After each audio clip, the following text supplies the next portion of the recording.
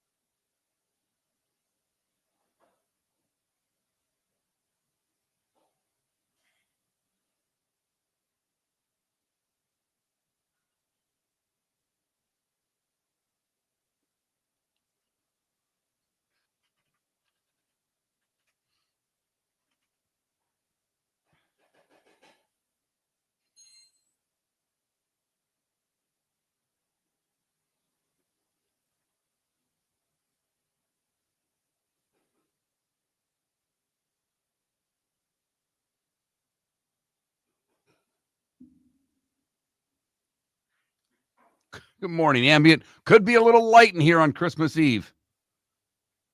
I expect the viewership to be down a little bit, but we don't quit.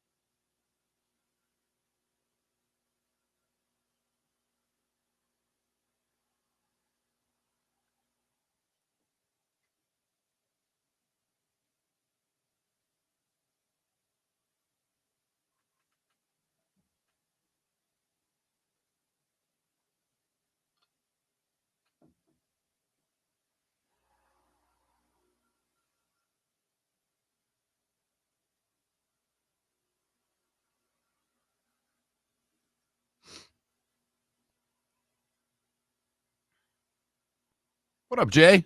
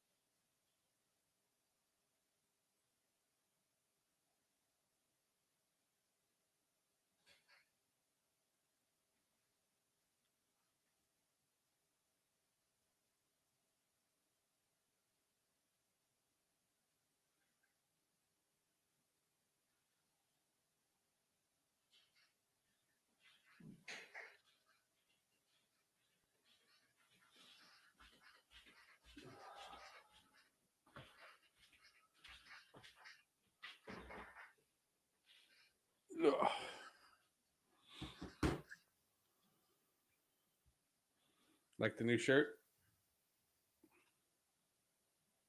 Very nice.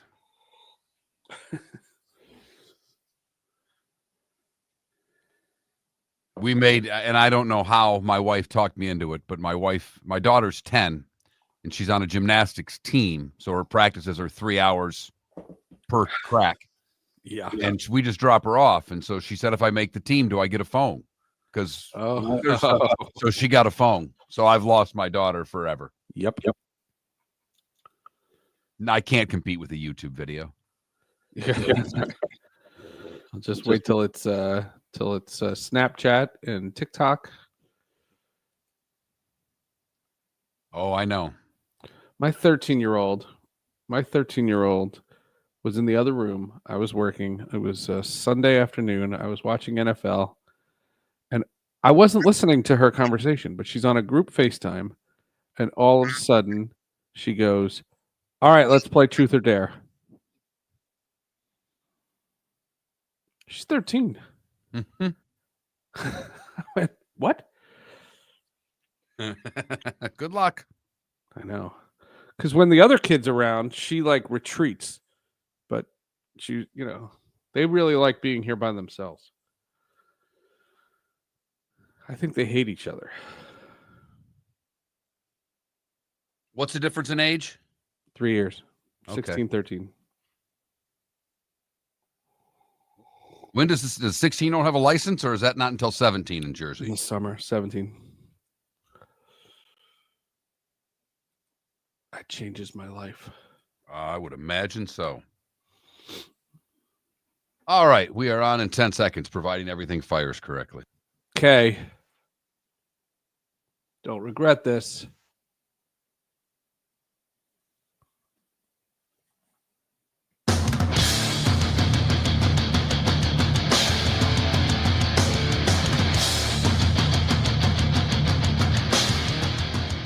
You're listening to Miller and Moulton, coming at you from the Floormeister Studios. Floormeisters, keeping it real. And now, here's Mark Miller and David Moulton. But there is a twist this morning on Christmas Eve. There is no David Moulton. Good morning, everybody. Miller and Moulton minus the Moulton. Seth Everett filling in this morning, which means I have to do what David does every morning, and that is, how the heck are you? Miller and Moulton on a Christmas Eve edition. Hope you are doing well. And if you're up with us at 6 a.m, well, thank you very much, because most of you are not working today. I welcome one Seth Everett to the show. This is only the second guest host we have ever had in the history of Miller and Moulton. In 15 years? In 15 years. Who's the other one? Trent Bally, our producer, who you know a little bit. Yeah, sure. Trent filled in when David had his surgery a few months ago. But back for the first, 3 acts, when we were working for one station and we weren't a syndicated show, when we took days off, we just had him flip the switch and play the national programming, whether it was Fox. you would take off if he was taking off and vice versa. Right. And we would, take a week off together, typically in the summer, and just run network programming. We have run some best ofs when we are gone. We can't afford guest hosts when we take a week off, so we do it that way. But Seth Everett, just the second guest host in the history of Miller and Moulton. Good morning, Seth. How are you? It'll be a Trivial Pursuit answer. Exactly. When the Miller and Moulton Trivial Pursuit game comes out. Right after we have T-shirts ready to sell. Well, I'm thrilled to be here. I was thrilled when David said I could sign for that Juan Soto money. That was fantastic. I was thrilled. I can be bought. That's the bottom line.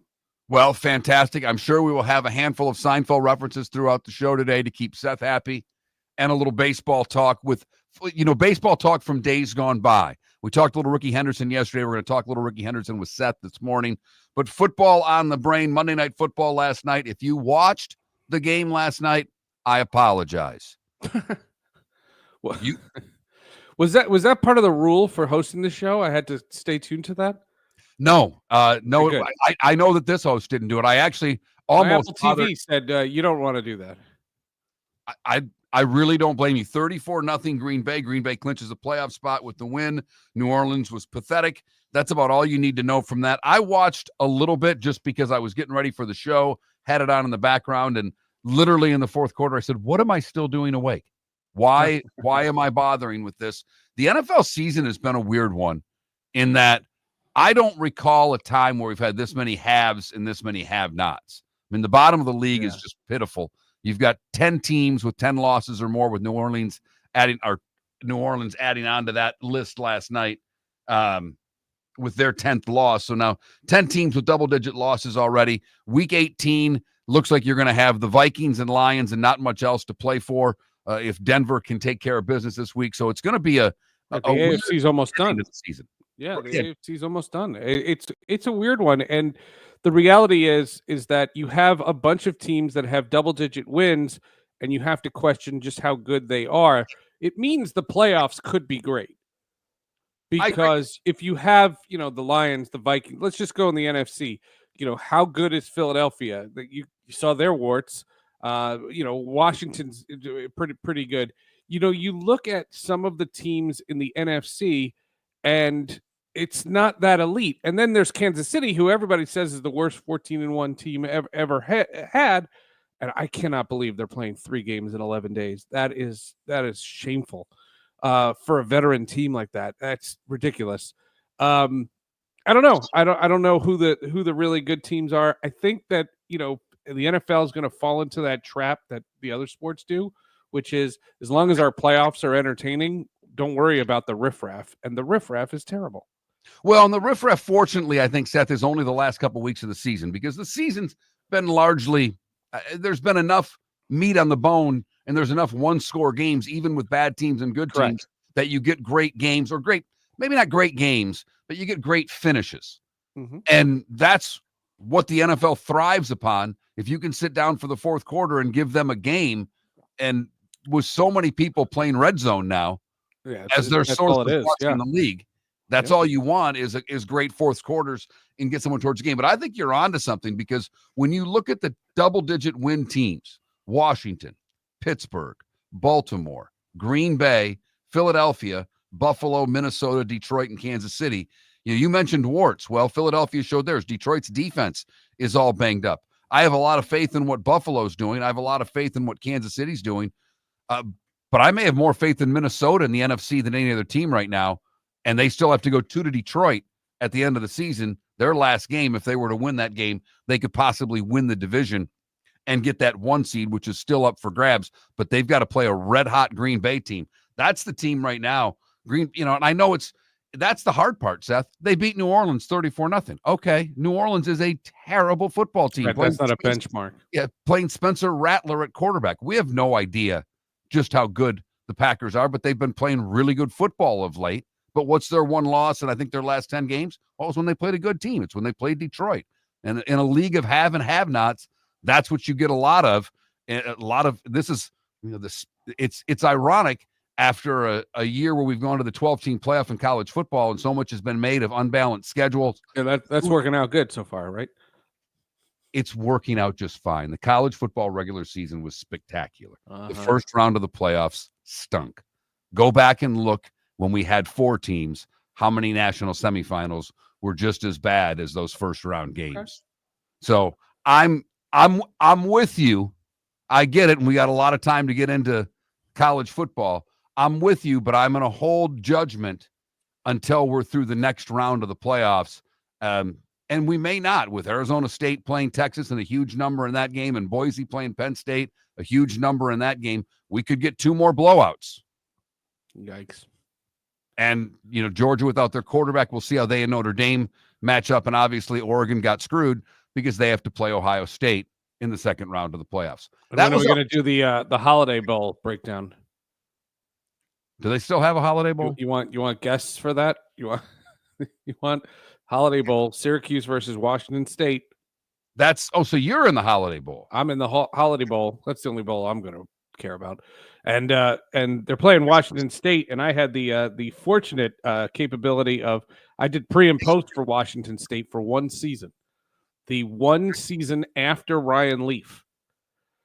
Like Ryan Leaf played at Washington State, and then the next year I did that year. You were in Seattle then, right? Yeah, I was in Seattle. And how far is Seattle from Pullman, Washington? It's like 4.5 hours. It's pretty far.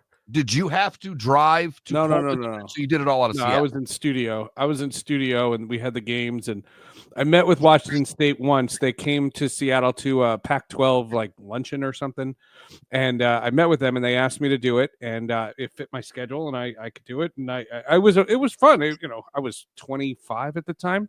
It was a super, super exciting thing, but I just remember the Cougars, and I remember all the Cougar chants and all the Cougar everything, and their play-by-play man was Bob Robertson, and he's not with us anymore. But I think it's cool. Washington State, and that's Did the you only do bowl game call-ins during the post-game show? So we say what? Did you do call-ins? A lot of these college teams have the call-ins during the post-game show. Did you have to do call-ins during the post-game show? I don't remember. And get the irate fan yelling about the Washington State loss that day. Yeah, I don't remember. Although that call-in would be blasphemy when now that they're in the post Pac-12, and they were the 2 teams that held out. I know we're on a tangent here, but that's the nature of you and I talking. They held out, and yet Stanford and Cal, cashed in and went to the ACC and now are traveling 3,500 miles in the middle of January to go play women's volleyball. This idea that, Washington State and Oregon State they were victimized by everybody abandoning ship. And you just kind of feel like this year that everybody was looking at them to cave, and they had a nice season. And I think that's a cool story. And I'm into the Holiday Bowl.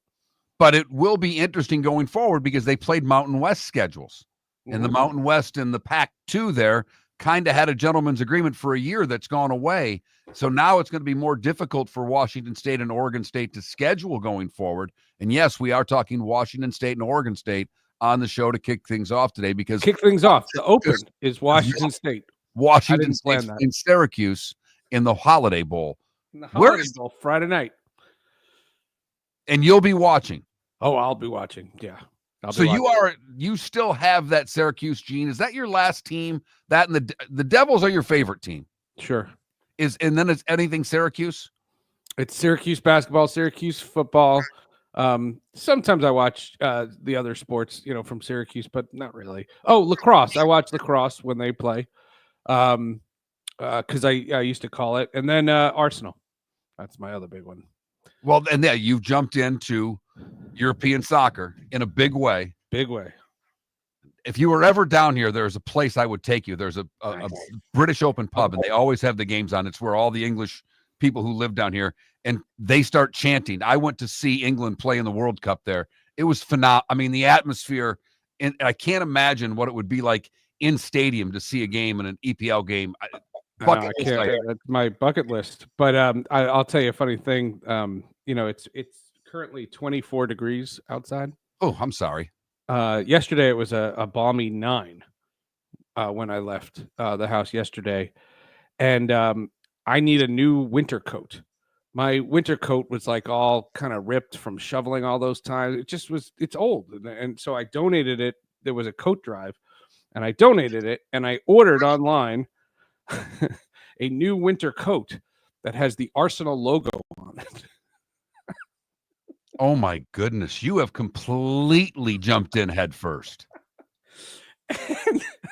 And it hasn't come yet, and it's 9 degrees yesterday, and I was like, where's the coat? Where's the coat? I need this coat. People are like, are you worried about holiday shopping? No, I don't care about Christmas. Just get me this coat. It's freezing. Wow. And all I had to do was go to my wife's cousins for dinner last night, which, was enough fun on all of itself. Miller and Moulton, Seth Everett filling in. Still have a great show for you. We'll do the starting 5 in 25 minutes. Pat Kirwan will join us in his usual spot at 8 o'clock because Pat never, ever takes a day off. Pat Kirwan of NFL Radio's Moving the Chains and CBS Sports NFL Today show. And Chris Perkins from the Sun Sentinel, who covers the Dolphins, will join us as well in the Diamond District bonus hours. So not letting up, even though the big guy is a day away, and we're still working on Christmas Eve. It's Miller and Moulton. Seth Everett filling in for David today. We will thank Seth throughout the show for his contributions of allowing us to every segment. That was the agreement. That's the payment. Miller and Moulton. 21,000 is the text line, the starting 5, 25 minutes away. Thanks so much for listening to this Christmas Eve edition. Defining a new era in men's health. Get stronger and healthier at Game Day Men's Health. With our in-house laboratory, get in, get treated, and get back to your passion and purpose. Call 239-427-3441 for our Bonita Springs or Naples location to set up your free testosterone test and consultation. Mention Miller Moulton Radio Show for a 10% discount on your service. Start living your best with Game Day Men's Health, Bonita Springs and Naples. Call 239-427-3441 today. Visit Jason and Todd at the Diamond District. For 22 years, Jason and Todd at the Diamond District have been making Christmas merry and bright, and this year is no exception. Discover the best values on diamond stud earrings and diamond bracelets at 23% off, and more deals on diamond fashion jewelry, pre-owned Rolex watches, and exotic gemstone jewelry, along with estate jewelry. Jason and Todd will take up to 50% off. Santa's GPS points to one jewelry store, the Diamond District. American Paint Supplies, for nearly 30 years, is your one-stop shop for all your coating needs. If you are a designer, a contractor, a professional painter, or a weekend warrior, American Paint Supplies is the place where experts go to get expert solutions. At 6100 Shirley Street in Naples off of Pine Ridge, American Paint Supplies delivers the best solutions with the best products with the best support. Meet Gene and his team today at American Paint Supplies. Call 239-566-2700. That's 566-2700 or online at AmericanPaintSupplies.net. Gentlemen, as your wife mentioned getting new flooring, but you don't want to go through the hassle, well, go see the Floor Meisters in Naples next to Costco. They understand your time and money are important, so they'll make it as painless as possible. With a huge in-stock selection of carpet and Cortec, they can get you the floor your wife's been asking for. They carry wood, vinyl, carpet, and tile. If you do it yourself, no problem. They can handle that as well. So go see TJ at the Floor Meisters and tell them, just keeping it real. This is Miller and Moulton.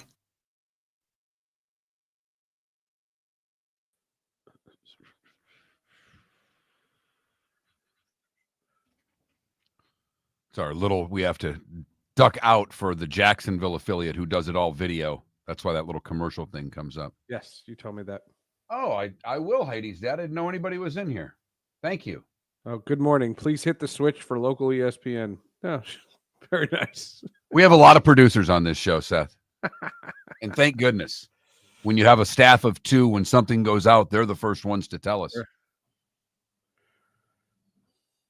I have to finish Sports with Friends this morning, so I think that's going to be a commercial break project. Who is Sports with Friends this week? It's the annual. Oh, the annual. When did you do it? Who's hanging out on Christmas? Did you do it yesterday? Sunday night. Yesterday got a little wonky, so I'll finish it this morning.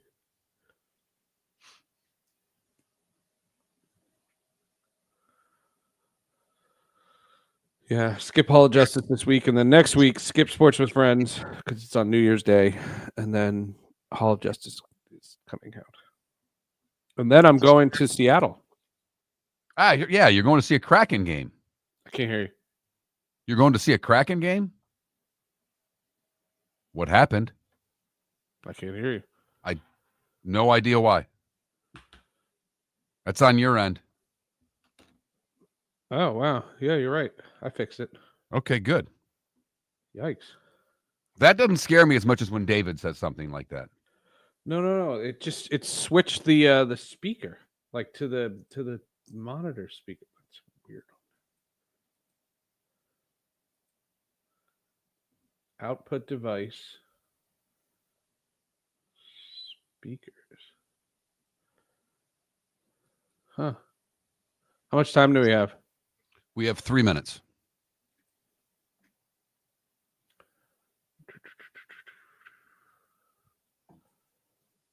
Sound.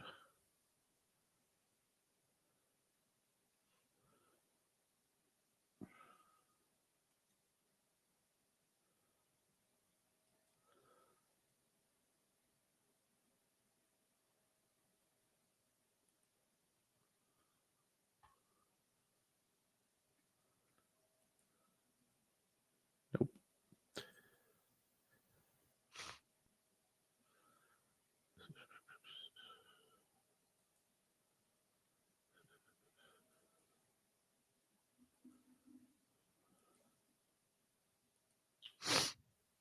Yeah, that's what it is. All right, say something. Check 2, 1, 3, 8. I mean, I 7. hear you, but it's coming not through the coming out of the speakers, main not- speaker. That's weird, Yeah, no, it's weird. especially for it to change midstream. Let's try.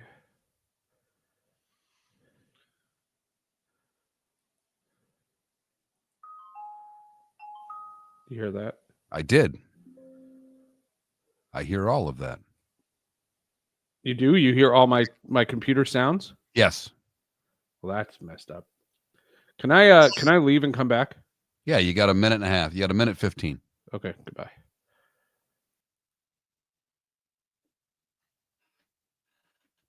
If this were David, I'd be freaking out. But it's Seth, and he once had Tech Time as a podcast, so I have all the faith in the world he can get back in a minute's time. Paula, Jake, Merry Christmas. Thanks so much for everybody for joining me and Seth on Christmas Eve. Especially Paula, you got the grandkids. What time's breakfast? You need to be getting in the kitchen, making some pancakes or some waffles for these kids, for crying out loud.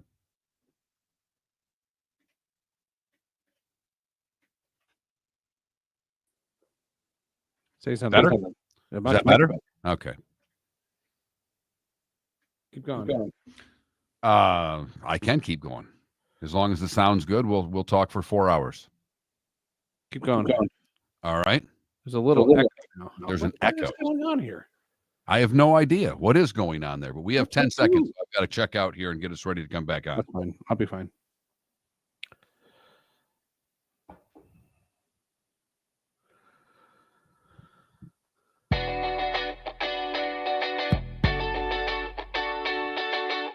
You're listening to Miller and Moulton. And now, here's Mark Miller and David Moulton. Almost. Miller and Moulton on a Christmas Eve edition of the show. David has the day off after working Monday Night Football last night. It was either do the show and get home at around 10 at night or take the day off and spend Christmas Eve with his family. And David was fully prepared to do the show. And I told him, there's no way in hell you're doing the show. I'll figure something out. And the something that we figured out was one Seth Everett, who was kind enough to guest host for big money. You have no idea what we had to pay Seth to get on this show. Juan Soto money, as he likes to say. So what was that meeting like? What was so was it a text chat? Was it a phone call? Was it a video call? Were you on in the studio? How did you decide who was going to do the show? It was after the show one day when he said, I can't do New Year's Eve. That was the first thing. He's like, I cannot do New Year's Eve. He works the Sun Bowl. And he's doing a Monday Night Football game next week in San Francisco. He's jumping on Aikman's plane. I mean, he's big time in everybody. Yeah, he's jumping on Aikman's plane. How about that, huh? And flying back to Dallas in order to get to El Paso for the Sun Bowl. So there's just no way timing-wise he could do the show on New Year's Eve. I'm like, that's fine. We'll figure something out. And then he said, I'll do Christmas Eve. And I'm like, the hell you'll do Christmas Eve. And so we just started talking of who possibly could do it. And I said, what about Seth? You did? Yeah. Oh, wow. If I was going to bet, I would have bet David said it. No, I went You with would have gone for David Sampson. Well, let's be honest. David Sampson wasn't going to do 4 hours with me. Why not? I think he's hard. But I want to be honest, it was very simple. Who are the guys that don't care about Christmas? And that list with me of my Jewish friends, that's how it's two not Jews very I Have long. on Christmas for my Exactly. podcast came about. So let's call the Jew and see if he wants to do a Christmas Eve show. That's right. So they said, Shalom. Yes. And we bring it all together with a What are you kumbaya. doing? What are you doing on the 24th? What are you doing? And I don't know if I want to do this in a short segment, but before the show, because Hanukkah begins tomorrow as well. So happy Hanukkah, Seth. I know how much you hear that. Thanks. From you to yours. Right. And Hanukkah is when did Hanukkah become Christmas that you had to start getting gifts? There's actually a story to that. In the 1950s, gather around, kiddies. Let's tell a story about the time for Uncle Seth to tell some stories. In the 1950s, television became a thing, right? Television became every household was at that point. Every household had a television, and all the commercials were for Christmas and Santa and the specials and Frosty the Snowman and Rudolph the Reindeer and all these things. And what was happening was all the Jewish kids were like, I want to do Christmas too. This is great. This is fantastic. Let's do this. And, Jews are always worried that their numbers are going to be dwindling. And so they had to compete. And they came up with this idea. I could list you a bunch of silly Jewish holidays that you wouldn't know what they are. Sukkot and Shemini Atzeret. All these Jewish holidays. That's the equivalent of Hanukkah. Purim. That's another one.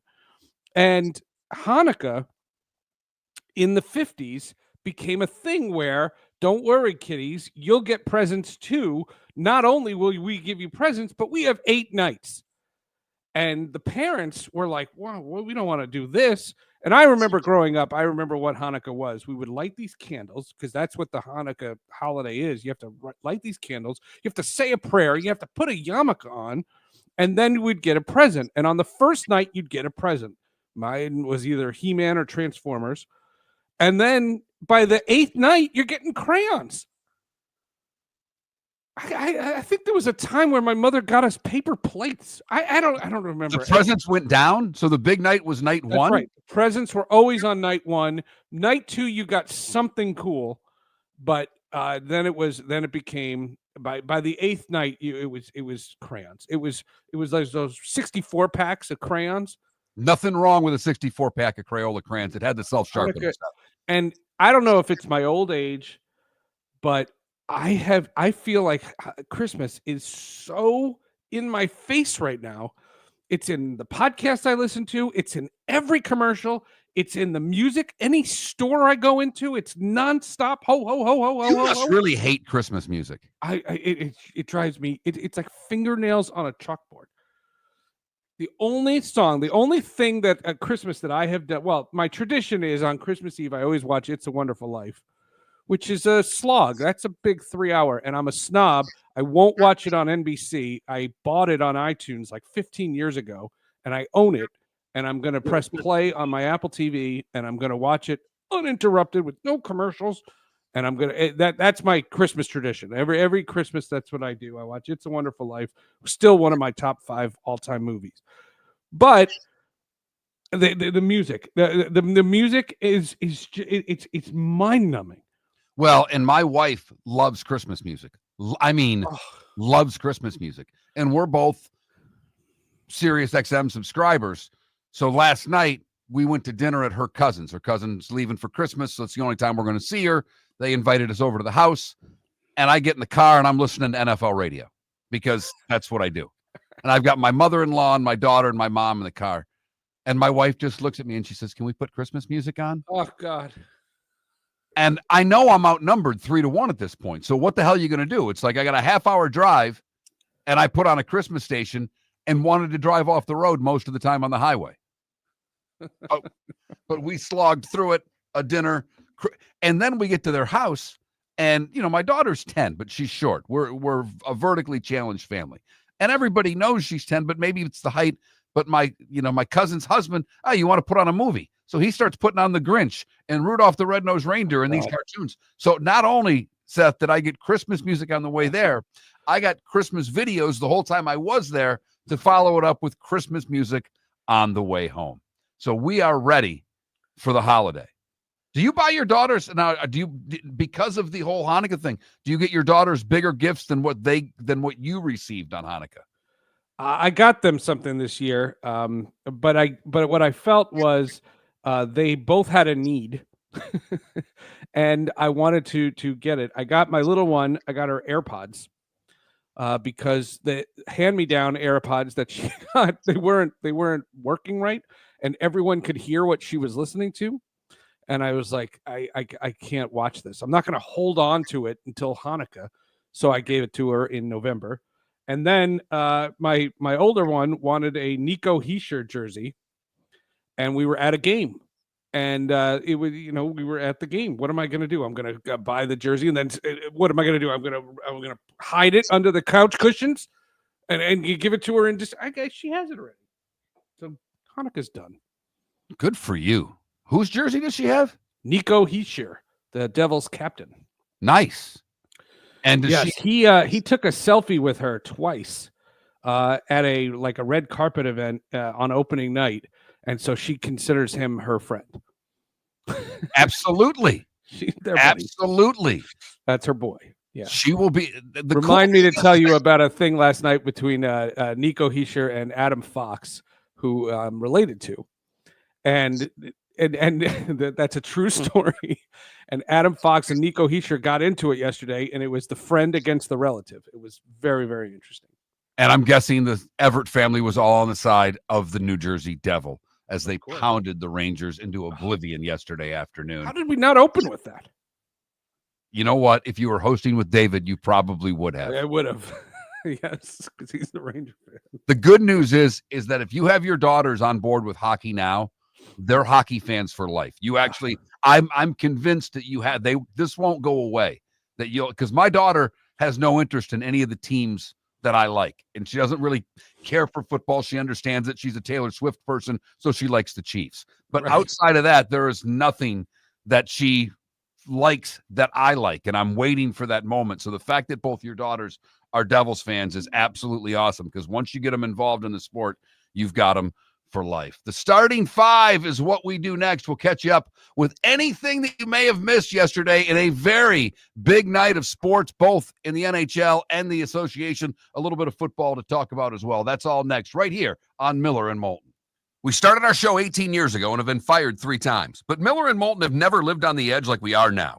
We have our best morning ratings ever and are steadily adding affiliates. Yet, we only have a few sponsors, and if that doesn't change, we cannot continue. But if you want to advertise on Miller and Moulton, reach out to one of us directly by texting sponsor to 21,000 or by contacting me on X at @MarkMiller or David at @TheDavidMoulton. You can save Miller and Moulton and make your business some serious money by texting 21,000 now. Gentlemen, as your wife mentioned getting new flooring, but you don't want to go through the hassle, well, go see the Floor Meisters in Naples next to Costco. They understand your time and money are important, so they'll make it as painless as possible. With a huge in-stock selection of carpet and Cortec, they can get you the floor your wife's been asking for. They carry wood, vinyl, carpet, and tile. If you do it yourself, no problem. They can handle that as well. So go see TJ at the Floor Meisters and tell them, just keeping it real.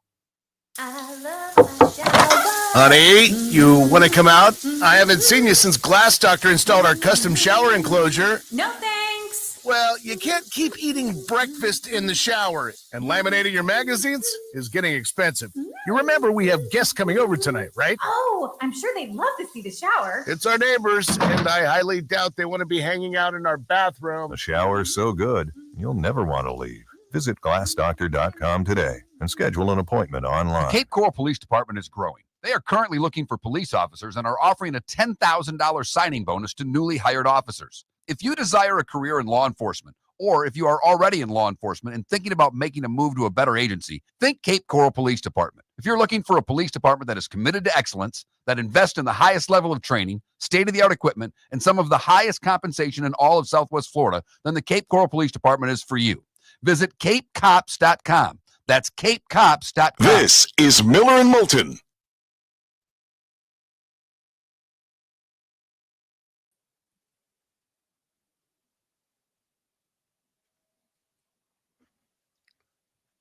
Took me a while with producing, but now I have my rhythm.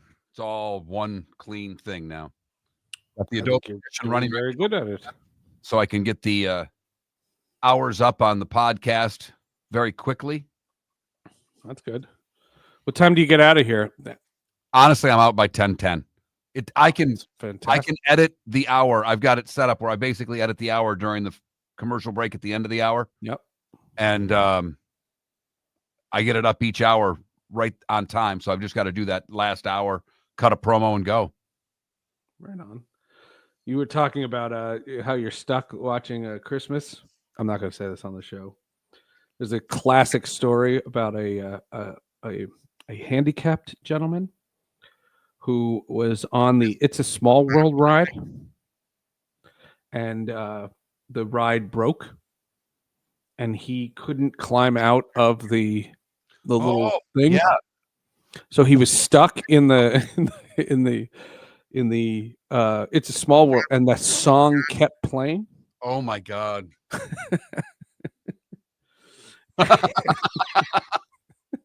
That's awful. It's terrible. So I really wanted a poll question for the show, like I told you, that brought relegation in, but I don't know what else. You know, if I was thinking of your, not your Hanukkah wish, but a Christmas, your sports Christmas wish, and but I don't know. There's nothing that compares to relegation of what because American sports fans who have watched an ounce of soccer want it in some sport. Whether it's college football, it would be the greatest thing in the world. college football is where it belongs. If they ever break away, there was that league that was talking about breaking away, and they had every conference was going to basically stay at the top level, but there was a fifth conference that was the Boise's of the world, where the last place teams went to FCS and the FCS winners went to that division. There's like 10 games on they call it Boxing Day. Yeah. And the Premier League has a massive schedule. And they're super fun. And then, kind of like our NFL has Sunday Night Football, they're doing a game on Friday, one game, and that happens to be the Arsenal game. And it is their like hardcore season right now. Their season kind of starts like in major. No more breaks, no more international breaks, no more any of that nonsense. It's a pretty intense time. My squad's been lousy. I'm a Man City guy. Yeah, they're terrible. Good. They've won 4 championships in a row. I know. I was a Man City guy when they were bad. When United was good. There was a boxer, Ricky Hatton, who came out to their song, and I loved Ricky Hatton, and I didn't know why he came out to the theme song for Man City, and they started talking about he loves Man City, and I'm like, Ricky Hatton's my guy. That's my team. And they stunk then. This is 20 years ago, before the Sheik or the Prince or whatever bought him and put unlimited sold money out to the man. They've all sold. That's the one thing. Could you imagine if European owners were buying up NFL teams the way American owners are buying EPL teams? Right. Yep. Yeah, the Cronkies own. They own the Colorado Avalanche, the Denver Nuggets, the Rams, and the Arsenal. It's very odd. It's quite a portfolio. It's very odd. But they play the same coming onto the field music at SoFi that they play at the Emirates. Really? Yeah, that's a Cronky thing. I listen to this Arsenal podcast. It comes out like after every game, so it's like twice a week, and it's brilliant. Have you gotten? We only got 30 seconds here. Have you gotten to where you can say a midfielder's playing bad? No, I'm at the part where I say, "Oh, we're playing Fulham. I know who's on that team." Okay, no. I mean, that's as far as I'm getting. Because I know when there's a great play, but I can't pick when it's. Yeah. Well, I can. People are telling me how to identify dives.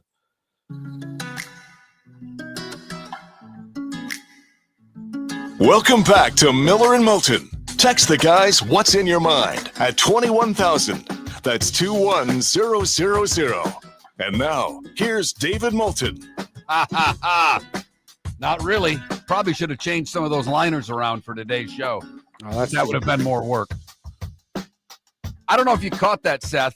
Miller and Moulton, Seth Everett filling in for David. Merry Christmas, everyone. Christmas Eve edition of Miller and Moulton. I don't know if you caught that. Text what's in your mind as opposed to what's on your mind. I don't know if you read wrong and they just never changed it. It was typed wrong. I asked David when I heard it the first time. The guy that does our voice work has worked in this market forever, was let go because of cost-cutting reasons at the station he'd worked at for years, and now is doing stuff on his own.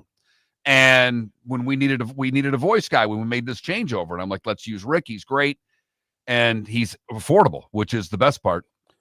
But after he did that, I said, David, did he read that wrong, or did your fat thumbs type that wrong? It was B. Yeah. David's fat thumbs typed it wrong and he never saw it. But when you think about it, we really want to know what's in your mind. What's on your mind is hair. When I lived in Seattle, there was a Hooters, and they had an ad campaign. They bought a bunch of billboards, and they purposely spelled it wrong. So the slogan, the national slogan, is Hooters makes you happy.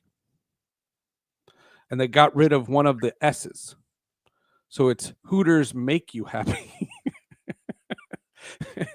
And they went, oops. It was on all these billboards. That's outstanding. Time now for... Whoops, not that. Time. That's the one. The starting five. 5 big stories you need to know. Here is the starting five. And I went very Moulton-esque. There's nowhere near just 5 stories. There's many more than that. And we start with Monday Night Football. Green Bay 34-0 over New Orleans. It was 21-0 at the half. It's the first shutout of the season.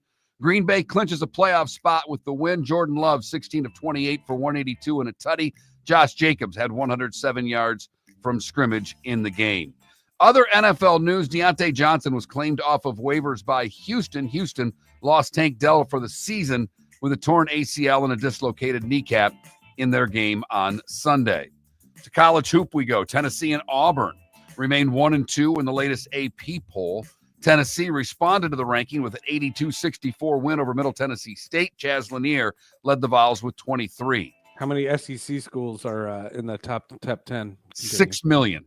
That's a joke. Iowa State is 3, Duke is 4, Alabama is 5, the undefeated Gators are 6. Kentucky dropped 6 spots to number 10. College football, Carson Beck, the Georgia quarterback, undergoes season-ending elbow surgery. Yesterday, it was a successful surgery, but he will be out for the college football playoffs. Couple of bowl games yesterday. In the Myrtle Beach Bowl, one that everybody can't live without, UTSA pounded Coastal Carolina 44-15, leaving the home team struggling in that one. And in double overtime in the famous Potato Bowl, it was Northern Illinois, a 28-20 win over Fresno State. The other big news in the NCAA, and Seth, I don't know if you caught this, but the NCAA is granting the Vanderbilt quarterback, Diego Pava, another year of eligibility because he sued.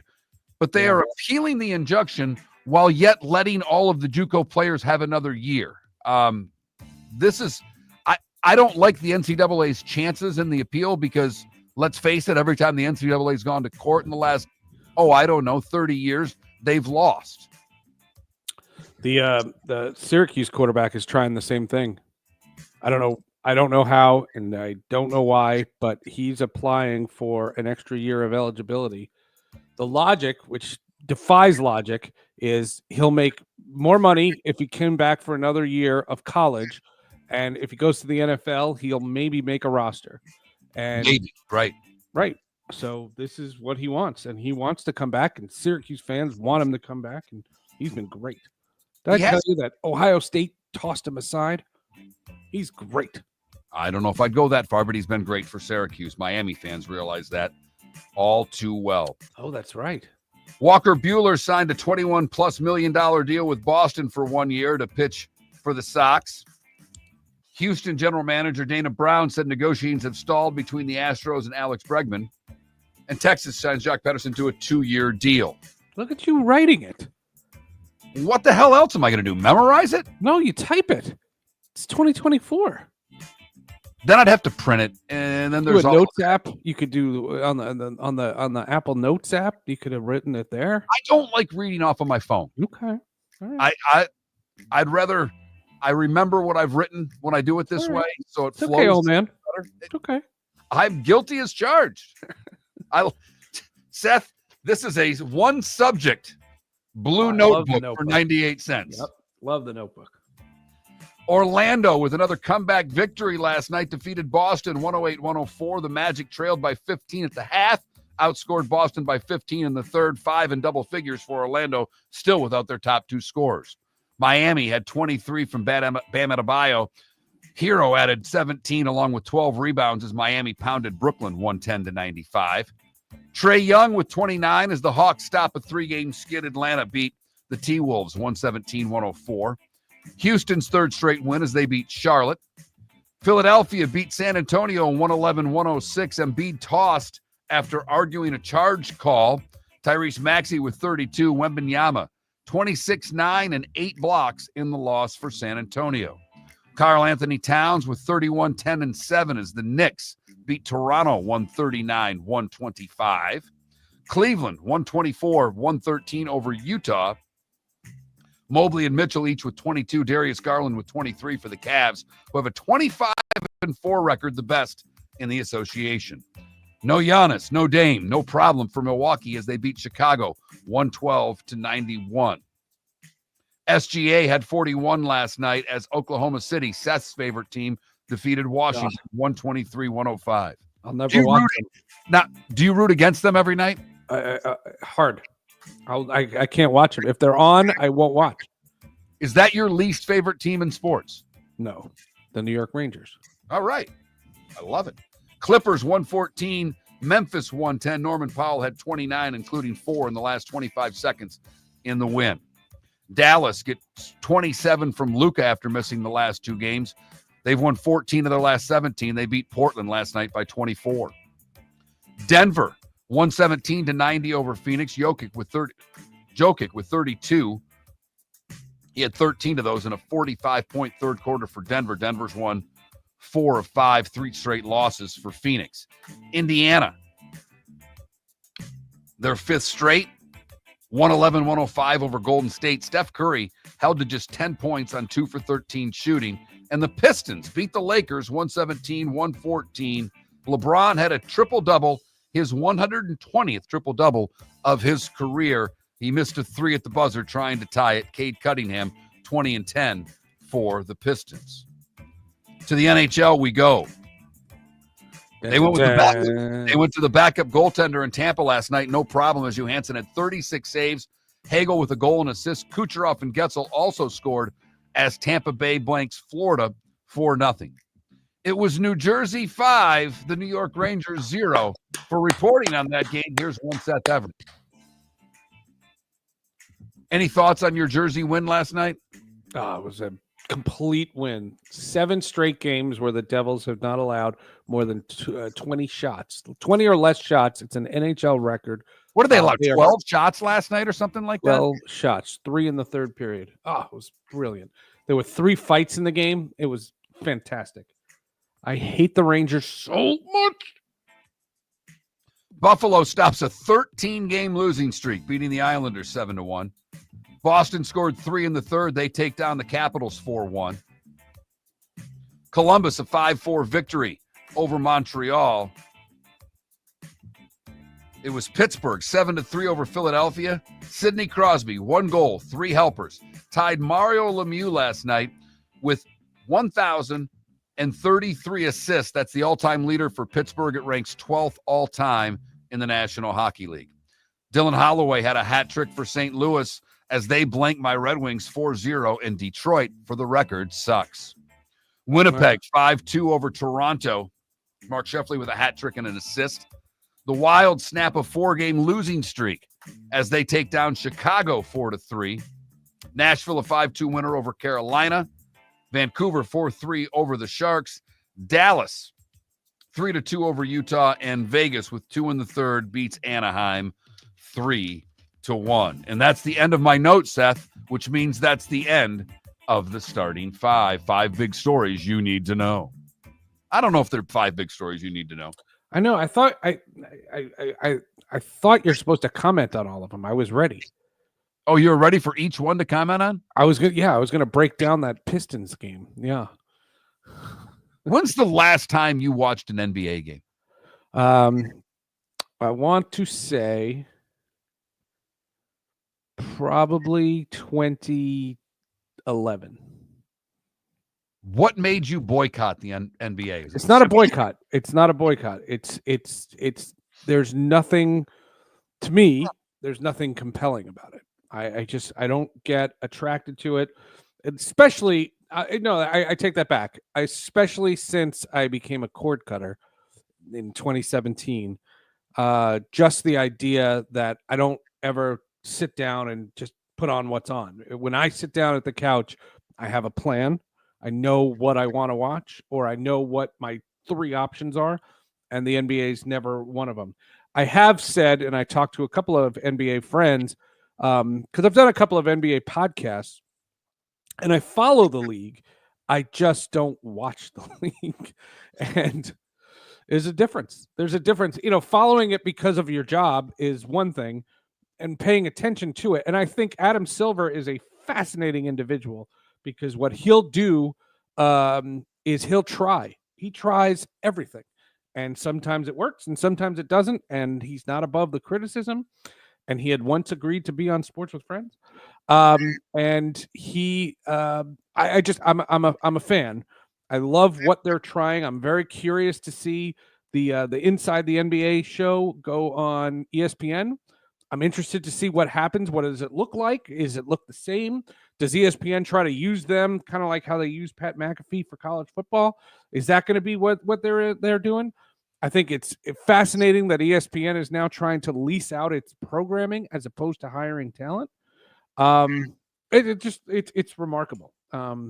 It's a remarkable brand, but its linear ratings are down like everything else. And they have 5 games on Christmas, and if I see one play, I'll be shocked. Well, and it is something we're going to get into on the other side with Netflix having the 2 games. And it's one thing that, we've talked about when we've had you on the show before. When you are streaming, particularly when you're not, I have YouTube TV. It's one thing to be on YouTube TV. You can still flip. Kinda. It's not as easy, but you can still flip back and forth between a couple of games. Your Fire Stick, you hold the button, it goes back and forth between 2 channels. You can do the multi-view and watch multiple games.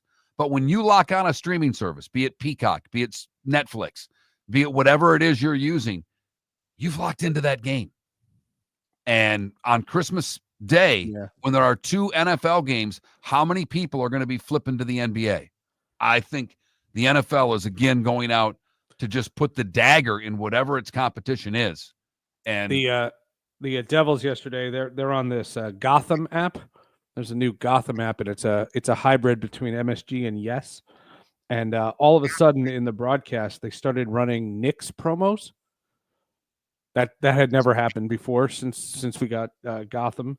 And suddenly now in the commercials, we're hearing all this nonsense about the Knicks. And I went, what the hell is this garbage? Like, I hate MSG as much as I hate the Rangers. They're just terrible. And these streaming services, there are ones that do it right and there are ones that do it wrong. And I've said before, I think it's egregious that the NFL is even doing this Christmas Day thing. You don't play NFL football on a Wednesday. Give the NBA their day. That for generations, that's been their day. This is the big bully just shoving it in their face, and it's egregious. I hate it. They just did it to college football, Seth, and I apologize because I've not yet seen the numbers, and I don't know if they're out yet for college football. But when the NFL played on Saturday, the first Saturday typically were 2 throwaway games on the NFL Network. They didn't do that this week. No, they played real games. They went Kansas City and Houston, and the best rivalry in the sport in Pittsburgh and the Ravens, and threw it right up against college football and said, and that's their free feeder system. That's how they treated their free developmental system. Yeah. So they obviously don't care about the NBA if they don't care about college football, because they really went out against college football in the way they structured their Saturday games against the playoff. In the advent of streaming, Christmas fell on a Sunday and a Monday. And so the NFL reacted, and they had such great numbers. They said, how do we not do this more? Well, they don't do this more because you already have Thanksgiving. You already play on Sundays. Give the NBA their day. It's just, it's gaudy. It's greedy. It's an ugliness. And I hope Netflix buffers. That is going to be the big question, because it certainly didn't do well the last time they had a live event. Miller and Moulton, Christmas Eve edition with Seth Everett filling in. We started our show 18 years ago and have been fired 3 times, but Miller and Moulton have never lived on the edge like we are now. We have our best morning ratings ever, are steadily adding affiliates, yet we only have a few sponsors. And if that doesn't change, we can't continue. But if you want to advertise on Miller and Moulton, reach out to one of us directly by texting sponsor to 21,000 or contact Mark on X at @MarkMiller or me at @TheDavidMoulton. You can save Miller and Moulton and make your business some serious money by texting 21,000 now. Mark Miller for Molly Maid. Why Molly Maid, you ask? Trust. Moulton was a customer for 15 years. Affordability. Didn't I just say Moulton was a customer for 15 years? Worry-free services. Our professional house cleaners are fully insured and a 24-hour warranty. Call Molly Maids today at 239-774-5839. That's 239-774-5839 or online at mollymaid.com/FTMYERS. That's mollymaid.com/FTMYERS. Wine glasses never fall over until you get a brand new rug. Oh, no. Ketchup bottles act normal till you're wearing a new shirt. Oh, you kidding me? And rocks slide peacefully on the road till the day you get a brand new windshield. Then they fly up off the road and attack without mercy. That's why new windshields from Glass Doctor come with our windshield protection plan. Unlimited repairs and one replacement for 12 months. Don't just fix it, protect it. Glass Doctor, a neighborly company. Do you have a sleep problem but don't want to wear a CPAP mask? This is Mark Miller for Sleep Treatment Direct. The mask wasn't working for me, and I didn't think I had an alternative. I do. We all do. They have such simple alternatives with greater success than the mask. Visit sleeptreatmentdirect.com. That's sleeptreatmentdirect.com. And if you are like me and your CPAP machine isn't working for you, it's time for a change. Call 239-444-1741. That's 239-444-1741. Sleep Treatment Direct. Sleep safe and sound. American Paint Supplies, for nearly 30 years, is your one-stop shop for all your coating needs. If you are a designer, a contractor, a professional painter, or a weekend warrior, American Paint Supplies is the place where experts go to get expert solutions. At 6100 Shirley Street in Naples off of Pine Ridge, American Paint Supplies delivers the best solutions with the best products with the best support. Meet Gene and his team today at American Paint Supplies. Call 239-566-2700. That's 566-2700 or online at The AmericanPaintSupplies.net. world-famous cigar bar started as a neighborhood place in downtown Fort Myers, and now it's a brand, a destination with 4 locations. The original place, Henry Street, Fort Myers, Gulf Coast Town Center, on Southeast 47th Terrace off the Cape Coral Parkway, and the Lounge on West 1st Street in Fort Myers. A place to go, whether you just need a relaxing drink and a smoke after a tough day at work, or a place to go celebrate. From relaxation to celebration, the world-famous cigar bar. This is Miller and Moulton.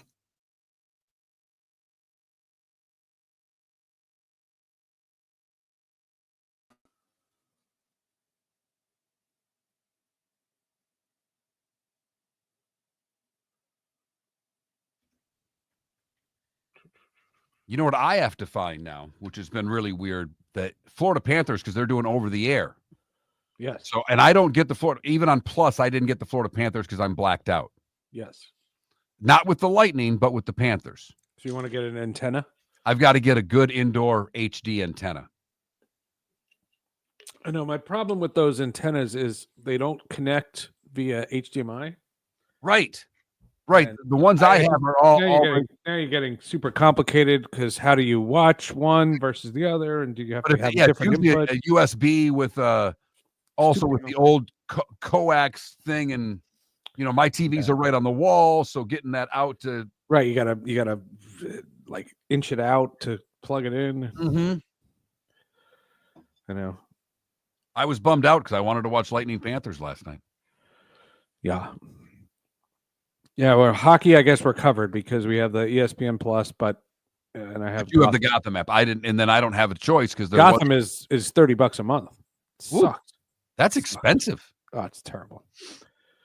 I But hate does that gives you Devils, Rangers, Knicks, Nets, Yankees. Nets. Yeah. Oh, I mean, Yeah. that's a lot of programming. I know, but you don't have to buy the whole thing. You can just buy the MSG portion or the Yes portion. So I did, and maybe over the summer I'd buy the Yankee portion. It's like an extra $10, but I don't know. Poor David. We got to for those in the Twitch chat room. David texted us. He's grounded. American Airlines has all flights grounded nationwide. He's stuck in Green Bay. He should do the show From the airport. Oh, that's where he is. Oh, that sucks even more. I think.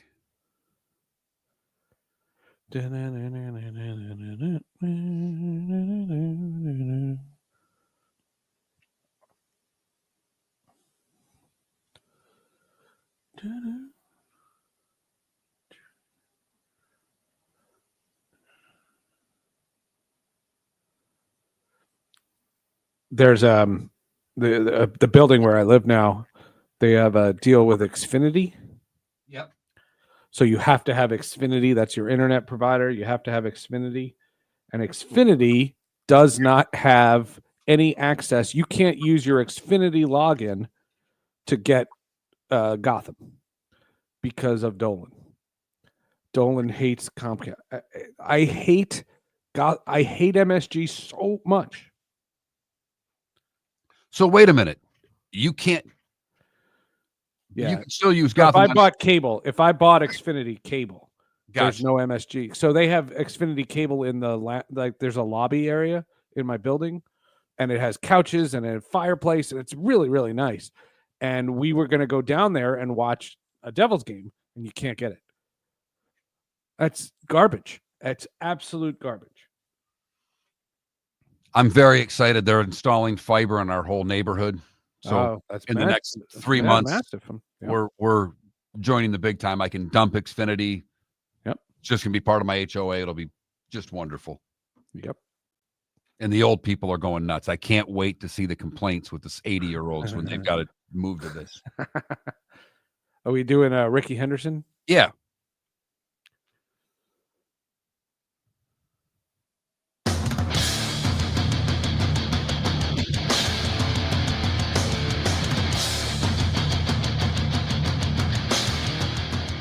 You're listening to Miller and Moulton, coming at you from the Floor Meister Studios. Floor Meisters, keeping it real.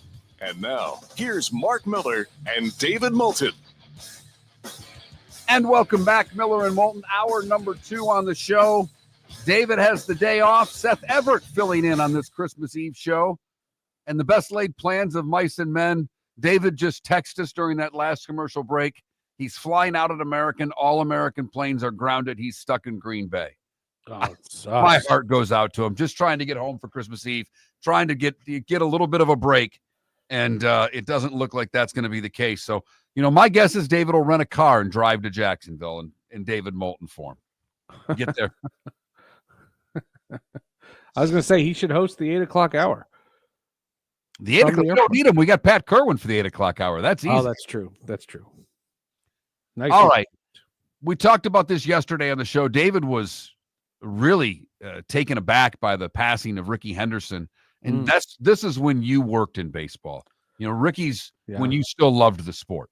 And I know your passion for baseball has dwindled with the changes in the game and the ball not being put in play.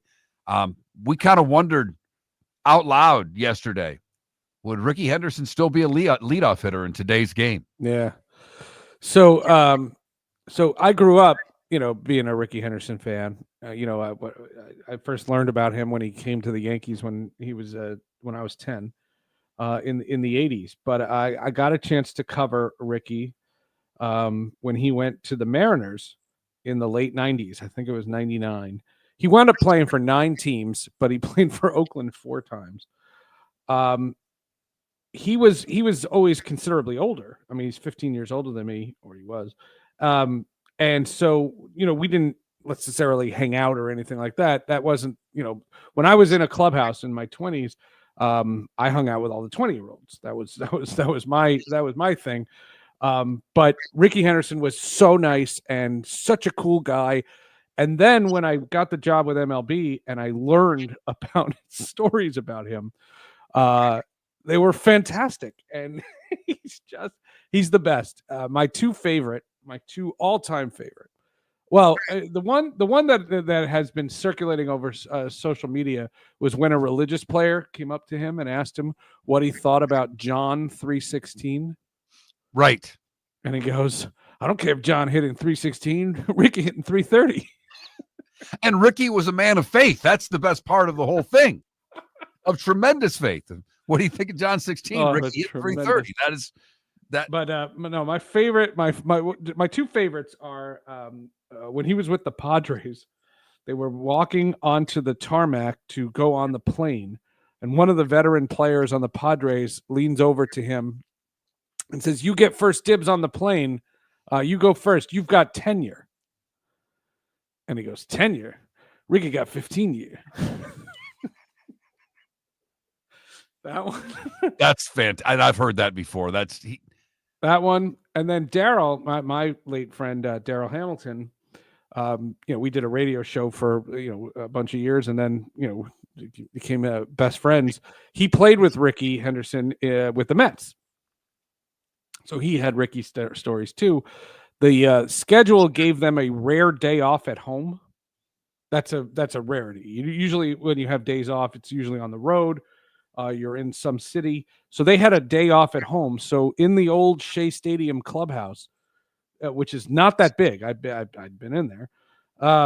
The the Mets were sitting around the clubhouse talking about what they did on their day off. It's a very innocent conversation. What did you do on your day off? And they were going around, and Rick Henderson walks in the room, and they go, "Hey, Rick, what did you do yesterday? What did you do on your day off?" And he goes, He goes, "You ain't never seeing Ricky on no Page 6."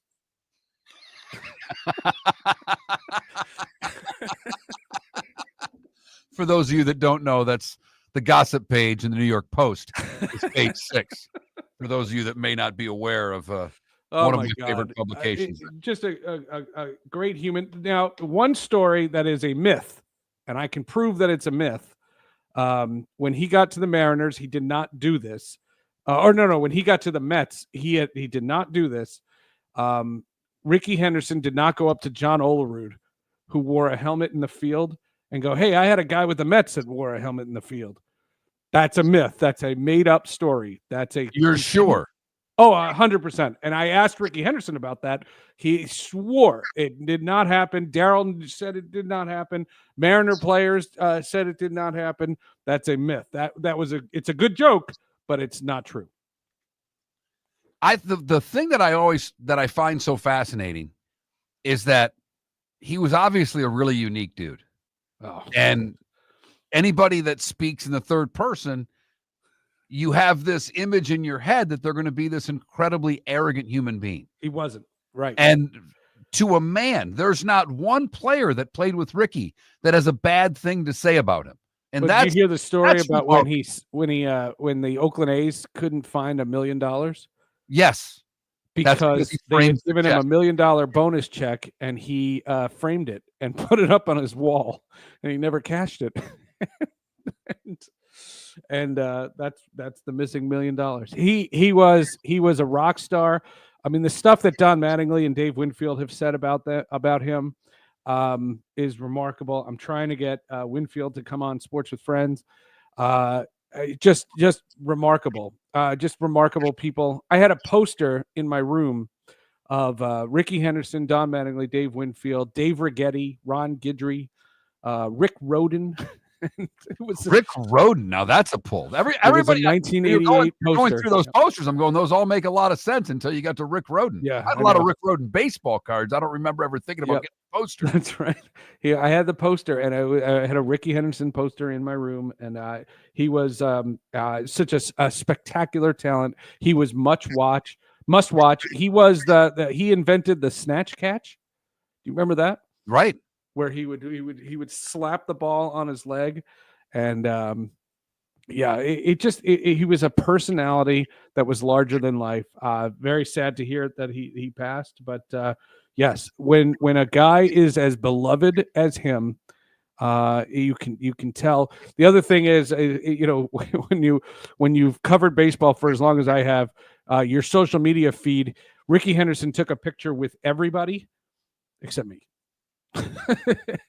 He took a picture with the entire world. I do not have a picture of myself with Ricky Henderson. Are you one of those that get a lot of pictures with people? I do. I try to get pictures. I don't do autographs. I never ask for autographs.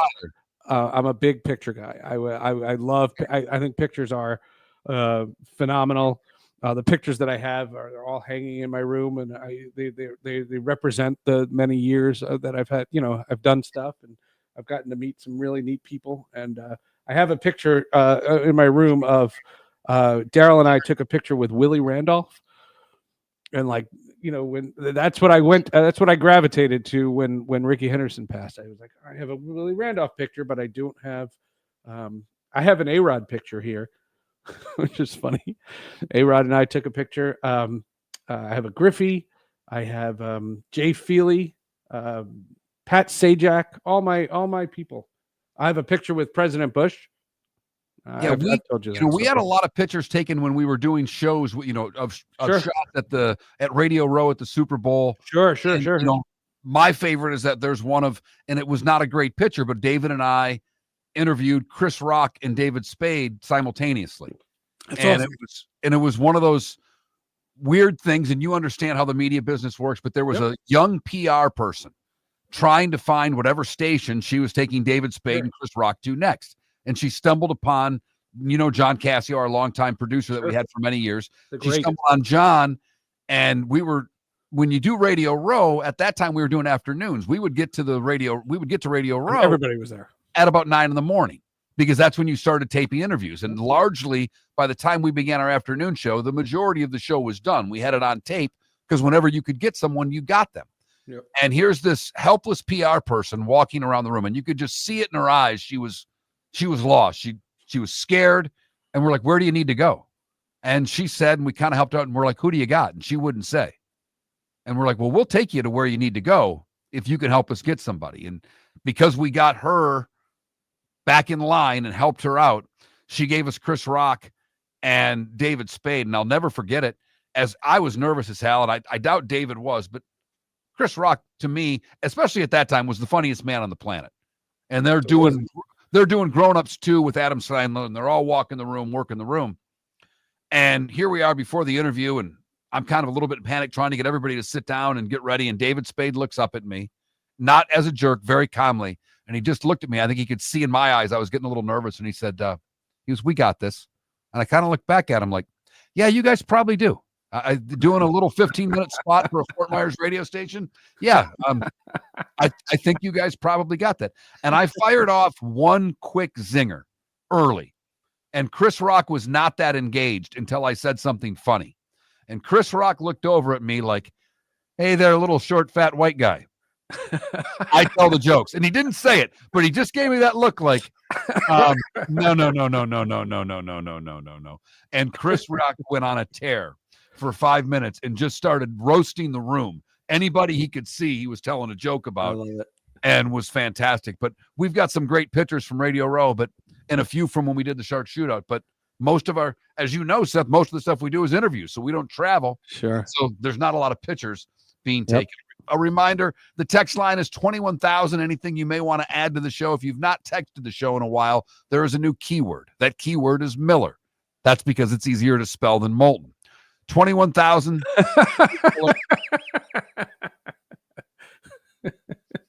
These are how we cut. Seth, this is literally how we come to every decision on the show. The show is Miller and Moulton. Why? Because it sounds better than Moulton and Miller.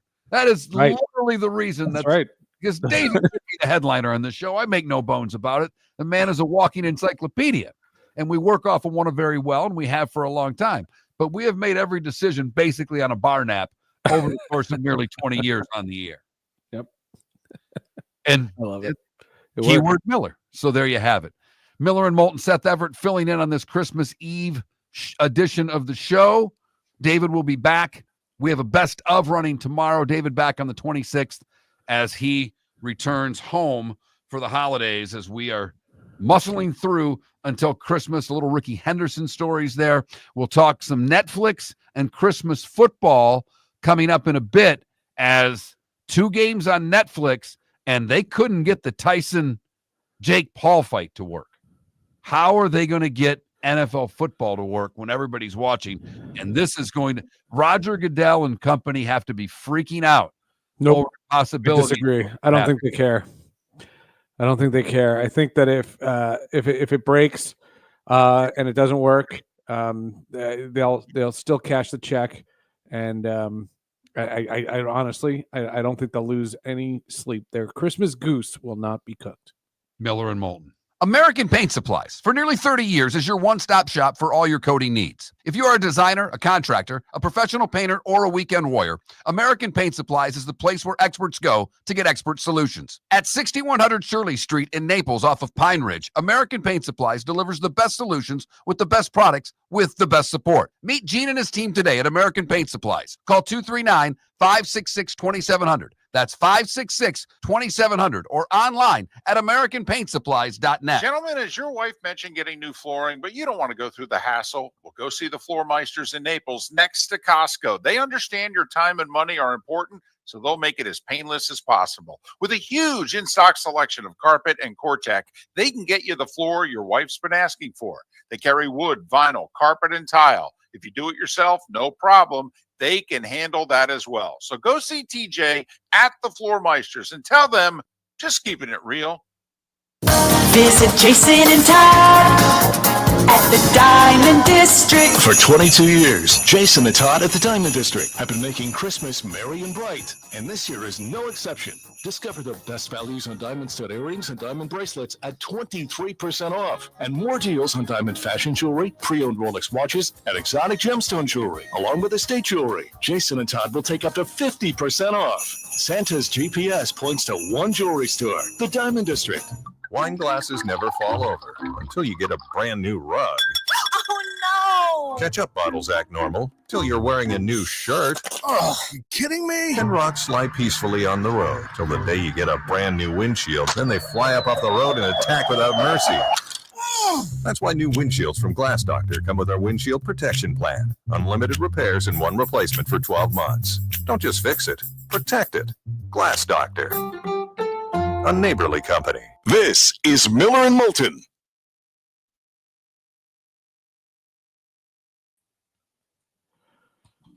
I didn't think this through. Oh, no. David's not American. God, I feel awful. Poor guy. That sucks. That Looks like he's totally going to have to sucks. drive to Chicago. Well, then you could get on a flight. Right. Providing there are seats on said flight. Correct.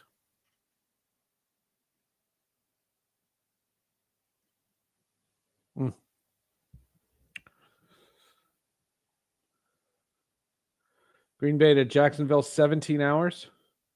So if you left now,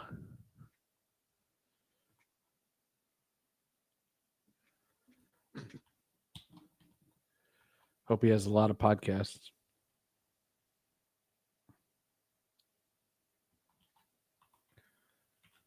You could get a couple series done in that time. That's right.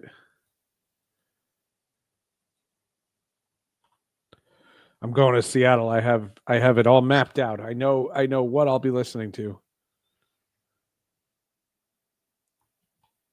So how often now do you just do podcasts now, or podcast in prints, or what else? Do you do music at all anymore? Well, if I'm driving, it's either podcasts or music. But it's all from my device. It's not I don't have Spotify or any of those. Right. Yeah. But if I'm not driving, if I'm not traveling, if I'm on an airplane, I can download shows and catch up on all my stuff, and it's fantastic. What's the latest comedy you've stumbled into, Seth? Has there been a funny show you've watched in the last while? I'm looking for something fun.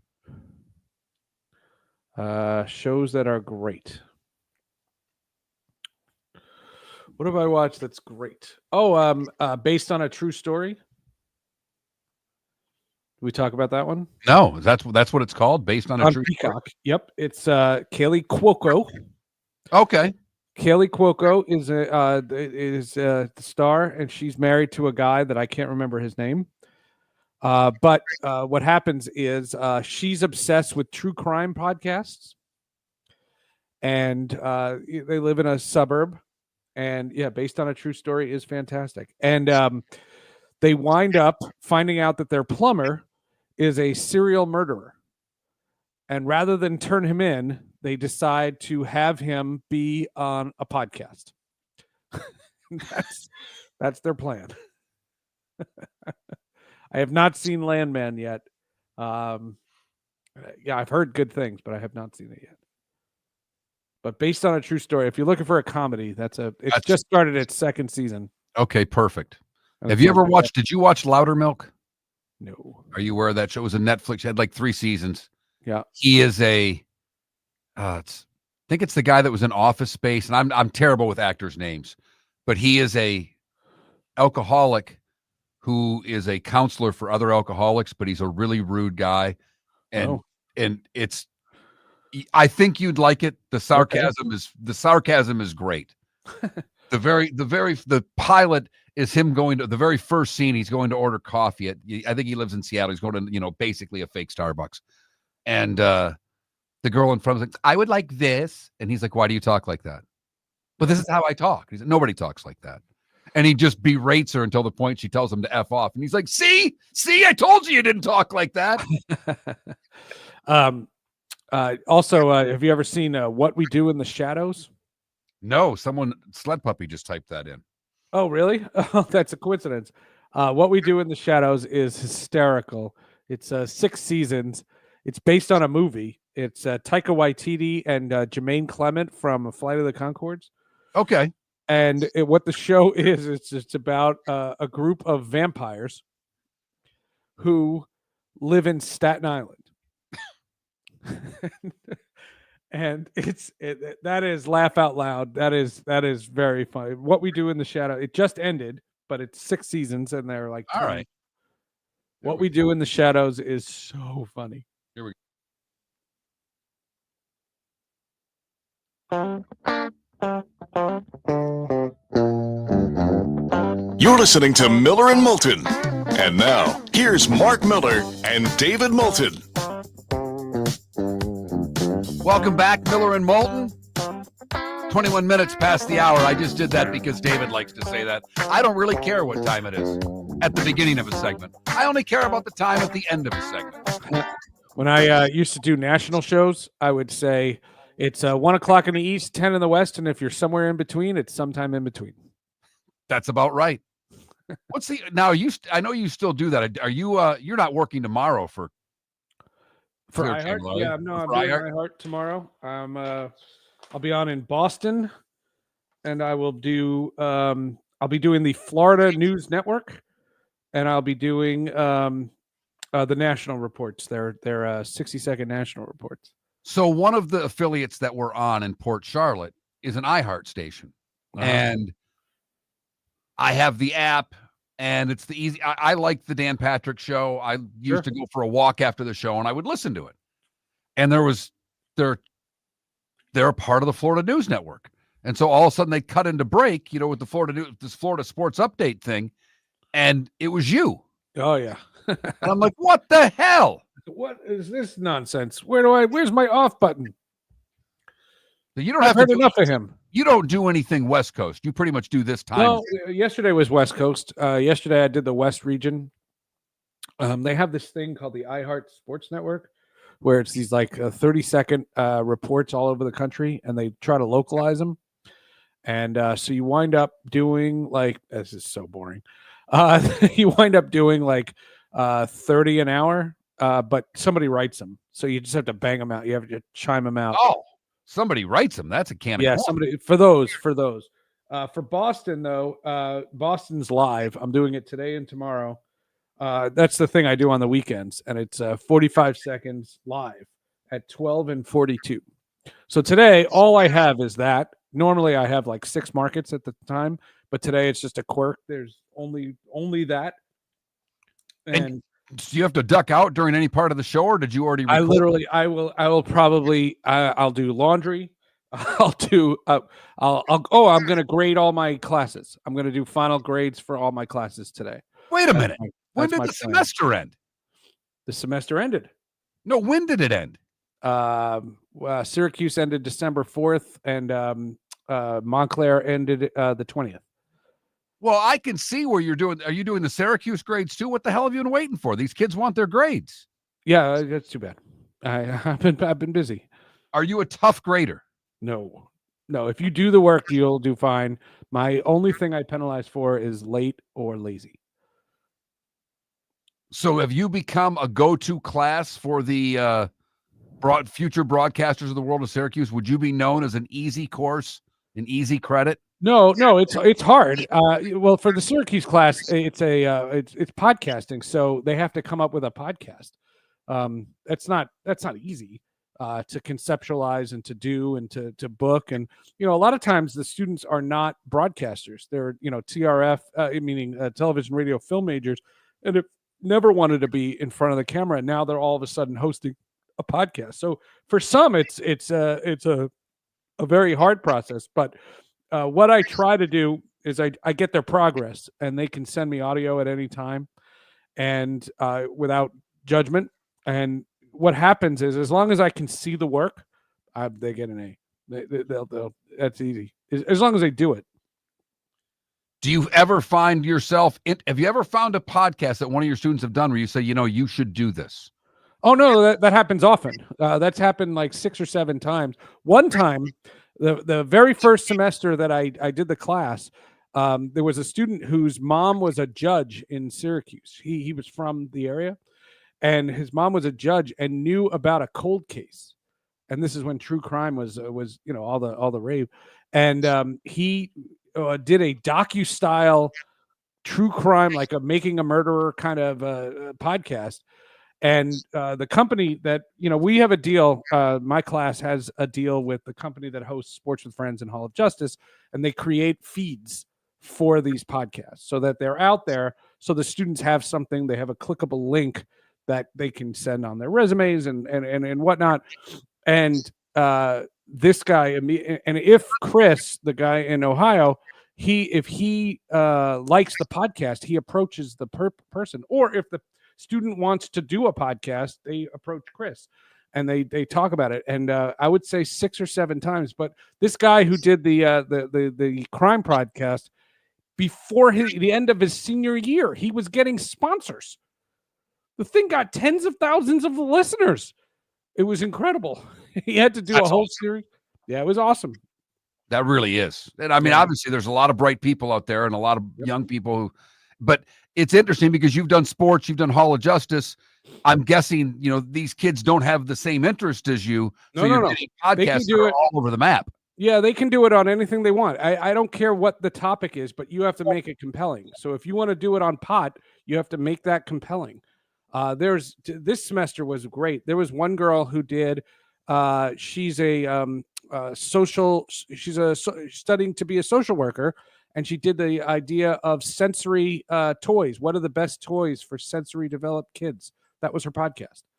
I was fascinated by it. I listened to every word of it. Then one person did activism in documentary filmmaking. That was another podcast. One guy did the history of the video game. Now that I would be interested in. The topics, I never care about the topics, because my argument is, if you're going to work your tail off on something, it should be at least about a subject that you like. And I never care about the topics. What I care about is what we do is we take the topic and then we flesh it out and turn it into a podcast. We come up with a format. What are you going to talk about? Who are you going to talk to for it? And if you want to do a show about shoelaces, go for it. Just make it a compelling. And can you do another one? I remember I had a buddy of mine who was a big sports fan when I was working in Raleigh. And I said, come on, I had a 2-hour show in the evenings. And I'm like, come on, come co-host with me. And you think you know sports, you know a lot about sports. And I had a couple things written down that I thought we would talk about. And we finished the first segment and he looked at me, he goes, now what are we going to do? And we had an hour and a half left. I'm like, oh, it's not as easy as you thought. You can do a couple of hours of this. You thought this was a can of corn, and then you find the real word. So that's why I mean the podcasting thing of what's out there is amazing. But I think where you are, getting someone who is raw and undeveloped and then coming up with something, and those that come up with something that's great feeling. Yeah. That's incredible. Yeah, the students, I'm always amazed by how unique the shows are at the end of the year. One student did a podcast. Her classmate is a aspiring hip hop artist. She's trying. And the podcast is, in 2024, how does a young artist without a record deal make it in the business? And, what do they use? How do they get on Spotify? And I was interested. I don't know this young lady. If the young lady turns out to be a superstar, then that's great. I've always told the story about at MLB when Daryl and I were doing the radio show. We had a young lady come in and she did a guest spot on our show and she sang a song, and her name was Rihanna. And this was at least a year before she hit it big. And we met her and we talked to her. We didn't get a picture with her because we didn't think anything of it. We were like, she's nice. she was very cool. She was very, very cool. But we met Rihanna before she was Rihanna. Well, and you and I are both music guys, and the whole music podcast, and we have a lot of listeners who are into music. It's different. You used to be able to go to the bar and watch live bands. The live music scene is not what it once was. So trying to big thing in Seattle. That's one of the things I'm going to do when I go to Seattle in 2 weeks. Is go see some live music. Yeah, there's Pioneer Square. It's one cover, 10 bars, one cover, and you go in, and usually 2 or 3 of them will have live bands. And yeah, the Seattle music scene was a blast. When I lived there, I used to go all the time, and I've heard that it's still. Were you in Seattle for the whole? When were you in Seattle? Right after kind of grunge. I got there in '98. Right. Yeah, Kurt Cobain had just killed himself, and there was. Happy times in Seattle. Yeah, but they were they opened when I was there. They opened the Jimi Hendrix Experience, which was a whole thing that was created by his estate and stuff like that. I'm a big music nut. Miller and Moulton. When we come back, we'll talk NFL on Christmas Day and Netflix. We started our show 18 years ago and have been fired 3 times, but Miller and Moulton have never lived on the edge like we are now. We have our best morning ratings ever and are steadily adding affiliates. Yet, we only have a few sponsors, and if that doesn't change, we cannot continue. But if you want to advertise on Miller & Moulton, reach out to one of us directly by texting sponsor to 21,000 or by contacting me on X at @MarkMiller or David at @TheDavidMoulton. You can save Miller & Moulton and make your business some serious money by texting 21,000 now. Mark Miller for Molly Maid. Why Molly Maid, you ask? Trust. Moulton was a customer for 15 years. Affordability. Didn't I just say Moulton was a customer for 15 years? Worry-free services. Our professional house cleaners are fully insured and a 24-hour warranty. Call Molly Maids today at 239-774-5839. That's 239-774-5839 or online at mollymaid.com/FTMYERS. That's mollymaid.com/FTMYERS. Gentlemen, as your wife mentioned getting new flooring, but you don't want to go through the hassle, well, go see the Floor Meisters in Naples next to Costco. They understand your time and money are important, so they'll make it as painless as possible. With a huge in-stock selection of carpet and Cortec, they can get you the floor your wife's been asking for. They carry wood, vinyl, carpet, and tile. If you do it yourself, no problem. They can handle that as well. So go see TJ at the Floor Meisters and tell them, just keeping it real.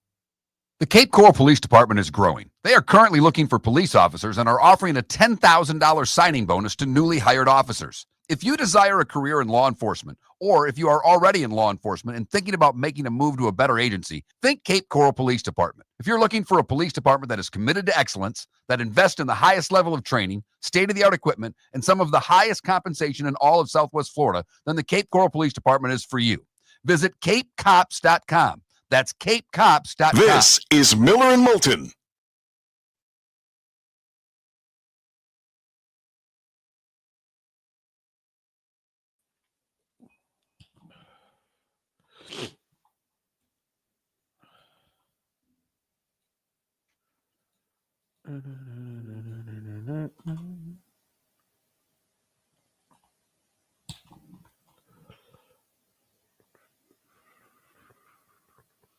Actually, remember when the music scene around here was fun? Now there's no such thing.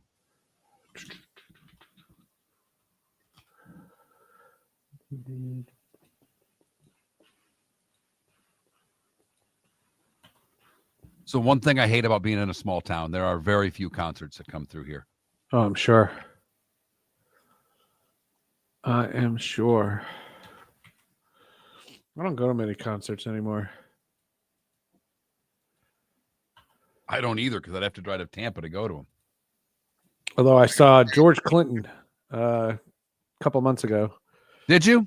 Yeah, and then I went to see because he played in Montclair, which is a town in New Jersey, and then I went to see in Princeton I went to see Esperanza Spalding, the amazing Esperanza Spalding. I'm sorry. Help me out with who Esperanza Spalding is. She is a jazz artist. Okay. And she's just effing brilliant. And the claim to fame for Esperanza Spalding is in whatever year that she started was, I think it was 2013. She was nominated for a Grammy for Best New Artist, and she beat Justin Bieber. And the theory was that like she had arrived, and she's just a jazz artist. She opened for Prince, and then when I did the show with Prince, he talked her up all the time, and I got to listen to her, and I dug her. And she plays college campuses, and it's great. She plays the bass, the big bass, the stand-up bass. Yeah. And it's just her talent is incredible. And so whenever she plays in the general area, I don't know if I'd cross a tunnel or a bridge to go see her, but I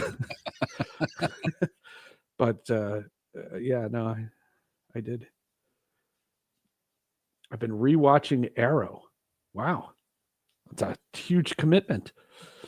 There's like hundreds of them. Have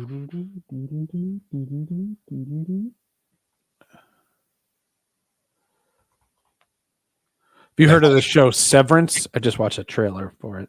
No. It's Severance. It's just about to start season 2. It's this sci-fi show where what you do is you get a procedure where when you walk into your office, they flip a switch in your brain, and you completely forget your outside life. And you work in the office, and you're in the office, and you live in and then when you go home at the end of the day, you flip it and you forget everything about work, and you have your home life. Huh. It's a really wild concept. The season 1 was really interesting. It's freaky, but it's TV. Ambient, I think you need to be a diehard Kansas City Chiefs fan on Wednesday. That's right. You need them to win. You need them to win so that the last week they have nothing to play for. Because I don't know if you're going to get Cincinnati. I really don't. And then all bets are off.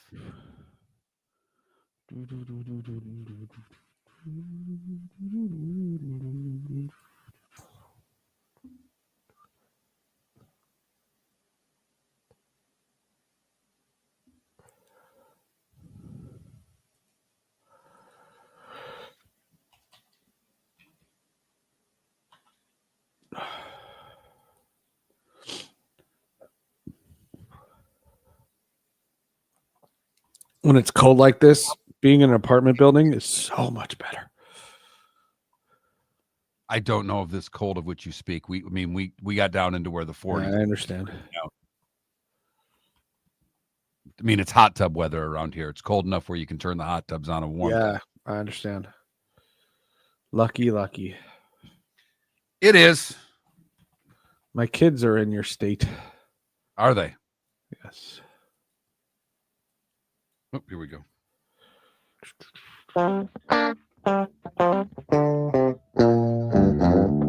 You're listening to Miller and Moulton. And now, here's Mark Miller and David Moulton. Miller and Moulton, Christmas Eve edition. David has the day off. Seth Everett, kind enough to fill in on Christmas Eve. Thanks so much, Seth. You have no idea how much we appreciate it, because I don't think I would have survived 4 hours solo on Christmas Eve. Well, I would have gotten through it somehow. Forget love and all that crap. I'm just trying to keep my pockets fat. Wow. Spitting bars at 7:38 in the morning. I love it. When we were texting yesterday, you flat out said, I'm fascinated by the Netflix Christmas Day games. And earlier in the show, you said you don't think Goodell and company care if Netflix glitches. I vehemently disagree with that, because the NFL doesn't like to have a bad look. But first, explain why you don't think Goodell and company care if they have a Jake Paul Tyson fight night, of which many people were watching that or trying to watch and were unable to on Netflix. Well, I think that Netflix paid them $150 million flat rate for these games. And I think that the NFL cashed the check. They dispersed it to the 30 teams, and everybody's going to laugh all the way to the bank. And they want Netflix to work. They want it to be a great broadcast. They want it to be great games. I think it's great that they have the father-son duo of Ian and Noah Eagle calling these games. It's a weird way that that family will be together on Christmas in different stadiums. I think that I'll be watching because I'm a football fan, and I'll be watching. But I didn't watch. I don't watch wrestling. I didn't watch the Mike Tyson fighting the YouTube guy. I didn't watch any of that stuff. I didn't see the Tom Brady roast. I didn't care. He cheated. He shouldn't have deflated those footballs. Oh, stop it. But the reality is this I'll watch, and if it's terrible, we'll know it and we'll see it. I also heard they hired 22 people. Yeah, I don't have it in front of me. Seth, the number of people that they hired for this broadcast, it's a classroom. It's not a broadcast. I am stunned at not the effort, at the sheer amount of people that they have for 2 games. Yeah, but you know what? We live in a world where broadcasters are constantly getting laid off and dismissed. And you want to hire 22 people? Great. If they want to hire 22, 23, I'll go. I wish them well. I don't have any ill will, but Twitter is only fun when there's live sports. And I just think when this thing buffers, or if this thing buffers, it'll be remarkable. But I don't think the NFL will lose any sleep over it. I think that this is not a calamity. They have deals with Amazon. They have deals with all the networks. They have streaming deals all over the place. You know, when Thursday Night Football first went to Prime, everybody panicked, and seemingly everybody's figured out how to get it. I think it's going to be the same thing here. And I don't know how many people are buying Netflix for this game. Well, I think that's a great question. Who doesn't have it? Right. If you don't have it now, and I mean, I don't know how many more streaming services people are adding on a daily basis. Like, you know, I was watching a preview for a Showtime show. I'm like, oh, that looks good. I've got enough streaming services right now.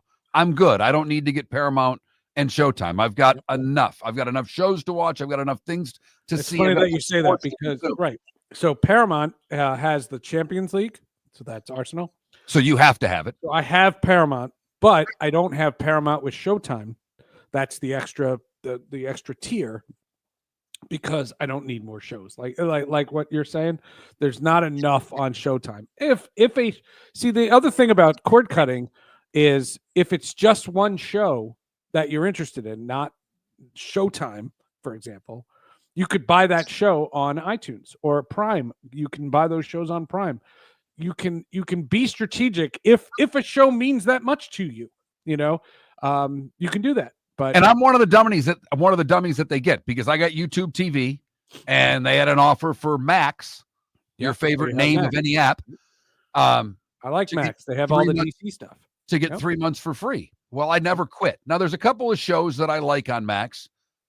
I don't know if it's enough that I'm getting buried for $15 a month, but then I look at it and go, it's $15 a month. It's $15. We'll keep it. It's a lunch, for crying out loud. But it adds, yeah. So much the same way, and I guess, Seth, the Netflix theory that you have is much the same way that Adam Silver has with linear TV ratings dropping. He's already got his deal. Oh, sure. So my ratings are dropping. So what? You've already paid. But I think the one fun thing about the Christmas Day games on Netflix is, like, I'm going to my mom's house for Christmas dinner. Right. My mom's like, what time are we having dinner? I know, because my wife and mother-in-law are in town, and my wife's family's from Pittsburgh, and the Steelers are the first game. So they're going to want to watch a different kind of day. That's a whole different day. But I don't think my mom has Netflix. And so how many people are going to mom's house, going to their parents' house, and Moulton gets all of this phone? Got to make sure I remember that password so we can link this up and get mom's Netflix account up. Because I originally, when I bought Netflix, before they took all of the services away, when you could put 4 people on, I gave one to my mom. Well, she's not at my house, so that ended really quickly. Oh, the geotagging. Yeah. Yes. I mean, they cut our family in half. My son was using it in North Carolina. My mom was using it down the street. Those are gone. Yep. Which is ridiculous, because if you're in the same family, you should have the same password. I agree, but I just people think are trying to funny of the that, so panic. they don't know how to police it. It's the only thing they can come up with. And there's ways to mask where you are. There's all kinds of strategies, but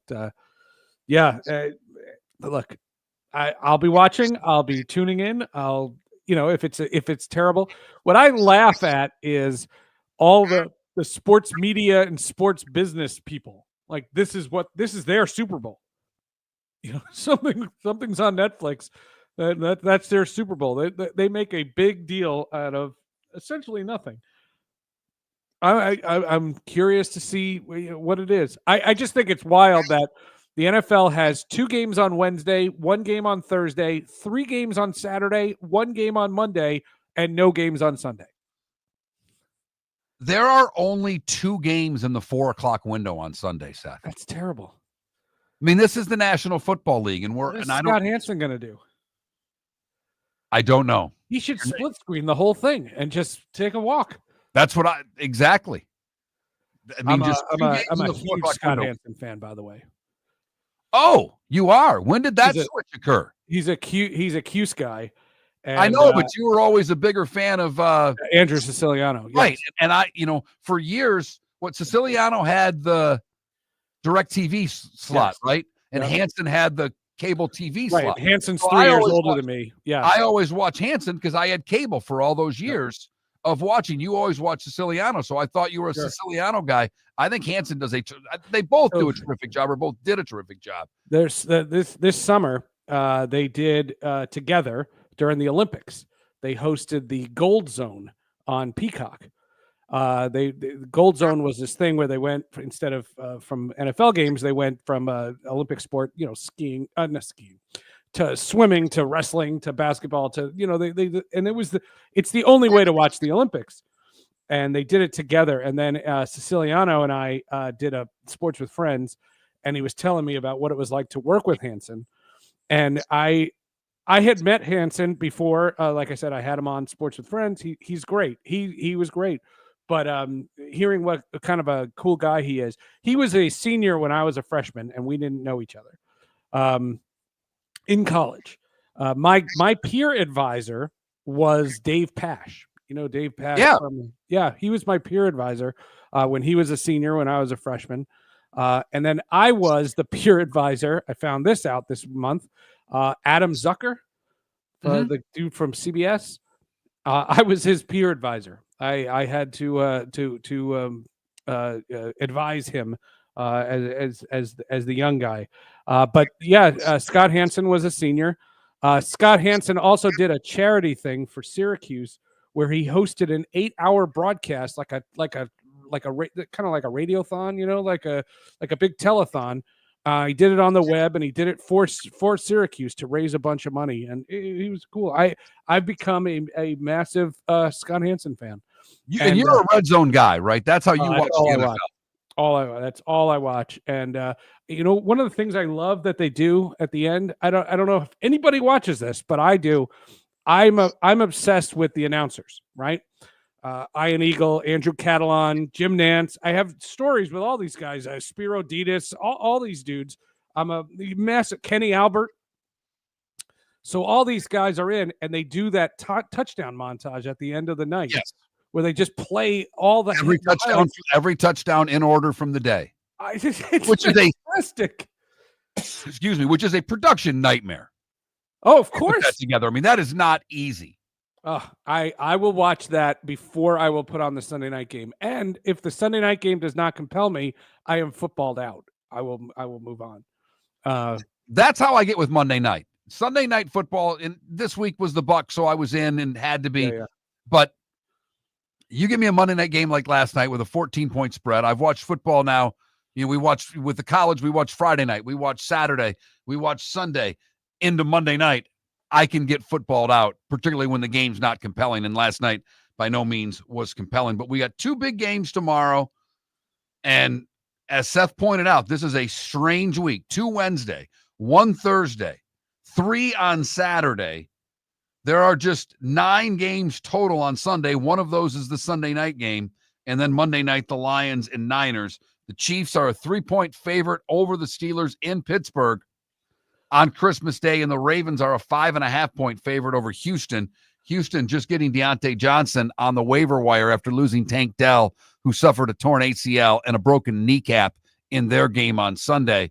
That's second year in a row Dell's gone down with a season-ending injury, and you wonder how much that, now that they're going to play basically the loser of Pittsburgh and Baltimore in that 4-5 game, I don't know how much hope you can give Houston with Diggs already out, now Dell out. It kills their passing game, and I just think that that's going to, a lot's been made of what's happened with Detroit and their injuries, but you have to look at what's happened with Houston and now their injuries on the offense and how they're going to be able to handle the postseason. Red Zone will probably be a better broadcast, at least in the early, when there's 6 games.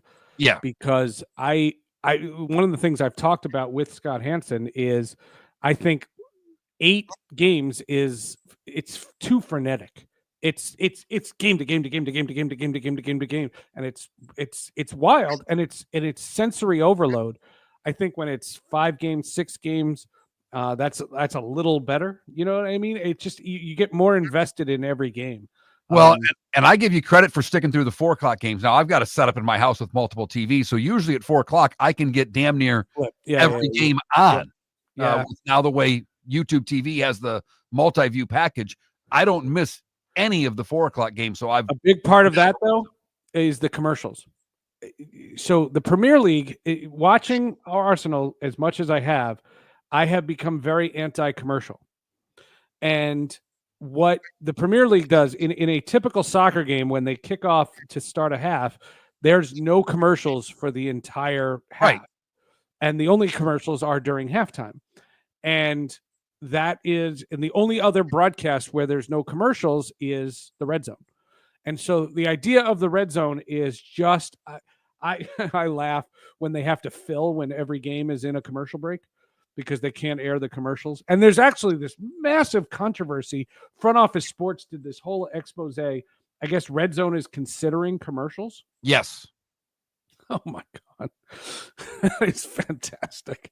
Again, this is catnip for the sports media and sports business types. The Alex Sherman, it's just the NFL figuring out how much money they can make. Where else can we try to squeeze a few more dollars out of this league? It's amazing. It's an absolutely amazing. I love it. Miller Irish Football says, do you know D-Mac? He's a Syracuse guy. Yes. Darren McKee. He's in Denver. He's a really good dude. I've known him. I met him when the Broncos played at the Meadowlands in the Super Bowl. And you worked for the Broncos for a while. I know we've talked about that before. You have very fond memories of the Denver area and that football team. Yes, I was there this summer. I took my daughter to see Boulder, and I was in Colorado. I got to see all the old haunts. It was a blast. Seth Everett filling in for David Moulton today. David has the day off, and in true David Moulton fashion, we did this in the airport, not watching this show. Eve, and all flights on an American, which he was flying, have been grounded. At last note, David was trying to at least get out of Green Bay or have to drive to Chicago to fly on another airline. The only reason that David had the day off was to get out of town at a decent hour so he could get home and be with his family on Christmas Eve, and it didn't work out. So feel badly for David as he's struggling on his planes, trains, and automobiles day throughout now the upper Midwest. Pat Kirwan, NFL Radio's Moving the Chain, CBS Sports, the NFL Today Show. He's next on Miller and Moulton.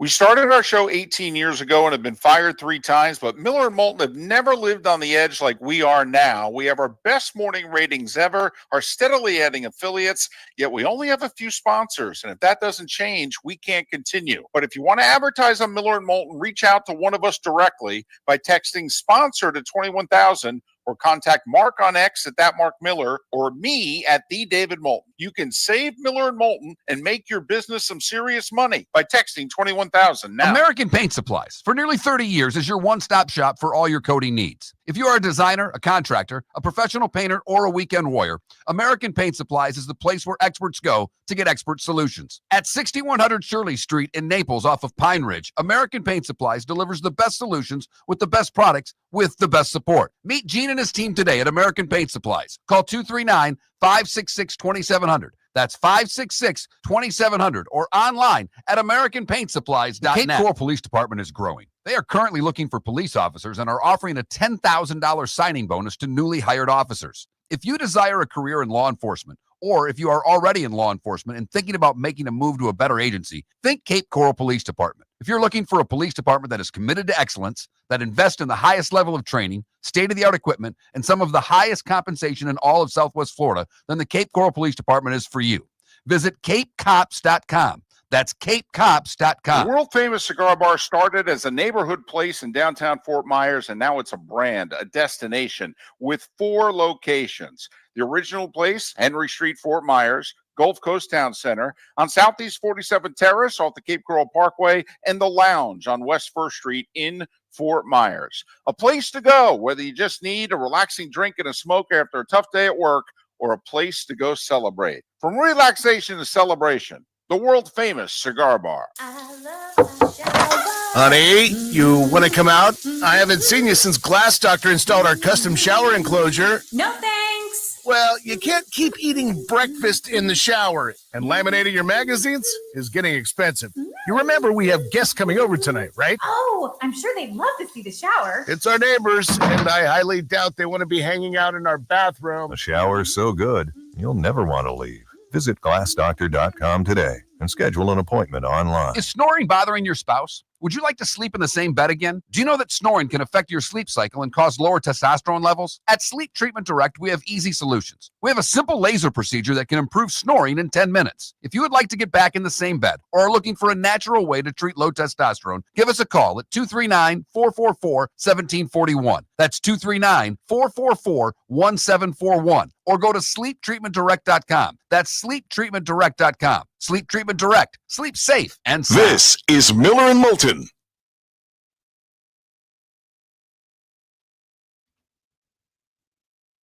Morning, Mark. Morning, Pat. How are you? I'm doing well.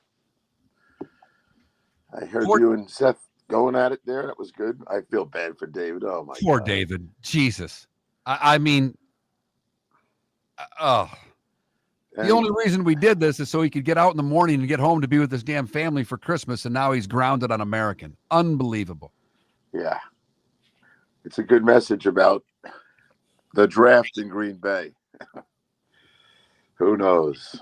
There's not I mean, Pat, there's no hotels there. No. It's not going to be a pretty sight. It's not going to be Detroit, that's for sure. No. You have to pick teams in the middle of the country where fan bases can drive to it. And Detroit's great.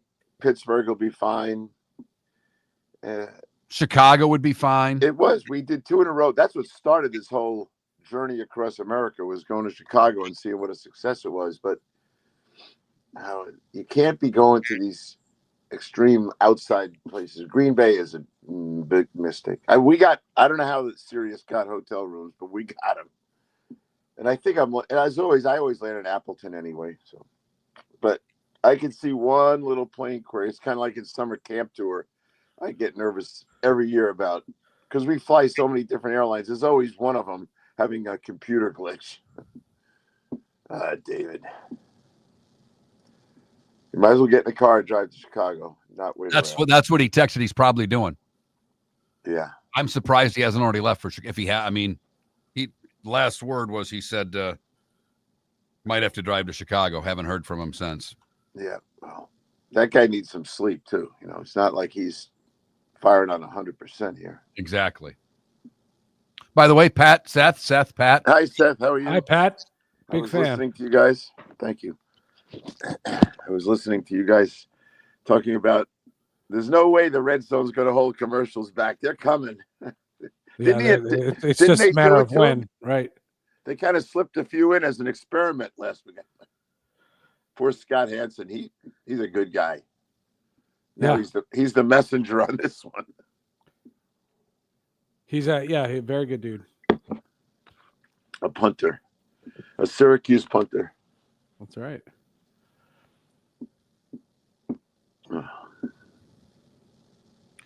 I'm sorry if you had to watch that whole game last night, Pat.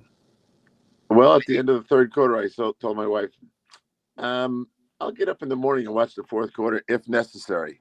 Not necessary. Yeah, I did this. I was getting ready for the show and doing some prep work, and I missed the first quarter because I was at a dinner at my wife's cousins, and I felt like, all right, well, I guess I didn't miss anything. I got home, it's 14-0. It's like, okay.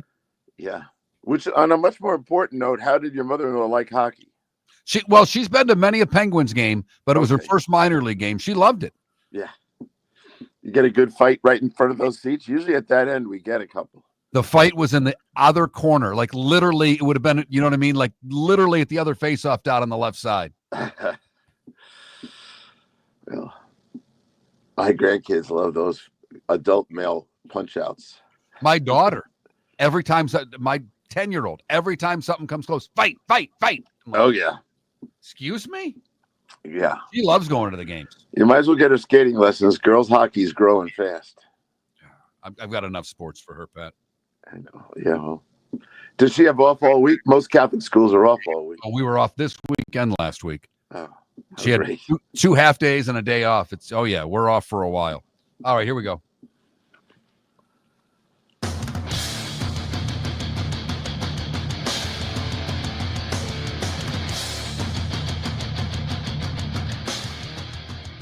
You're listening to Miller and Moulton, coming at you from the Floor Meister Studios. Floor Meisters, keeping it real. And now, here's Mark Miller and David Moulton. Miller and Moulton, welcome back. David has the day off as he is on a planes, trains, and automobiles trip back to Jacksonville as his American Airlines flight and all American Airlines flights has been grounded. So he is driving to Chicago trying to get home. All the best plans if laid did not work out for David. We'll keep you posted on his travel schedule. But right now, as we are joined every Tuesday throughout the football season by one Pat Kirwan, NFL Radio's Moving the Chain, CBS Sports, the NFL Today Show. Pat joins us courtesy of Pinchers. Pinchers with locations from Tampa to Key West. Pinchers, because you cannot fake fresh. And all guests on Miller and Moulton appear on the American Paint Supplies hotline. Pat, good morning. How are you, sir? I'm doing well, and we're closing in on the end. It's good to see the light in the tunnel at the end of the regular season. What did it take us, 16 weeks to get our first shutout?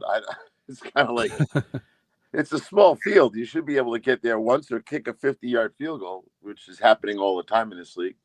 No, things are good, and we're going to, David, remember how David always said, well, we might have a team with a losing record in the 7th seed for the playoffs, and that's not going to happen. Everyone's going to have a winning record. We're probably going to land up with 10 or 11 teams with double-digit wins. So the right teams made it. I don't know. It looks to me like a year of the good, the haves and the have-nots. The bottom is looking pretty ugly, and the top's looking pretty good. Well, that's the part that I'm interested in, Pat. The bottom, I don't recall a year in which the have-nots have been this many. I mean, looking at the records right now, New Orleans losing last night became, I believe, the 10th team already this year with double-digit losses. There are a lot of have-nots in the league. There are, and some of it's medical, like the 49ers. They're not going to have a winning record, and much to a lot of people's shock. But a lot of these franchises, and you start studying the ones that are habitual in this area, many of them just keep firing coaches. And I worked for 4 coaches in 6 seasons, and I never met a second coach who liked the roster before him. So you're always getting rid of players, you're always changing schemes, and you never get anywhere. So the guys up top, like Pittsburgh, who will not fire coaches, of course, Baltimore, they don't fire coaches. Most of those guys are stable, and most of them, there was a whole call for Sean McDermott's head 2 years ago, and that's all settled down, but they weren't going to do it anyway. But I think the volatility in decision making, and we're going to have a bunch of that coming up right at the end of this season. We already have openings at a couple places, but we'll end up with 3 or 4 more. So those places, they never learn. Never. Kind of sad. Do you like most American media force yourself to watch Pat McAfee every time Aaron Rodgers is on? And what did you make of his comments about trying to garner sympathy for possibly being released? The Jets aren't going to release him, not during the season, right? No, they'll finish up with him. I'm kind of busy when Pat's on, and some of my good friends like Cower, they're on enough that I hear from them a lot. And once in a while I get a chance to catch Pat's stuff. And he is a star. He's been on our show. I asked him once if you graduated from Harvard, didn't you, Pat? He just started laughing. Yes, Pat, you got the wrong school by far.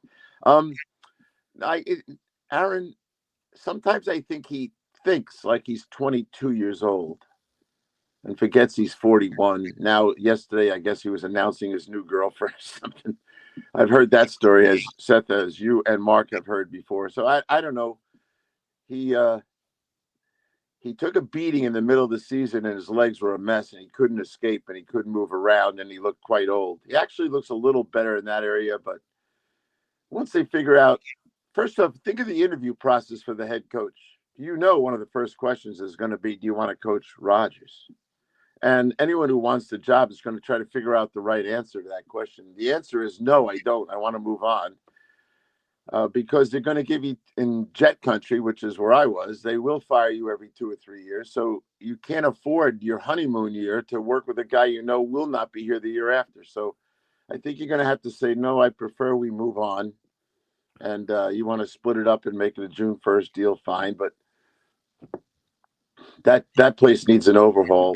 And once again, as a matter of fact, but I like Aaron, but Aaron has manipulated the place. You start thinking about how he dealt with Mike McCarthy, how he dealt with LaFleur, how he dealt with this situation. He wants total control, and I would not be prepared to give it to him if I was the new head coach. Do you give any of the 7 and 8 teams in the AFC a shot? Denver has to go to Cincinnati, so we'll find out on Sunday once and for all if Cincinnati can beat a good football team. But do you think Denver's going to lock into that 7 spot, or do you think there's a chance they lose out? I think they're going to be on the outside looking in. I don't think any of those 7 and 8 guys are going to make it. I like them. I like Cincinnati. It'd be fun to watch Cincinnati in the playoffs with their ability to score 30 some odd points. But no, I don't think they're going to make it. I think it'll be a conversation again next week, though, because I think they'll try to fire enough bullets at Denver to win that game. But I don't think they'll make it because the week after is Pittsburgh. Now, I don't know if Pittsburgh has anything to play for by then, but I would bet that no 7 and 8 team is going to make it, Mark. Do you think one will? I don't. I don't either. I tell you, if you're a Denver fan, or if you're one of those, if you're a Denver fan, to me, you're really rooting for the Chiefs, because if the Chiefs take out Pittsburgh, then they have nothing to play for against Denver. That would be my only worry, Pat. Yeah, I agree with that. I think this is a tough call. I am furious with the NFL about this 3 games in 11 days, and they really just affected the AFC only. And the top teams in the AFC are going to be confronted with this 3rd game tomorrow, which means they're on planes today. The guys that have to fly, Baltimore's got to go out to Houston, Kansas City, of course, coming to Pittsburgh. One major injury to a quarterback or something right now there's no place and no way to replace those guys. This, to me, is a disaster, and it will affect the playoffs. If they can get through tomorrow, which is a huge if, then all of a sudden they get a little extra rest. But to play that 3rd game in 11 days, I think is ridiculous. You just think. So I looked at Pittsburgh and Baltimore. I asked myself one question yesterday. I said, and Cower used to say to me all the time, hey, you can't believe how beat up you are after the Baltimore game. So I went back and looked to see, well, what do these teams do the week after they play each other? And I went back as far as 2019. It really didn't have to go back any further. And so both teams, there was one year where it was the last game of the year, so I had to throw that one out. But both teams basically were 5-5 the week after playing each other. So it's a pretty rough game. A lot of guys are whacked around, and to recover, especially if you're flying. You got to get on a plane like Baltimore. You're not sure. Some of the big linemen that have soft tissue issues, they're going to swell up on the plane. There's a lot of things that go on. And there's a reason, Mark, that you and I every Friday talk about road teams on Thursday Night Football. Sure. There's no secret about this. And, even though it's chartered planes and they're nice planes and there's good food and stuff like that, it still stinks. It's still terrible to be on those planes. What do you make of the idea? I mean, I'm asking a naive question and I know the answer to this, but, the NFL had Christmas on a Saturday and Christmas was on a Sunday. And I got how the NFL said, oh, we're not changing our schedule because of Christmas. But now this seems egregious. It seems gaudy. And it really leaves a bad taste in your mouth. I know people won't care. I said before to Mark, Roger Goodell is not going to care if the whole thing buffers. The bottom line is this is here to stay, but it's not good for your sport. And someone needs to recognize that. Yeah, and I've said this 100 times, Seth. The only thing that's going to stop the NFL is the NFL. Greed and the people that are tasked with making money. I don't think they really know the game. I don't think they really have any understanding of the physical brutality of it. And you guys were talking before about sneaking commercials into the red zone. That doesn't hurt players. That's just greed. This one hurts players to go along with greed. And it bothers me quite a bit. And we all thought, even at CBS, we thought last year, well, Chris was on a Wednesday next year, meaning this year. They'll never play on Wednesday. But of course they did. And now all no holds barred. Everything's going to be. They took on the NBA, right? When they played on Christmas. Well, they bullied the NBA. Yeah, and they destroyed them because the ratings, and that's the next problem, because the ratings will be gigantic this Wednesday. Yep. What else are you going to do after you open presents? You're going to land up plopping down on the couch like it's Thanksgiving, waiting for another turkey dinner and watching football. So I'll be split screening the Knicks. No, I'm just kidding. Oh, no. Well, at one point near and dear to my heart, not anymore, but I have no time for the NBA anymore, but I used to follow them pretty closely. Well, and Pat, bullying the NBA is one thing, but what they did last week to college football is another. That's a free developmental league that they've had for years. And in the first ever playoff, they didn't schedule 2 off games on the NFL Network. They went right at them with the best rivalry in the sport in Pittsburgh and Baltimore. They went right at them with Mahomes in Kansas City. I mean, that's their feeder system, and they didn't care. It's like I said, it's one thing to bully the NBA. To me, it's quite another to take on the NCAA football. I mean, this is Michael Corleone and the Godfather. They're destroying all of their enemies. Yeah, so I had a big argument with a caller yesterday on this particular subject, and I said, look, long before you decided to have 12 teams in the playoffs, the NFL played on Saturdays in December. So that's not like all of a sudden, because he wanted to keep saying they're only playing because they have Christmas games on a Wednesday and they have to play them on Saturday. I said, well, go back and look. And he was a pure college guy. I go, I've been doing Saturday shows for years, and when I was in the league, we played on Saturdays. No, but you're right. But it used to be a bad game. I mean, the Saturday games were 2 throwaway games they stuck on the NFL Network, not 2 marquee games. That was a big difference in programming, Pat. Yes, I agree with that. And they did put good games in there. And of course, they destroy the college, the TV viewership. Don't even get me started on what a waste of time those 4 games were. I was giving David a hard time last week. We didn't need 12 teams in the playoffs. We needed 8, and they should be starting this weekend, but they're not. That's right. The 4 teams that lost, we knew they were all going to lose. And why did they? And they're talking about 16. Yeah, well, it's just now you talk about guys that are looking for money themselves. So I don't know, Seth. I'll ask you this one. I've asked Mark before. In about 4 years, the 12 teams in the playoffs are going to be the richest NIL money. This is going to turn it. There's no salary cap. There's no reason to stop recruiting.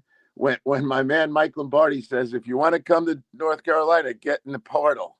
I mean, nobody has a contract. You can't in the NFL. You can't go after players with contracts. There are no players in college with a contract, so every player is a free agent all the time. All the time, every year.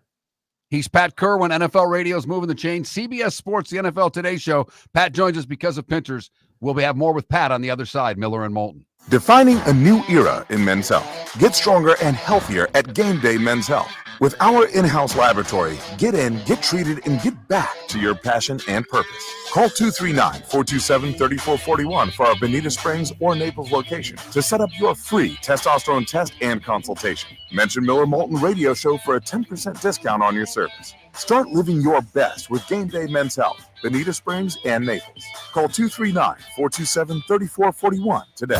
Visit Jason and Todd at the Diamond District. For 22 years, Jason and Todd at the Diamond District have been making Christmas merry and bright, and this year is no exception. Discover the best values on diamond stud earrings and diamond bracelets at 23% off, and more deals on diamond fashion jewelry, pre-owned Rolex watches, and exotic gemstone jewelry, along with estate jewelry. Jason and Todd will take up to 50% off. Santa's GPS points to one jewelry store, the Diamond District. American Paint Supplies, for nearly 30 years, is your one-stop shop for all your coating needs. If you are a designer, a contractor, a professional painter, or a weekend warrior, American Paint Supplies is the place where experts go to get expert solutions. At 6100 Shirley Street in Naples off of Pine Ridge, American Paint Supplies delivers the best solutions with the best products with the best support. Meet Gene and his team today at American Paint Supplies. Call 239-566-2700. That's 566-2700 or online at AmericanPaintSupplies.net. Gentlemen, as your wife mentioned getting new flooring, but you don't want to go through the hassle, well, go see the Floor Meisters in Naples next to Costco. They understand your time and money are important, so they'll make it as painless as possible. With a huge in-stock selection of carpet and Cortec, they can get you the floor your wife's been asking for. They carry wood, vinyl, carpet, and tile. If you do it yourself, no problem. They can handle that as well. So go see TJ at the Floor Meisters and tell them, just keeping it real. This is Miller and Moulton.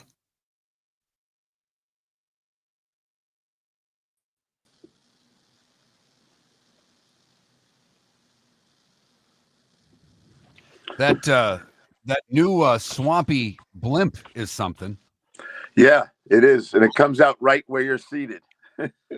My daughter loved it. She was standing there watching it every time, got to whack it a few times. That made her night. Yep. How about the way the guy with those little, because it's propeller operated, he can back it into the slot again. And it's amazing. It's not a large space. No, it's a tight, it's big blimp. Parallel big parking. Blimp. Yeah. Yes. And the first week that I was there that they had it, he was bumping into the thing and had to restart a couple times, but he got good at it pretty quickly.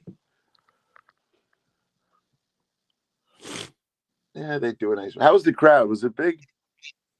No, it was small. I mean, for a Saturday night, it was Christmas time. They'll be fine after Christmas, but that was I expected more people. Yeah, it was funny when I went to the airport. The long-term parking was absolutely packed all the way out to the end. And I said, okay, that's everyone left here and they've gone north. Yes.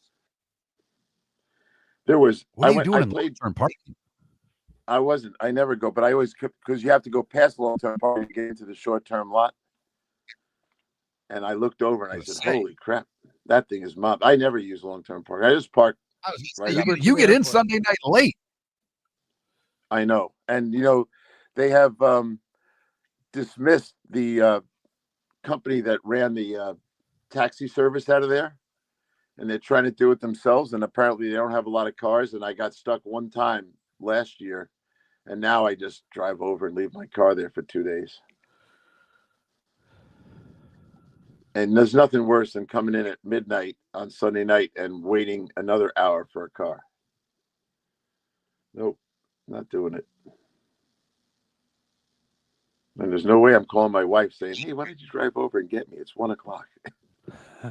Right.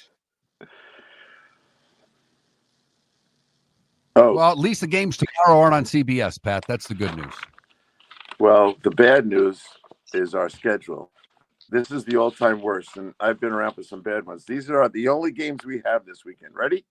Hold on to your seat. Jets at Buffalo, I always give you the best game first. At the same time, Tennessee and Jaguars. That's brutal. Carolina at Tampa Bay and Miami at Cleveland. So I asked the question. Seth might know this. I didn't know the answer, and neither did anyone at CBS. When was the last time we sent Jim Nantz and whoever his partner was to a game with two teams with losing records? It was last week. Yeah, last week. Yeah. It was. I have a great the Jim Dolphins Nantz Diamond story. Yeah. Jim Nantz went to my high school. And you a Marlboro guy? Marlboro, New Jersey, yes. Yeah, I know. And no, and so when we had to go around the room and say what we wanted to do when we grew up, and I said I wanted to get into broadcasting. I didn't say sports. And someone told me, they said, well, you'll never amount to Jim Nantz because you don't apply yourself the way Jim did. And when I was 17, 18 years old, I developed a hatred of Jim Nantz. And he's like the nicest human being in the world. Yeah. But for years, I was like, F Jim Nantz, screw Jim Nantz, I hate Jim Nantz. And so I want to get him on my podcast so I can tell him that story. Yes. And the two Marlboro high school alums. You should. We used to call Jim he did the show with us a couple of years. He was the guy in the studio, but we used to call him the Hallmark card. Anytime we had sad news to report or someone's birthday to report, Jim did it with great sincerity. That's awesome. No, now he's I know with for 4 hours a night. Yeah, I am in Monmouth County right now. You are? Yes. What town? Well, I am. It's kind of. I'm pausing on the answer because the mailing address is Red Bank, but the school district is Middletown South. Sure. So, Navasink River Road. My daughter was on. I'm in Livingston. There you go. We're really close. That's right. Welcome back to Miller and Moulton. Text the guys what's in your mind at 21,000. That's 21000. And now, here's David Moulton. What's in your Normally it's David Moulton, but today David has the day off. Seth Everett filling in for David here on Miller and Moulton as we're joined by Pat Kirwan, CBS Sports, the NFL Today Show, NFL Radio, Moving the Chains, and Pat joins us courtesy of Pinchers with locations from Tampa to Key West. All guests appear on the American Paint Supplies hotline, your one stop for all of your coating needs. All right, let's get into the games tomorrow, Pat, and talk some actual football. Chiefs and Steelers. It's a big one for both teams. The Chiefs. Hold on, you're buffering. Why are you buffering? No, sorry. I see. You're getting ready for tomorrow. That way. All right. Chiefs and Steelers. Chiefs trying to secure the one. Pittsburgh trying to hold on to that division. First off, from an injury standpoint, is Perkins going to play? Because without him, that offense has been stagnant. And how do you see the game? Yeah, I think this is a vulnerable spot for Kansas City. But they are getting healthy again. And now all of a sudden their receiver core looks pretty good. I wouldn't bet against Mahomes in the fourth quarter against anybody. So, and I don't think Mahomes gets any recognition really for MVP, and he won't win it. But when you think about that guy's 7 fourth quarter comebacks, Pittsburgh can't do that. So I'll take Kansas City. I don't think it's going to be high scoring. Pittsburgh will play better defense this time around. But point about the week after Baltimore, Pittsburgh will be beat up a little bit. Kansas City, I hate the thought of flying, but they are. And I will say this: these are two of the best teams in the NFL about beating playoff qualifiers. I track this every week. Kansas City 6-1 against teams that are qualified for the playoffs, and Pittsburgh's 5-2. They'll play a battle here. I think this one, and 43 is the over/under number. I think that's right about right. I would say 2017, 21-17, something like that. I said this to you before, Mark. I'm taking Kansas City. I said this to you in August. Yep. I'm taking them every week, and I'm going to be right 15 times, and I think I will be. All right, the other game on Christmas Day is the Ravens and the Texans. Texans now, we've talked about a lot with Detroit and their injuries. Now the Texans lost their second receiver in Tank Dell. Diggs already out, Dell out. They picked up Johnson from Baltimore on waivers. I don't know how much they'll be able to get out of him on Wednesday, but Houston's going to struggle moving the ball in this game, in my opinion, Pat. I don't know what you think. Yeah, I think Baltimore is coming to beat them up. They want to win this division. Tank Dell was a huge piece to the Houston offense, and they've actually lost Jimmy Ward again on defense. And Houston, again, I'll go back to my point. Houston is not a good team against the good teams. They are 1-4 against the playoff qualifiers. Meanwhile, Baltimore is two things: battle tested. They're 5-3 against qualifiers, so they played 8 games against the big boys. Houston doesn't play a lot of them, and they don't ever beat them. So 1 win, 4 losses. I think they're a little out of their league. To me, Houston, and I love Dan Quinn and the Washington guys, those are the best of the rest, right? That's how I look at them. They're really a notch below the good playoff teams. And Houston, protect your quarterback. I think this is a team that'll get after him. Want to switch gears for a second. I've wanted to ask you this. The Minnesota Vikings are, going to make a run for it. You never know what might happen. They could win their division. They could get home field advantage. Sam Darnold. I'm a massive fan of this dude. He just seems like a really good dude, and I felt terrible for where he was with the Jets, and then he goes to the Niners and he doesn't play. Now he's showing what he was drafted for. What happens to him? Does he get a contract? Does he find himself somewhere else? What happens to Sam Darnold? Yeah, I'm glad you asked. It's one of my favorite topics because it's real. So I will use the San Diego at the time Chargers. They had a similar issue. They drafted Phillip Rivers because they didn't like Drew Brees, and I was very good friends with John Butler at the time. And he said, "Well, we got to get another guy." And John he loved Drew, but Drew was playing poorly. But now Drew has to play because Phillip held out. He plays really well, and they got in the same kind of position that Minnesota's in. So what did they do? They franchise tag Brees and played him. He got hurt the second year, but he got on the franchise tag because they didn't want to debate this. And so I go back to Sam. I think they're going to franchise tag him. I don't think he's going to take the deal they'd love to give him, which would be like $40 million a year. They're going to do it, and they're going to put the tag on him. And if he plays great again, and McCarthy's not ready, or that it doesn't matter if McCarthy's ready, they'll try to do a deal the year after. But I think the first thing they should do is put the tag on him. They might have already decided to do it, and so they're not worrying about it. They know they're going to have him next year. You cannot let that guy go. You have a now team.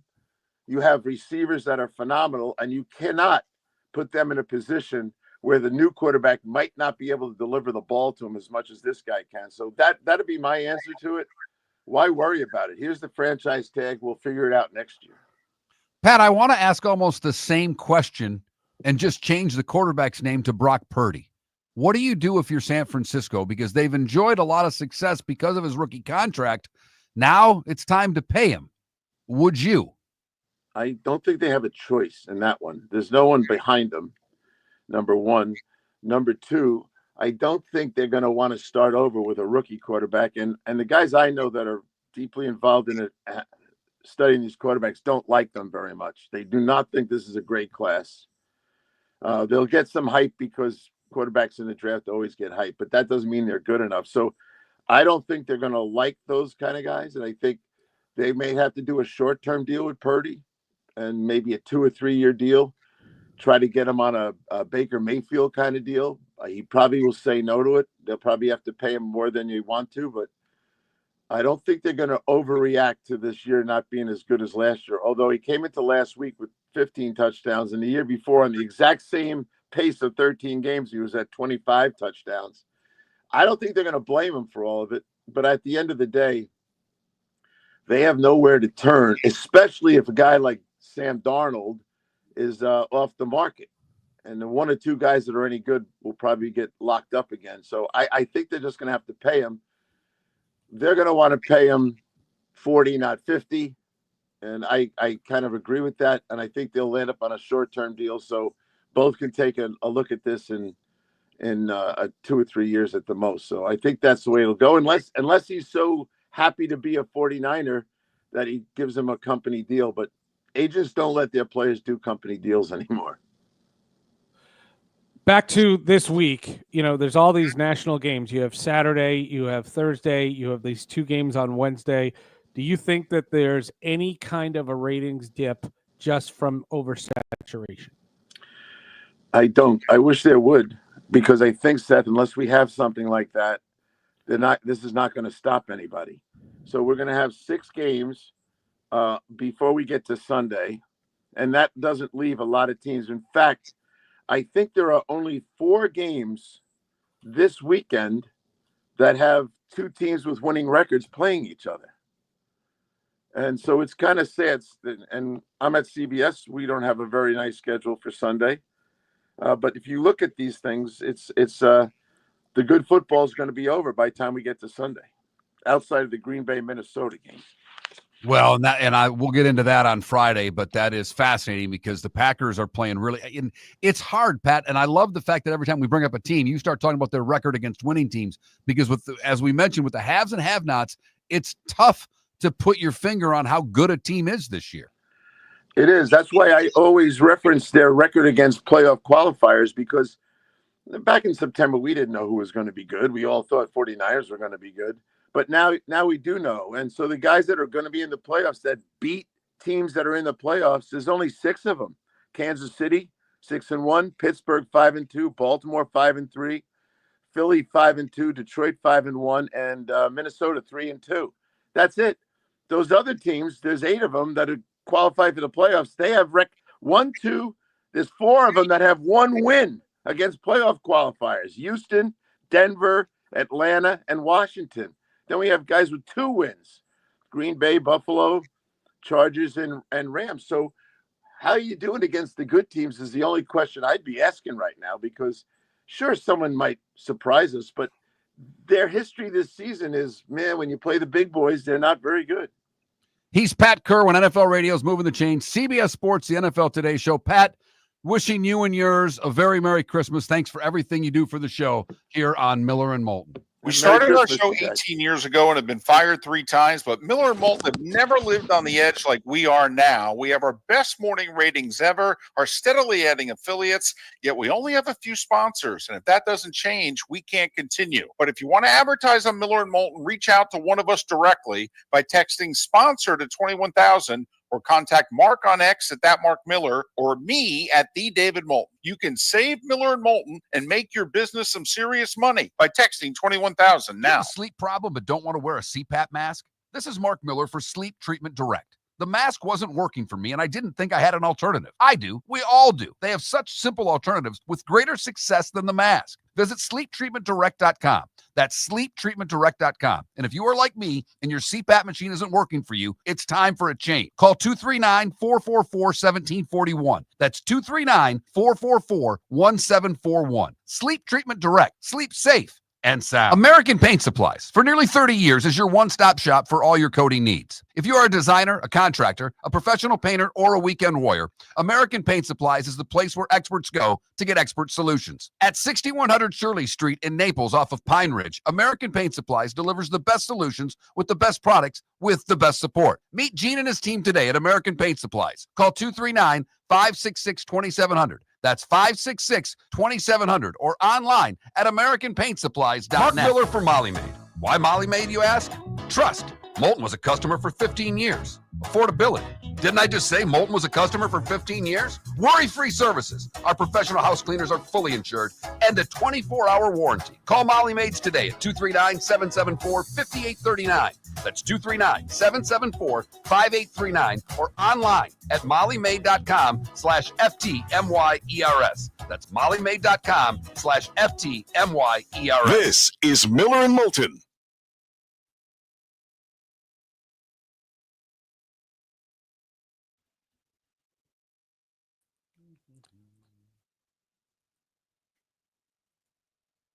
That was fun with Future Sports with Friends guest Pat Kirwan.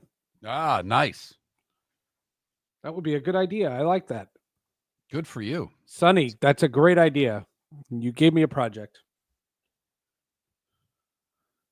He'd be great. Talk Marlboro High School. Yeah, Pat's coached at Hofstra before he went into the NFL. Director of player personnel for the Jets. Yes, I remember that. Got fired by Bill Parcells when they brought Parcells in. He'd do it, right? Oh, yeah. Yeah.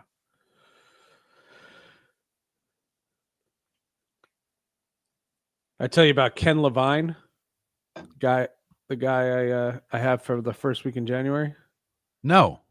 So Ken Levine is a guy who was a award-winning writer of MASH, Cheers, and Frasier. Oh, okay. Now, when you said the name, I'm putting sports in my head. Yep. And you said MASH. I'm like, I remember the Hold name. on. All right. Ken Levine, in the mid 90s, he decided to become a baseball announcer, and he bought tickets to sit in the upper deck of Dodger Stadium, and he did practice tapes while writing Cheers and Frasier. Eventually got a minor league job, and then in 1991 got hired by the Baltimore Orioles, was the Orioles announcer for 2 seasons, went to Seattle, did the Mariners for 3 years, did the Padres for 3 years, covered Tony Gwynn, Ken Griffey Jr.'s rookie year, Cal Ripken. He has lived this he's had 2 dream jobs. So 6 weeks ago, I had him on Hall of Justice to talk about Frasier and Cheers and MASH. And then in the first week in January, it's a continuation of that podcast to talk about his baseball career. Oh, wow. What a fascinating human being. Absolutely. Oh, my God. The stories he can tell. And he's very, he's a comedy writer. He said he was in a car with Tony Gwynn on the road, and they spun out and they almost crashed. And he thought to himself, his entire career, all his accomplishments, the only thing he would have amounted to was Tony Gwynn and passenger pass away. But he told a story. He when he was writing Cheers, there was a time where the Red Sox came to Seattle when he was with the Mariners, and he had Ted Danson come on the pregame show as Sam Malone. That's incredible. It's a crazy story. And Tom Hanks was in Seattle filming Sleepless in Seattle, turned on the radio and said, "Why is my friend Ken Levine on the radio?" No one knew.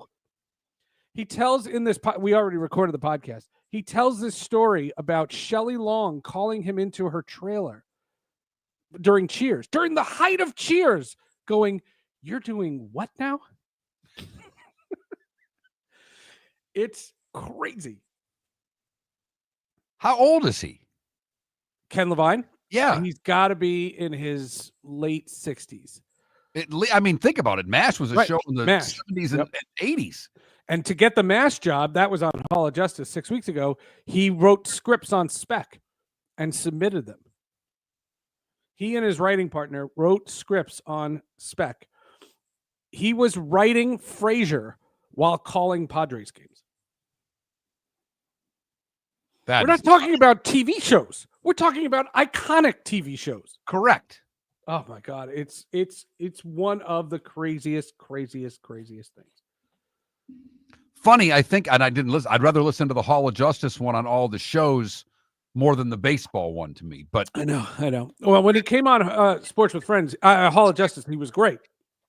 But then we always said, I'll save all the baseball stuff for another podcast. And it's a crossover. That is really cool. Yeah. Ken Levine, amazing guest.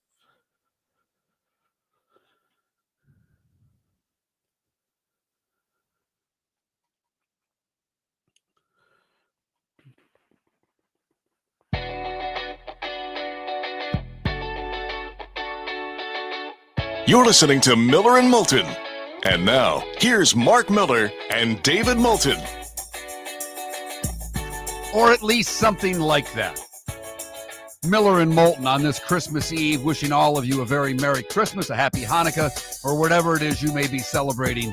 Hope it's a joyous and prosperous day for you coming up. Seth Everett filling in for David Moulton today. Appreciate Seth giving us 4 hours today, 4 hours on New Year's Eve as well, as he is filling in for David. We may run out of things to talk about by then, Seth. Never. Seth's still basking in the joy of the Devils shutting out the Rangers yesterday afternoon, 5-0. He talk wishes about that. David was doing the show today so he could make more fun of David. David would be on Seth's side because the Rangers are about to blow everything up in New York right now. So did I ever tell you the story about how I am related to Adam Fox of the I New don't York think Rangers? so. I know you told me that you're related to him, but I don't know how how you found out. So my great aunt passed away. I want to say, well, my great aunt passed away, and my great uncle. And my great uncle passed away the same day my father did. So we couldn't go to the funeral. The funerals were the same day. And it was right at the end of COVID. We weren't traveling. They have in Judaism, they have this thing called an unveiling. It's a little private service by the gravestone. And it's the unveiling of the headstone. And my mother wanted to go because she couldn't go to the funeral to her favorite uncle. So we go to this cemetery in the middle of Nowheresville, Long Island, and so this uncle's son's wife comes over to me, and she's like this typical Jewish lady, and she just comes over and she says, "Hey Seth, are you still with the sports?" Are you still with the sports? And I said, yes, I am. And she says, you should meet my brother. You should meet my brother. His son plays hockey. Now I'm thinking like his son plays in a peewee league, like little league. Right. You know, that's very nice.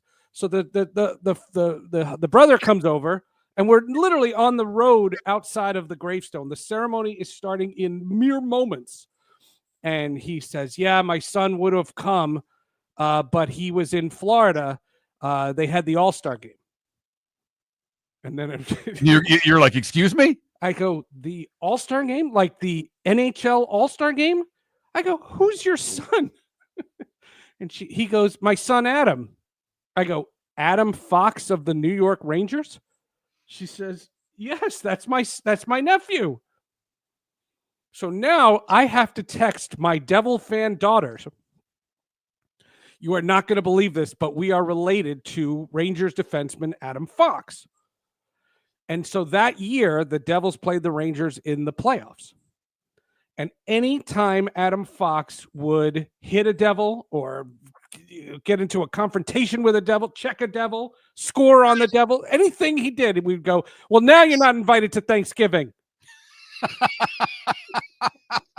Now, wait a minute. Have you been able to get your cousin on Sports with Friends? So he is a distant cousin, right? Right. He is related to me. Like that's not a non-true statement. It's not even an exaggeration. He's through marriage, but he is related to me.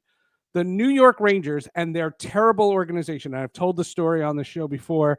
I'm on the blacklist. I can't get a credential to Madison Square Garden. You consider that a badge of honor, by the way? I love it. I talk about it all the time on the podcast. That's no problem. The Rangers will not help whatsoever. And during the season, he's not allowed to do anything that's not authorized by the Rangers. Right. So we tried last offseason. We're going to try again. But yes. The story to have Adam Fox on, I'm not asking him about the Rangers power play. Like that, I don't care about that. Right. I want to know he knew my aunt and uncle. He clearly knew my aunt and uncle. Like he knew. And they were very, very special to me. And just the idea that this young man knows people that I was related to, I think that would be fascinating to talk to him about that. I don't know. We'll try. Would you let him know how much you hate the Rangers off the get-go of the podcast? That's the problem. That is going to be an issue. I remember once I had a Ranger on Sports with Friends. Who did I have? I know I had Cal Clutterbuck of the Islanders, and people on Twitter were like, traitor. And it's funny because, I'm a Red Wings fan. So the arch enemy was the Colorado Avalanche for all those years. Yes.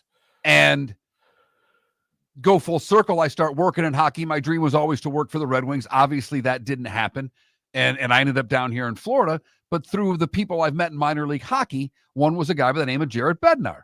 Bednar was the head coach of the South Carolina Stingrays. Their broadcaster, Darren Abbott, and I, of the broadcasters of the league, he and I were probably the closest of any of the broadcasters that I knew around the league. So when I was in South Carolina, I'd go out with him. When he was down here, I'd take him out and vice versa. And I got to meet their coaches. I played golf with Jared quite a few times. He played golf with my father. Well, and lo and behold, who does he go coach but the Colorado Avalanche? I can't root against the Avalanche anymore. Because when I look, I know the head coach. I've got his numbers in my phone. When they win a Stanley Cup, I can text him and say, congratulations. So it's just, but I've lost my hatred in sports. I still, and I guess there's still a few college teams, the University of Michigan, because I'm a Michigan State grad, Notre Dame, also because I'm a Michigan State grad, and they pounded Sparty for so many years. I still have that hatred the way you have it for the Rangers, but I don't have it in pro sports the way I did, because eventually you come across somebody that works for that team that 100%. You really like. 100%. Yesterday, there were a couple of fights in the game between the Devils and the Rangers, and you know how all the other players kind of pair off and everybody kind of guards a guy? Nico Hischier, who my daughter absolutely adores, and Adam Fox are kind of wrestling, like not really doing anything. And I thought my daughter's brain was going to explode. She's like, our relative and my friend, what's going on? So have you been able to express your hatred to your Rangers through your daughters, and do they have that? 100%. They know exactly. They know everything that I've hated about the Rangers. I mean, my hatred of the Rangers has started, when I was 9 years old. So I've hated them for forever, and I think I hate them as much as I love my team.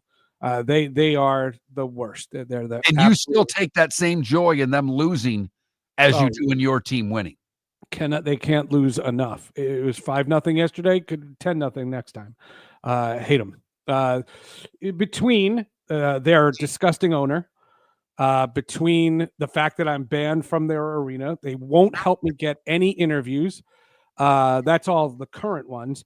In 1994, the year they won the Stanley Cup, I was the only Devils fan at WFAN. I was an intern, and they made me go to the Rangers parade to interview men on the street as an assignment, and it was a punishment. Rangers, Devils. That is the worst. It's one thing to interview a player, Seth, but when you got to go man on the street and interview fans, because the idea of man on the street is to find the most obnoxious person that you can find. It's the only way that makes those segments worthwhile. As someone who, I despise it, but that's what you're supposed to get. You're not supposed to get the Wall Street guy who's the, self-aware person about fandom. No, you're supposed to guy with the jersey and the face paint. That's the guy you want. I told that story to Kenny Albert on the podcast, and that's what the day of the Rangers parade is when Kenny Albert met his wife. So he remembers that day from a totally different perspective. When the Devils came, so I moved to New Jersey the same day they did. I voted for the team name. I was 8 years old. I voted for the team name. My father, rest in peace, my father lied to me and said that it was a very close vote. And so for the first 2 seasons, I thought I named them. Their first game was my first game was their first game. I was a Devils fan since minute one. What I didn't understand was everyone in my school, they were Rangers fans, because the Rangers had been established in the marketplace for years and the Devils were a brand new team. And I couldn't understand how you lived in New Jersey and liked a team with New York on it. I couldn't comprehend it. So literally from a very, very young age, I hated it when the Rangers would come to the Meadowlands in 82, 83, 84, and the Rangers were terrible, but they would come in and the whole arena would be cheering for them. And I hated it for so much. And then of course, we finally get good, and it's the 94 Eastern Conference final. that classic series that went Game 7. Stephon Matteau and the double overtime and all of that. And then the next year, the Devils win their first cup. It's intrinsic with the Rangers. It is not something that's new. And then social media, the Ranger fans are the most obnoxious fan base I've ever seen. And it's impossible. They're incorrigible. I'm stereotyping, and I know you shouldn't stereotype, but Ranger fans are just, as a collective, they are terrible. And it just gives me great pleasure to see them lose. 21,000. Who's the team you hate to see or love to see lose the most? And I'm in a dilemma. I'm looks like I'm going to the Orange Bowl.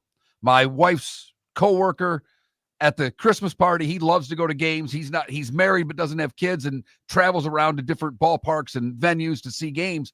And he's like, I want to go to the Orange Bowl and I don't have anybody to go with. And truth be told, I'd rather watch it on my couch. Sure. But the wife was there, and I'm like, well, how much are tickets? And he gave the number, and my wife goes, well, that's not bad. You should go. And I'm like, well, I guess I'm now in, but it looks like it could be Penn State and Notre Dame. And I'm not a huge Penn State fan. I don't dislike them the way I like Notre Dame and Michigan, but there's a good chance it's Penn State and Notre Dame in this game because Georgia's quarterback's out. And I am just praying for Georgia to beat Notre Dame so I have someone to root for in the game. Yeah, I could see that. Yeah, Penn State, Notre Dame would not be something I would want to attend. But it's a national semifinal, and so for of course it was. Yeah, the game itself and the juice inside the stadium, it'll be a great experience. Yeah, it'll be a fantastic experience. Yes. Yeah, but nobody on the level. Like if I don't like a team, it's not even like I don't like the Flyers. I can't stand the Capitals. I cannot stand the Washington Capitals. The Pittsburgh Penguins. All of these, and now lately it's Carolina. Carolina just drives me nuts. They beat us in the playoffs a couple of years, and I hate the Carolina Hurricanes, and I hope that they feel bad because they were the Hartford Whalers and they bailed on the city. It is interesting because Carolina's it's taken hold there. And I used to live in Raleigh when it came about and worked for that organization, the minor league team that I worked for here. So, but my son who lives in Carolina and is a diehard Red Wings fan, he hates Carolina and huge hockey fan, goes to games all the time and literally roots against them. It doesn't matter who they play. That's another thing, we were talking earlier. We were talking earlier about the Premier League. Yeah. When you buy a ticket, you have to say what team you're a supporter of, and if you're a supporter of the road team, you have to sit in a specific section, and they have a section of the crowd that is the other team. It's brilliant. It is so smart. So it's like the college game when you look at the college game and the visitors are all in one corner. Yes. It's like that. And so what happens is the players, when you're on the road, for example, and you score a goal, you find your fans, like you find your section. It's genius, and I love the way it is. In hockey, everybody sits next to each other, and it's torture when you go to these games. My daughters do not want to go to Madison Square Garden. I've offered Devils Rangers, and I've offered to take them, and they have declined. They will go to the Prudential, but they do not want to go to Madison Square Garden. They don't feel comfortable. Wow. That's a bucket list to me because I've never been to an event, not being, from Michigan, not been to the city, but once in my life, I've never been to Madison Square Garden and want to see whether it's a Knicks, whether it's a Rangers, whether it's a concert, just one of those venues that you want to go to. Yeah. Just when you go, don't mention my name. You don't know me. Of course I don't. I don't want to get thrown out.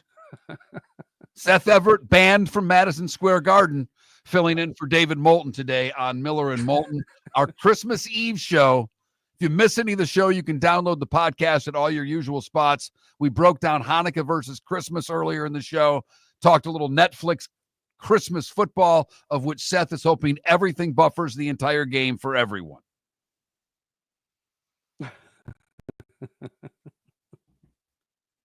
And Chris Perkins coming up to talk some Dolphins, see if he thinks they still have a shot at the postseason coming up at the top of the bonus hour in mere minutes away.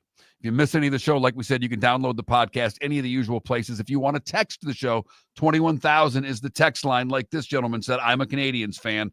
I hate the Bruins. Another texter said, I'm not much of a hockey fan, but it sounds like the New Jersey Devils are my least favorite team after him complaining about stuff. That's fine. There's room on the bandwagon, though. They're good. They are good. And, ever since the left wing lock, Seth, I've not been much of a New Jersey Devils guy. Taking down my wings in 4 all those years ago. Chris Perkins to talk the Dolphins on the other side. Thanks so much for listening to Miller and Moulton. The Cape Coral Police Department is growing. They are currently looking for police officers and are offering a $10,000 signing bonus to newly hired officers. If you desire a career in law enforcement, or if you are already in law enforcement and thinking about making a move to a better agency, think Cape Coral Police Department. If you're looking for a police department that is committed to excellence, that invests in the highest level of training, state-of-the-art equipment, and some of the highest compensation in all of Southwest Florida, then the Cape Coral Police Department is for you. Visit capecops.com. That's capecops.com. Gentlemen, as your wife mentioned getting new flooring, but you don't want to go through the hassle, well, go see the Floor Meisters in Naples next to Costco. They understand your time and money are important, so they'll make it as painless as possible. With a huge in-stock selection of carpet and Cortec, they can get you the floor your wife's been asking for. They carry wood, vinyl, carpet, and tile. If you do it yourself, no problem. They can handle that as well. So go see TJ at the Floor Meisters and tell them, just keeping it real. Do you have a sleep problem but don't want to wear a CPAP mask? This is Mark Miller for Sleep Treatment Direct. The mask wasn't working for me, and I didn't think I had an alternative. I do. We all do. They have such simple alternatives with greater success than the mask. Visit sleeptreatmentdirect.com. That's sleeptreatmentdirect.com. And if you are like me and your CPAP machine isn't working for you, it's time for a change. Call 239-444-1741. That's 239-444-1741. Sleep Treatment Direct. Sleep safe and sound. Mark Miller for Molly Maid. Why Molly Maid, you ask? Trust. Moulton was a customer for 15 years. Affordability.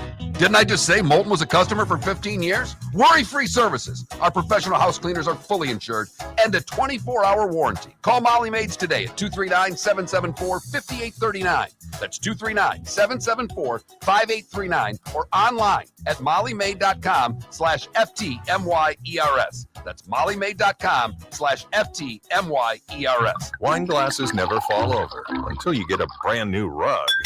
Oh, no. Ketchup bottles act normal till you're wearing a new shirt. Oh, you kidding me? And rocks slide peacefully on the road till the day you get a brand new windshield. Then they fly up off the road and attack without mercy. That's why new windshields from Glass Doctor come with our windshield protection plan. Unlimited repairs and 1 replacement for 12 months. Don't just fix it, protect it. Glass Doctor. A neighborly company. The world-famous cigar bar started as a neighborhood place in downtown Fort Myers, and now it's a brand, a destination, with 4 locations. The original place, Henry Street, Fort Myers, Gulf Coast Town Center, on Southeast 47th Terrace off the Cape Coral Parkway, and the Lounge on West 1st Street in Fort Myers. A place to go, whether you just need a relaxing drink and a smoke after a tough day at work, or a place to go celebrate. From relaxation to celebration, the world-famous cigar bar. This is Miller and Moulton.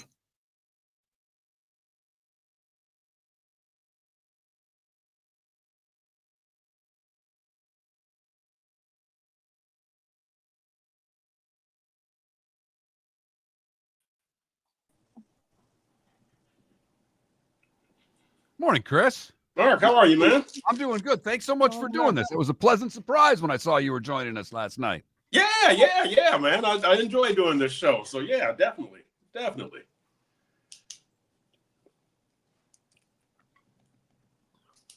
Nice to meet you, man. Yeah, Seth, good to meet you, Seth. Chris, How you doing, man? How are you? I'm good. Running behind on Christmas stuff, but that's not unusual for 9 a.m. on Christmas Eve for me. So you still have shopping to do? You know what? I've got to get some gift cards for nieces and nephews, which that's just a trip to Publix. You know what? It's worse than that. I can do it online, and which tells you I should have done this a week ago. Like what am I doing? But hey, life is life, right? I keep repeating my mistakes. I'm like the Dolphins. Do we qualify the Niners as a good team? Did they beat a good team on Sunday? Heck no. They used to be a good team. That was Right. the team formerly known as the 49ers. Ah, know. good Prince reference. Yeah. Yes. Yeah. Always appropriate. Yeah, they played well, but here's the thing, that like a lot of fans are so happy about the 29 points. But as I always say, you've got to just go one level deep into the numbers. The offense scored 2 touchdowns. It was 5 field goals. And the last touchdown didn't come till the end of the game. So it's like, yeah, you won, and I give you credit all 3 phases, but the offense, that's not really what you're going to use to beat a good team. And the last touchdown was a bonehead play by Achane because he's supposed to go down, so the game's over. Yeah. I mean, it's sorry. Once that happens, I don't care what team it is. When a player makes that play, I'm like, all right, go down and score and get the onside kick. Yeah. Well, it's they're 7-8, I guess. That's all you can say. Still hope. Yeah, there is. There actually is. And you know what I was thinking? Like Big Ben, you remember his last year in 2021, they needed like 38 things to happen, and they all happened. So who knows? Well, right. If all 3 of them went out and Denver loses out, it's the Colts. But if the Colts lose one more and it's 3 of them, it's the Finns, right? That's correct. Yep. Yeah, basically there's 3 scenarios and they need 2 of them to happen. They need either the Broncos to lose out, the Chargers to lose out, and then Indy to lose 1 game. So 2 of those 3 need to happen. Good luck. Yeah, exactly. I agree. Not happening. And the caveat of the Dolphins have to win their last 2, which right. There's that. Yeah, there's that. There's that. I actually picked them to lose in Cleveland, but we'll see. I don't know. They shouldn't, but it's a December road game. I mean, I've got to see it. Who the hell's playing quarterback for the Browns? DTR, Dorian Thompson Robinson. Yeah. Yeah. Say that 10 times fast. I know. Exactly.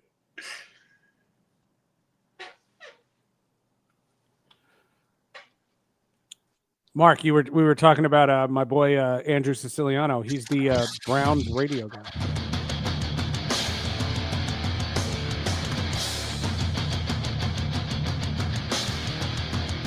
You're listening to Miller and Moulton, coming at you from the Floor Meister Studios. Floor Meisters, keeping it real.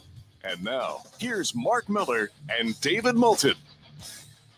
It is the Diamond District bonus hour on Miller and Moulton. David has the day off on Christmas Eve, but we still keep on firing along here on Miller and Moulton. Seth Everett, kind enough to sit in as guest host today. Chris Perkins moving his spot up a day off. We're giving him Christmas off, but he's joining us on Christmas Eve. First off, Merry Christmas, Chris. Thanks for everything you've done all year. And the Dolphins are still alive. Still alive. That is the happy holidays message here, right? They're still alive. We 2 years ago, we thought they'd be on their way to a Super Bowl, and now we're settling for they're still alive. That kind of tells you where we're at with this franchise, unfortunately. Well, and, one of the things I want to start with is obviously they had a nice win against San Francisco. Yep. But the banners were a-flying. For the first time, they've been up in New York and they've made their way south. The Giants fans have been all over their ownership and letting them know what they think of the front office the dumpster fire T-shirts. And now it reared its ugly head in Miami that someone paid the money saying get rid of Greer. Just curious your thoughts on the fandom raising itself to this level. They haven't gotten that angry yet. They're starting to get angry.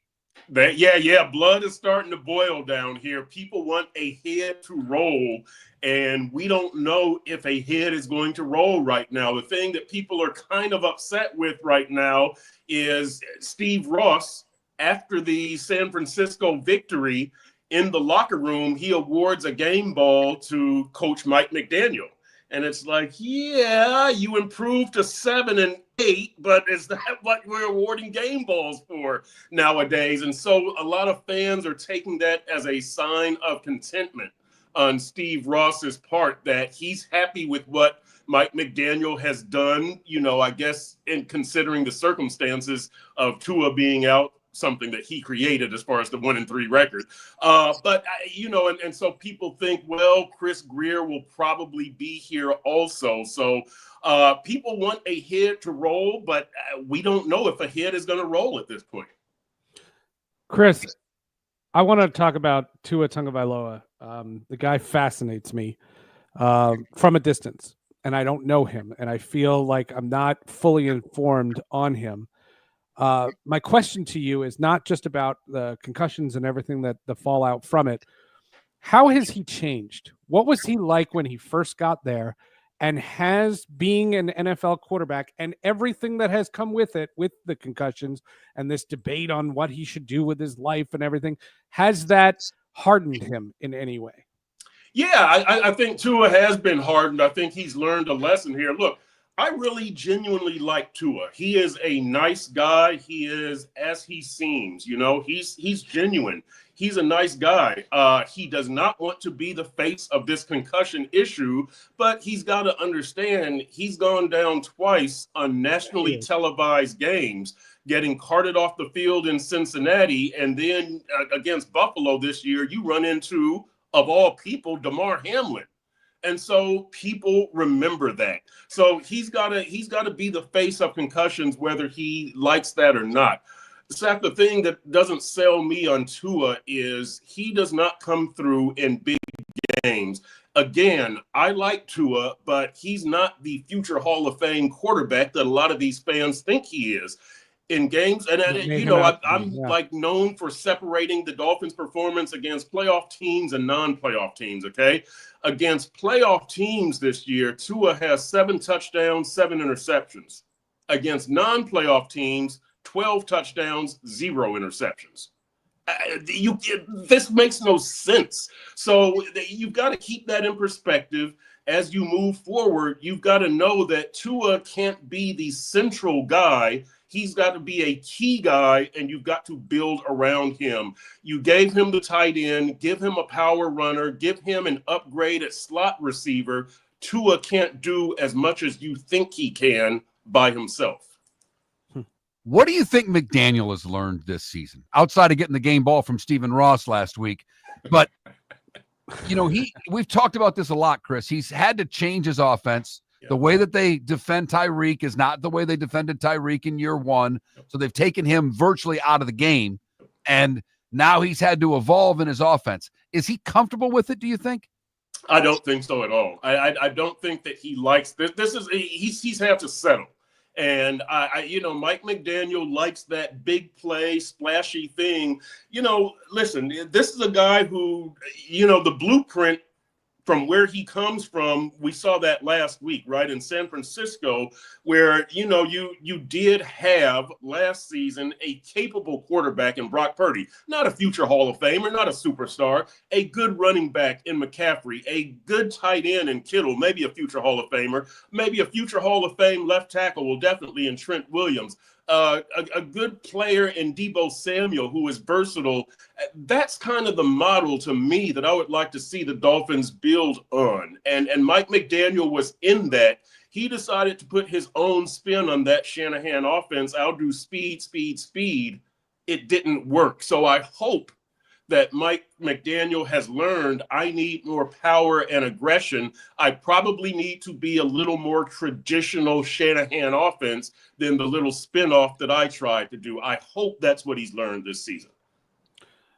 Right now, as you guys have mentioned, the Dolphins are in it, technically. They need a lot of help, and they need to win out to make the playoffs. Miami is a very fickle sports town. Apathy can set in. We've seen it with other teams very, very quickly. We know that the Dolphins are number 1 there, especially now that the Heat have kind of dropped off a peg. Even though the Panthers have had wonderful success, it's a Dolphins town. How fast? What will happen when let me phrase it this way. When the Dolphins don't make the playoffs, what will happen? Will it be apathy or will it be anger? Oh, boy, Seth, that is a good question. And that's one that Steve Ross has to figure out. It's season ticket renewal time. And as I've said on here before, a couple of years ago, you're 8-3 at season ticket renewal time. Everything's good. Last year, you're 9-3. Now you're 7-8. And you might not even make the playoffs. People are angry. Apathy has not yet set in. And so this is what Steve Ross has to gauge. If I go status quo and I bring back Chris Greer and I bring back Mike McDaniel, what happens to the fan interest? Are people going to tune us out in the off season? I don't know right now. I don't think these last two games really matter. But I think they do matter. If you win with a 9-8 record, already, the Dolphins have won 5 of their last 7 games. But it doesn't feel like it because the 2 games that you lost were the biggies, right? At Green Bay, at Houston. So it's the same old, same old. I think Steve Ross is going to try to sell, hey, we were 9-8 and I'm bringing everybody back.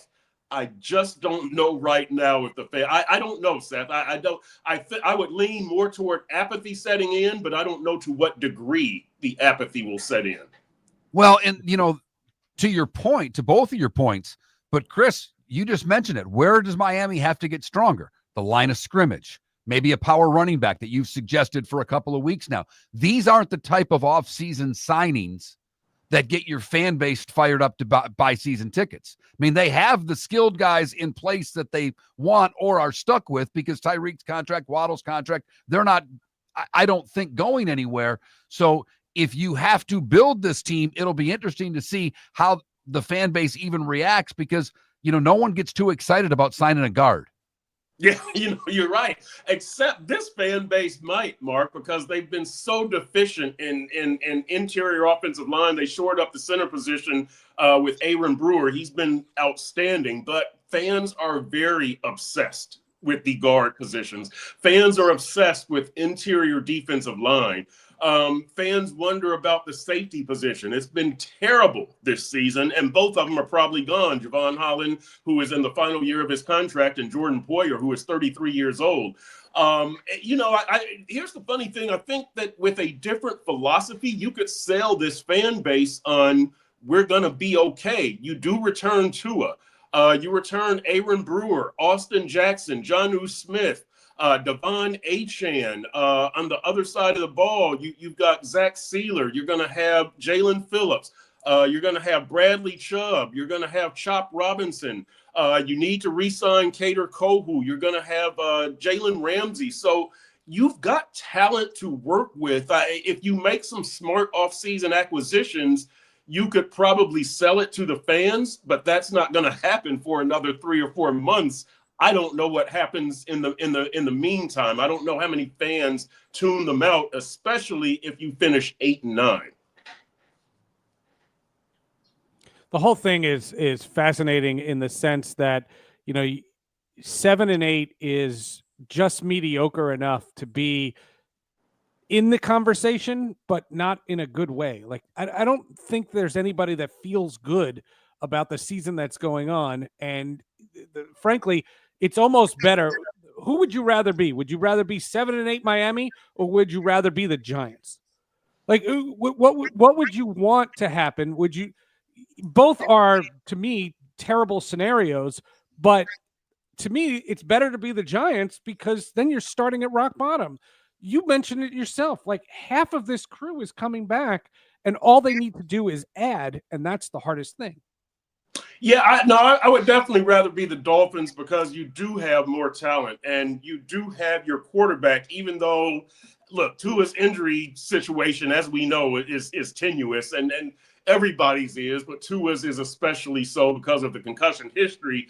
But you do have solid core talent. I just think that this team needs to change its focus. This speed thing didn't work. I never thought it was going to work. It's why I picked them to finish 8-9 in 2022, because I looked at the blueprint and I said, only the greatest show on turf has ever won with this much speed. This is a violent, aggressive sport. You've got to get some muscle. And so that's the direction that I would like to see the Dolphins move. You've already got the speed, just add the muscle, and then you could be onto something. And look, let's be realistic. They aren't going to the AFC Championship game next season, but you probably could hope to have 9 wins, maybe 10, eke into the playoffs and start again on a new path. Chris, I said it at the beginning. Thanks so much for all you've done all year. A very Merry Christmas. Really appreciate you moving yourself up a day to do our show. And have a great Christmas and enjoy this little trip to Cleveland you get. Isn't that a great Christmas bonus, baby? You get to go to Cleveland with a 7-8 record. Life just keeps getting better. No, seriously, guys, thanks for having me. Happy holidays, Merry Christmas to everybody out there. Good Chris to meet you, Perkins, great writer for the Sun Sentinel, has been covering the Dolphins for a while and has been gracious enough all year long to dedicate some time to Miller and Moulton. We'll come back with more. It's the Diamond District Bonus Hour. Seth Everett filling in for David here on Miller and Moulton.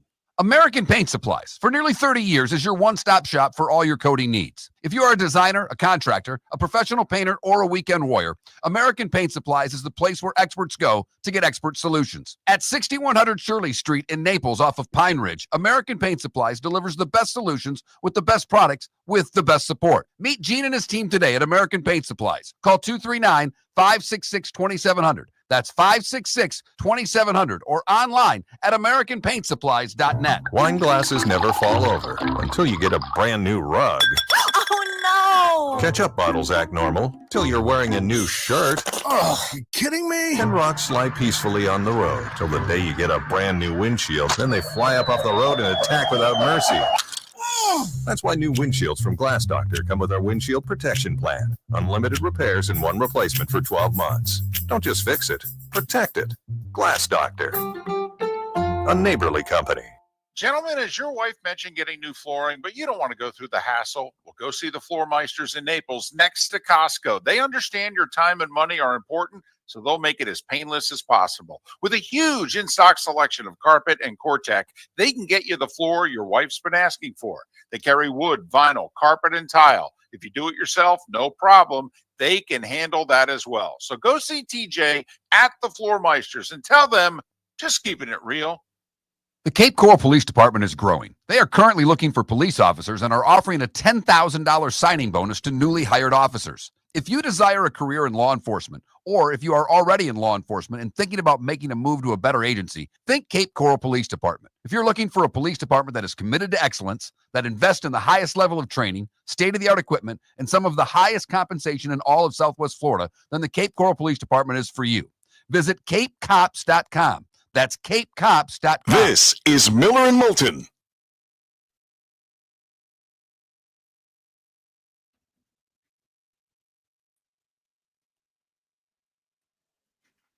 I'll be right back. Okay.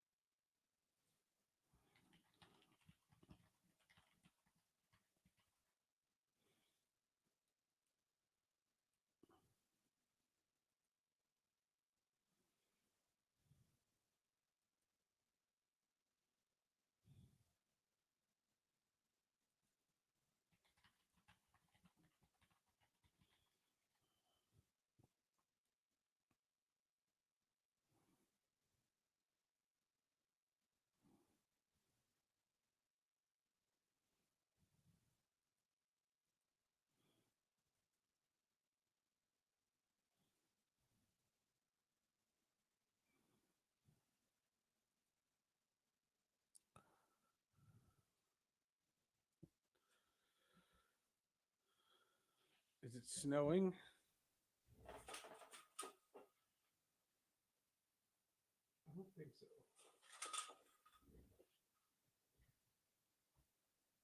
I do not think so.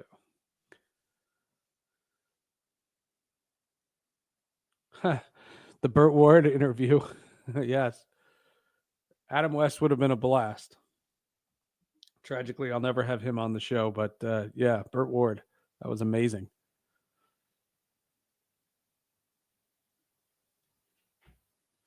Holy podcast, Batman.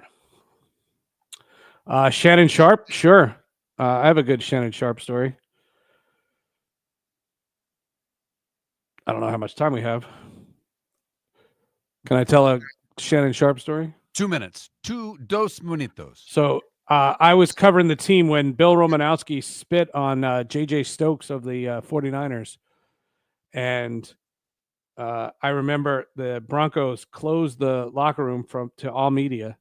And John Elway was the architect of the whole thing, but he arranged it that Bill Romanowski's chair was put in the middle of the locker room, and any player could say anything they wanted to J.J. Stokes and get it out of their system. To Bill Romanowski, rather, about what he did to J.J. Stokes and get it out of their system. And Shannon Sharp eviscerated Romanowski. This was all told to me after the fact. But they say that was a critical moment to save the team chemistry. And Shannon Sharp was an architect of the whole thing. Wow.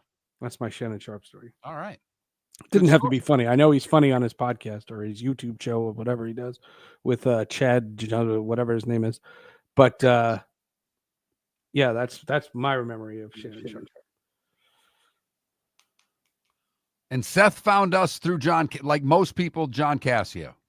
John booked Seth on the show going back all the way to our first act when Seth was 15 years ago. Was doing just baseball. Yep. And Seth did spring training and was down here.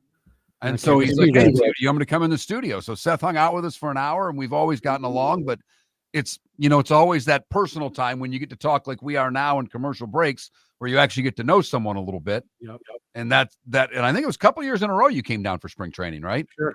Because you would go Florida one year, Arizona the next, Florida the next, right? Yeah, and Fort Myers was where I played catch with Patrick Mahomes.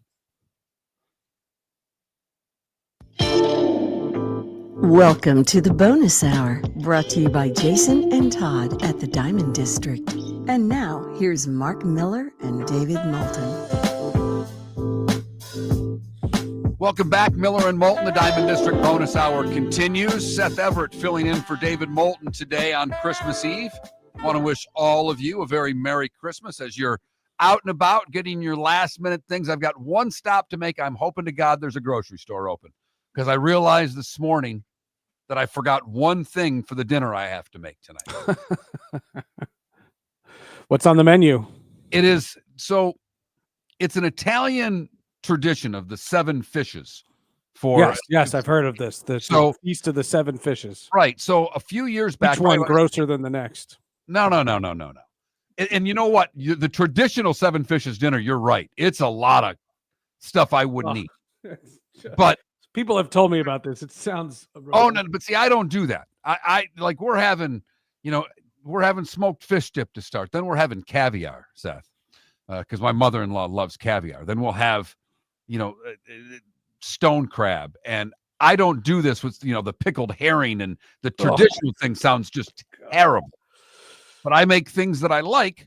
Sure. And I started this about 6-7 years ago with my wife and I, and last year. My mother-in-law loves it. So last year we went to Pittsburgh for Christmas. My mother-in-law's all I want for Christmas from Mark is for Mark to make the 7 fishes dinner. And my wife told me, I'm like, that's great. That's easy. It was going to be 4 of us. It was going to be my wife, my daughter, myself, and my mother-in-law.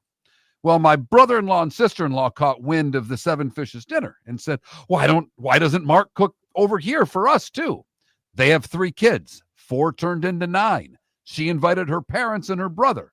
4 turned into 12. So last year in Pittsburgh, I had to make a 7 fishes dinner for 12 people. It turned out great, but it was a lot of stress because it's my in-laws and my in their family and more people than I expected. So it was kind of a pain in the tuchus, but we got through it. So today it's just 5. It's my mother-in-law, my mom, my daughter, and my wife. Very easy.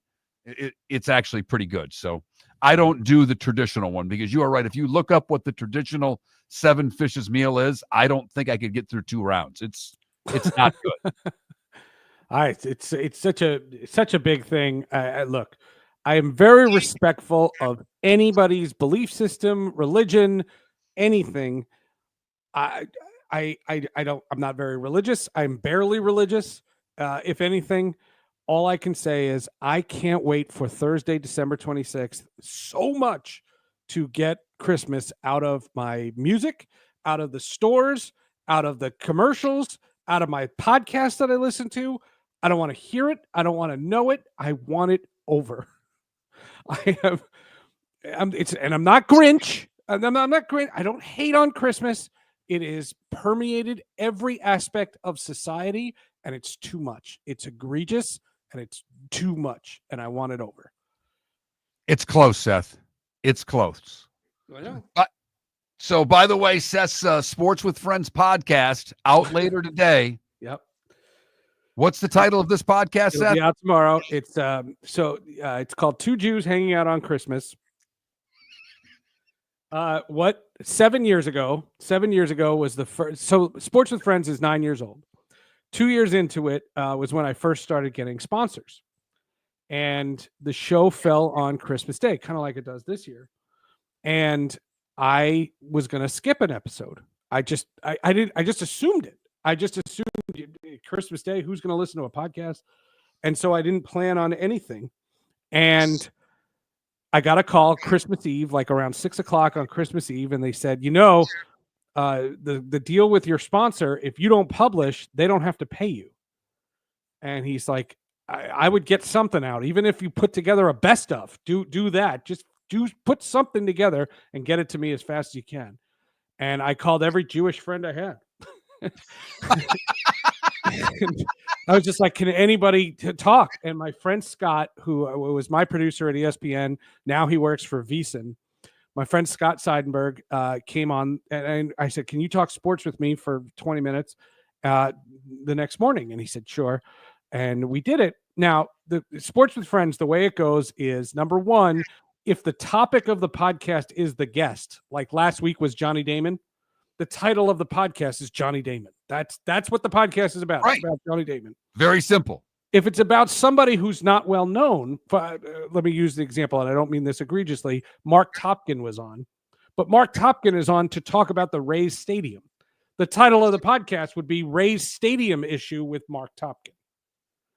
It's the idea was not to talk about Mark Topkin's career. It was to talk about this topic. But when you're having a guy talking about nothing, so originally I was going to call it the show about nothing. It's kind of been done. And I couldn't think of a title. Famously, I think too. Yeah, and I'm not very good with titles. And I just called it 2 Jews Hanging Out on Christmas Day. And when we got the download numbers for that year, 7 years ago, that podcast outrated some really big guests. And people liked that idea. They just the concept of it. So I decided I was going to do it the next year. And the next year we did it, and it did well again. And every year now, this is the 7th time. And this will eclipse. He will have been on more than LaTroy Hawkins and Eli Manning, which are my 2 records. LaTroy Hawkins has been on 6, and Eli Manning 5.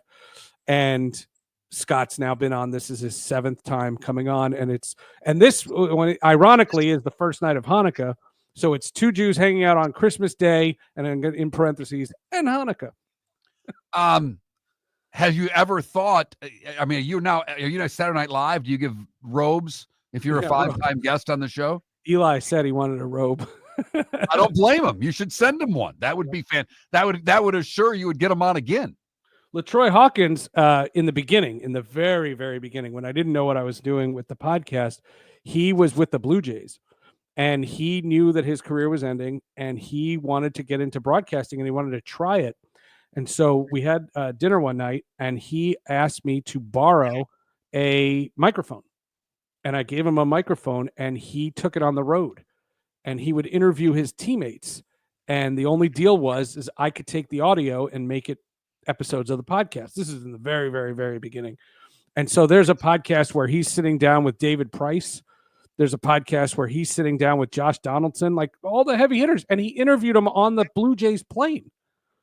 And it was cool in the beginning. In the beginning, I didn't know what I was doing with the podcast, but that's how LaTroy Hawkins has been on as many times as he has. It's not like he's been a guest every time.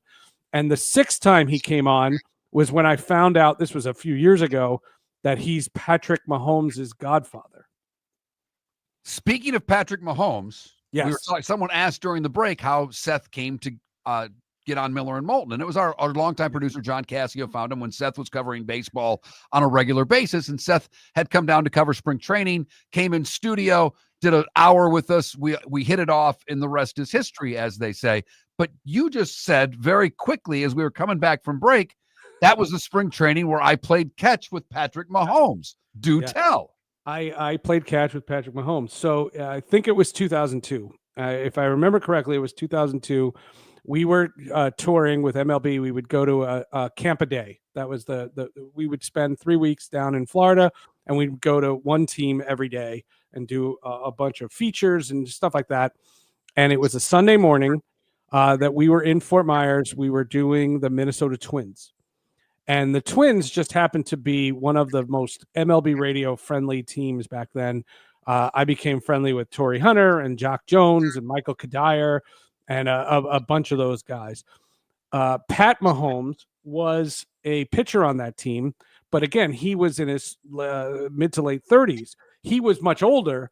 I never related to the older players. We were talking about Ricky Henderson earlier. Like, I'm never going to hang out with a guy. I never hung out with John Elway. John Elway thought I was a kid. And in this situation, I remember being in the clubhouse. Now, I had to be told this story because I forgot it, but we were standing in the clubhouse waiting to get interviews. And all of a sudden, this little kid started throwing a Nerf ball at me, and I threw it back at him. And this little baby was throwing this Nerf ball, and I threw it back at him. And we did it probably 5 times. And who was that? That was Pat Mahomes' son, Patrick.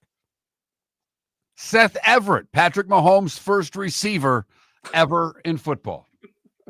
It just happened to be in a baseball clubhouse. And now you know, as they say, the rest of the story. The good, the bad, and the ugly.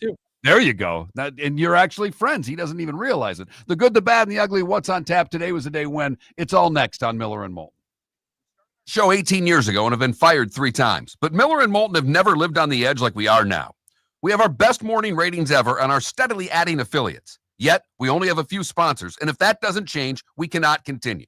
But if you want to advertise on Miller and Moulton, reach out to one of us directly by texting sponsor to 21,000 or by contacting me on X at @MarkMiller or David at @TheDavidMoulton. You can save Miller and Moulton and make your business some serious money by texting 21,000 now.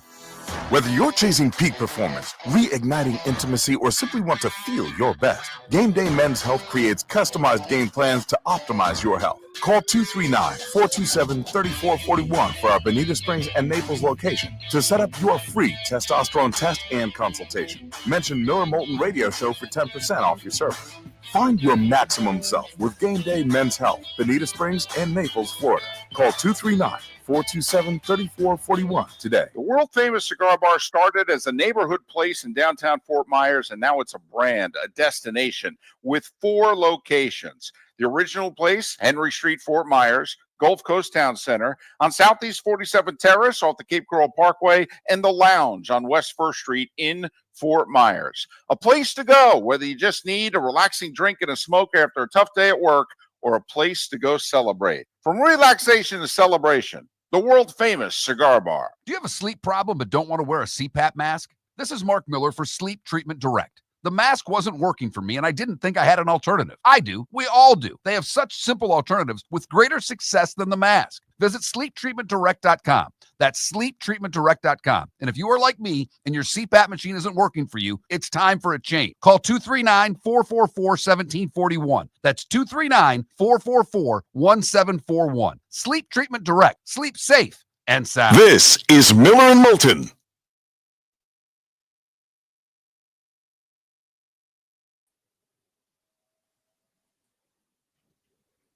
I'm stunned. I went to the restroom that last break. There's actually people in this building. I thought I'd be the only one here all day. Get the porn off the computer. Yes, exactly.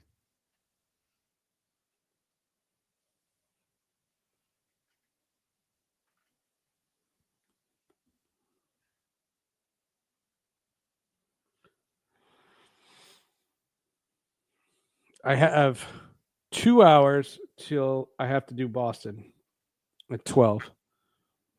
And I'm like deciding, because it's Christmas, I think it's a good idea to go out of my house and run some kind of errand. Why? I don't know. Maybe get dinner. I don't know.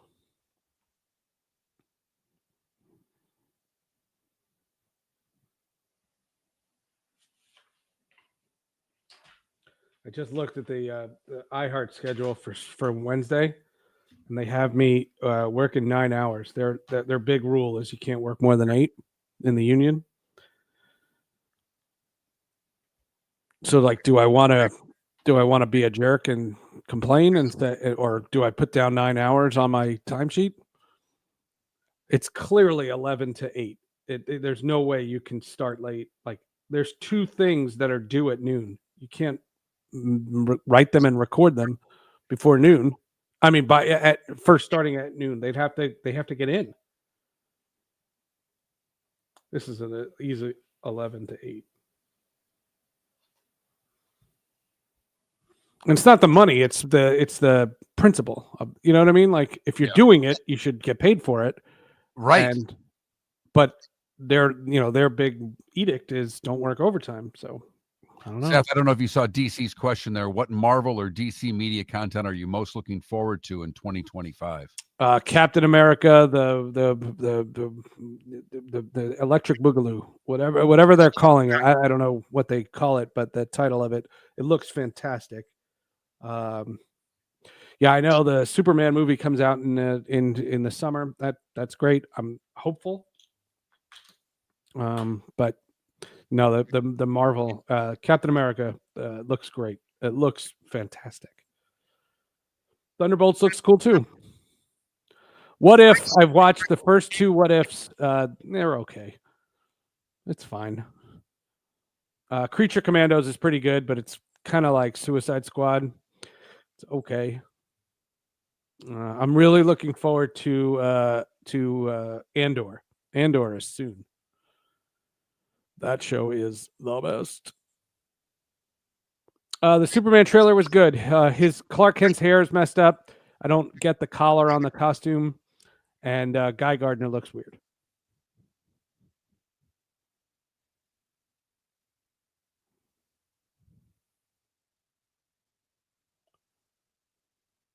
In the podcast world, why does the chat us fake names? How did that come about? I'm not sure what the question is. I have plenty of fake names. I don't. Tough to read that. Yeah, my I might have told you this the other day, but Seth, I was driving home the other day. Literally, I look out my left. I'm like, I saw a bald eagle. I'm like, is that is that a bald eagle? Damn, that's a bald eagle. Swooped down and grabbed a rabbit while I was like literally on the side. Really? It was so cool. Oh no, it was so cool. Yuck. Oh, you don't like rabbit, or you don't like bald eagles? Well, I think rabbits are wascally. That's the way I learned it.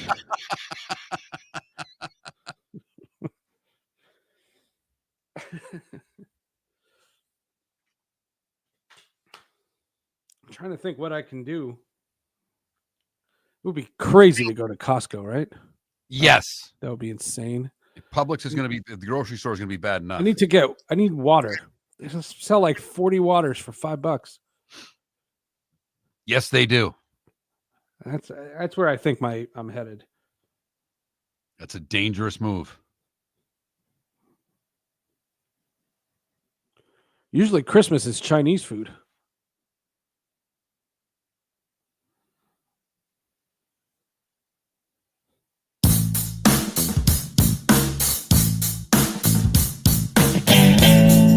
Welcome back to Miller and Moulton.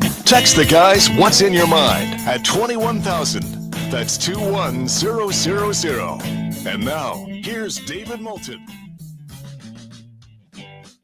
That's a lie, voice guy.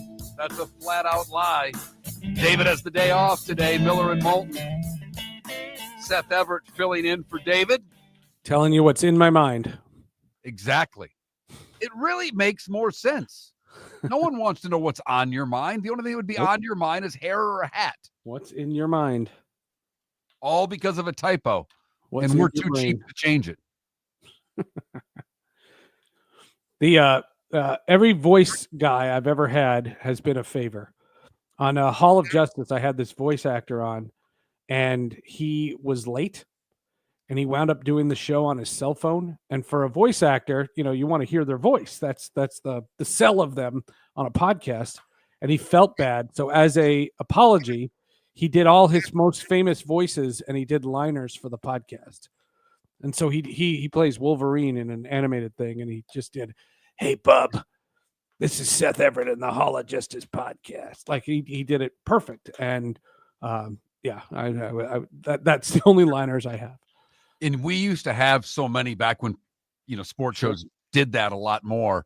And in midst of getting fired and people leaving, when we were still in this building, I believe someone sabotaged our vault of audio, and we had Harry Callis doing nice. This is Miller and Moulton. And that was one that of all the liners we had, it's the only one I really miss because one, his voice was so great. And two, he, obviously he's no longer with us. I will make you crack up.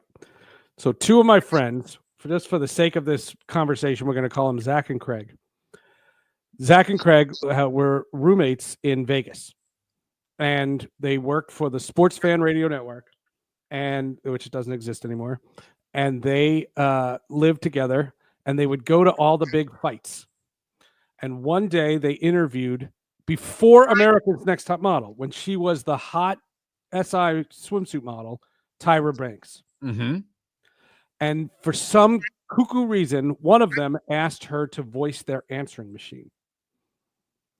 And so Tyra Banks, in a very sexy voice, says, "Hi, this is Tyra Banks. Zach and Craig can't get to the phone, but I'll get them the message as soon as they get home." Like, she said it just like that. Zach moves out, and Craig doesn't want to lose the Tyra Banks. We are in an analog cassette world. He takes his Syracuse University training and takes a razor blade to the cassette to take out Zach's name. So when you called his answering machine, you got, "Hi, this is Tyra Banks. Craig can't get to the phone." And you could hear the slice. Well, and that's a little tiny cassette and small tape. I mean, those audio cassettes for an answering machine were the size of a pin. My favorite voice thing when he held the Tyra Banks. He didn't get rid of the Tyra Banks voice on the answering machine. Good for him. That's outstanding.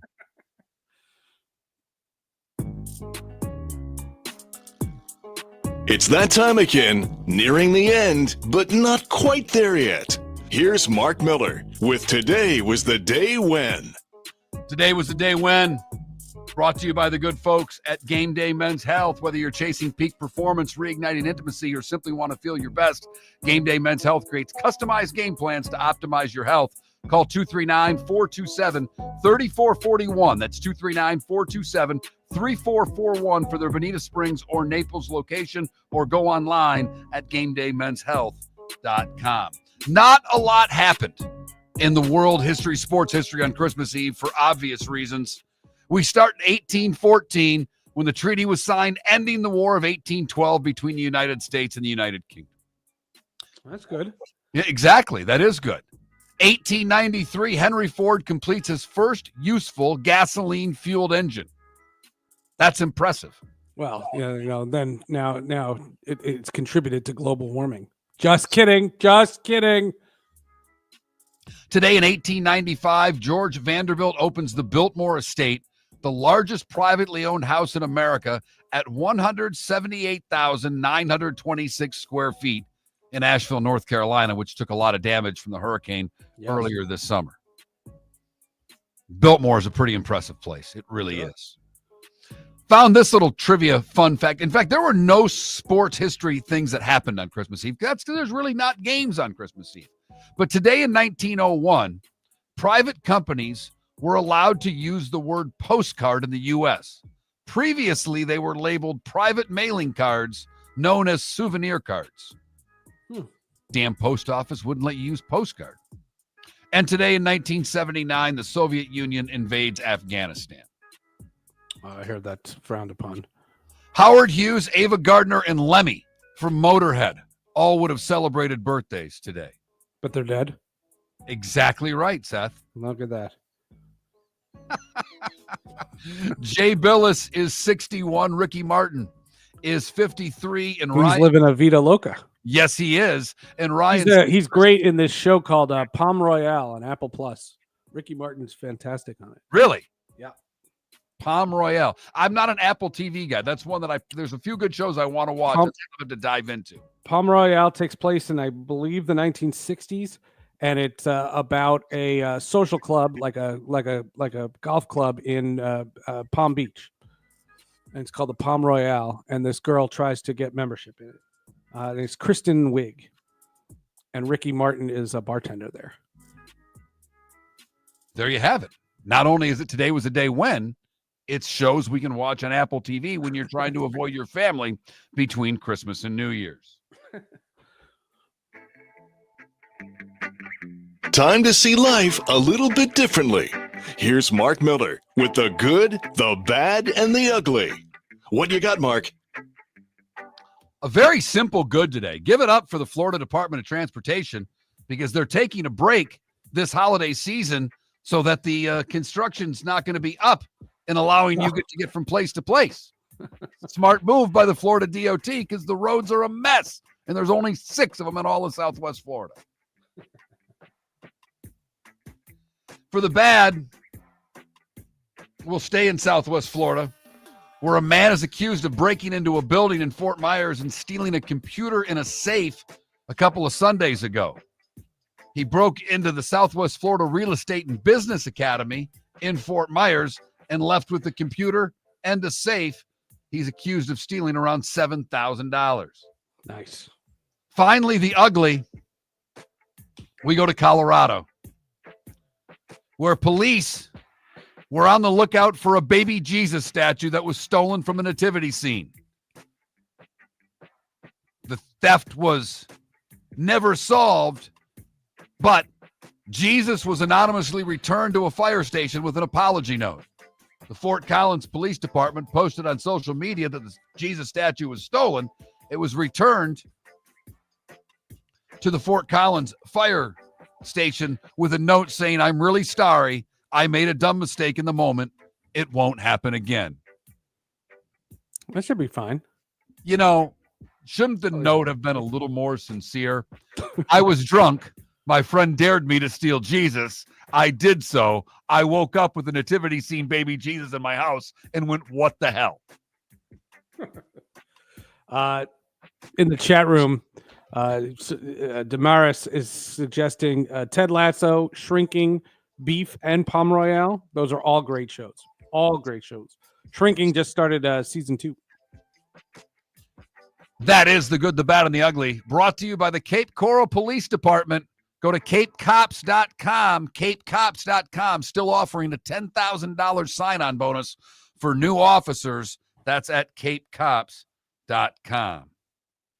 No NBA, no NHL, no NFL, but don't kid yourself. We've got football. Tonight, the Hawaii Bowl, South Florida, San Jose State. San Jose State, a 3-point favorite. If you really despise your family, you will watch the Holiday Bowl tonight at 8 p.m. I don't know any way to sell it. It's Christmas Eve. It's Christmas Eve. You know, unless you're in. Is there a pre-Hanukkah night? Is like tonight a Hanukkah night? Hanukkah starts tomorrow. Like we have. Yeah, Christmas it's a pregame show. Brent Musburger used to host it.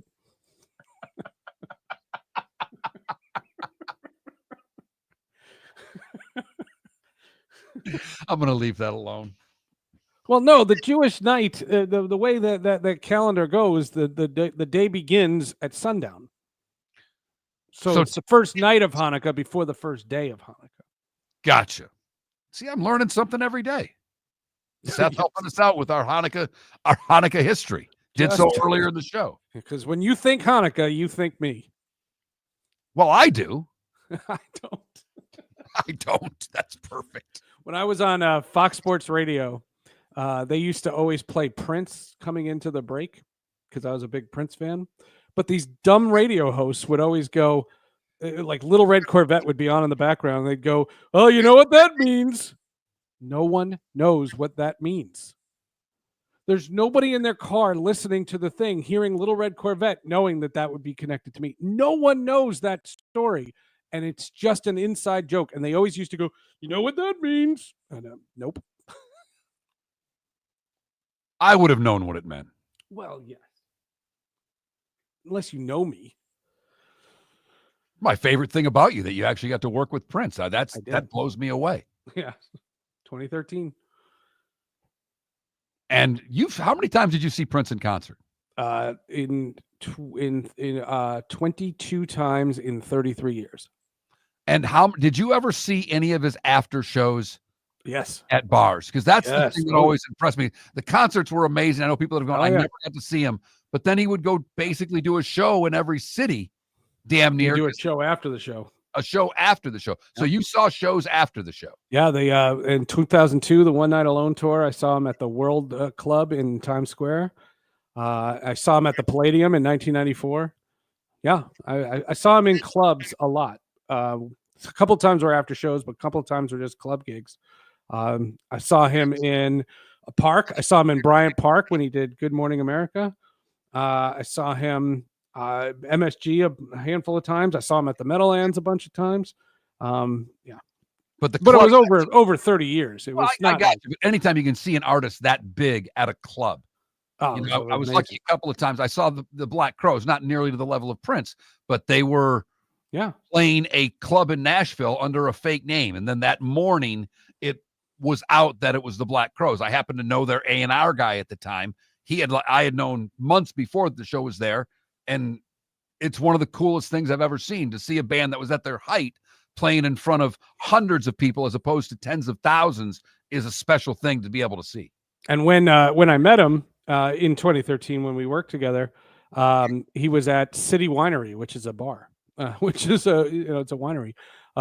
It was a bar in Lower Manhattan. It was across the street from WFAN, just for the record. They've since moved their location, but I went and no one knew he was going to take the stage. The ad was for his band without him, and they had done 6 shows the whole week in this club. And all of a sudden, around 1 a.m, he took the stage and he performed from 1 a.m. to 5 p.m. 5 a.m. Sorry, I said it wrong. 1 a.m. to 5 a.m. And I remember at 5 a.m. the sun was starting to come out, and that's when we left City Winery. It was one of the craziest, and that was the first time I met him, and the only time I met him, and the last time I saw him. Crazy. That's a great story. It's crazy. How many? And you probably saw him do a ton of covers and a lot of things that. Sure. Yeah. Yeah. And he always used to do Just My Imagination. He would always do what other covers that he would? Well, The Jam by Graham Central Station. He would do covers all the time. Every Day is a Winding Road. That was a big cover of his. Sure. I wish there were more videos out. There's a few that have popped out that you see on social, some reels of him playing some of the smaller clubs that you would think. There's some Twitter accounts you should follow then. If you're interested, I'll tell you, I'll send them to you, because that's perfect. Some Twitter accounts that's all they do all day is find little clips of him and post them. And because those are the TikTok holes I'll go down. Once the concerts start going on TikTok, I can go crawl into a hole space for a long time. Totally. All right. Couple of predictions. I think Kansas City is going to beat Pittsburgh in a close game. I think Baltimore wins on the road in Houston. Yeah. Seth, any thoughts on those two games?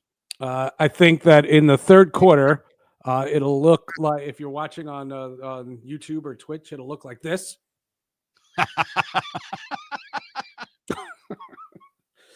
And yes, I think Kansas City wins. And I think Baltimore wins. Yeah. So run the other way.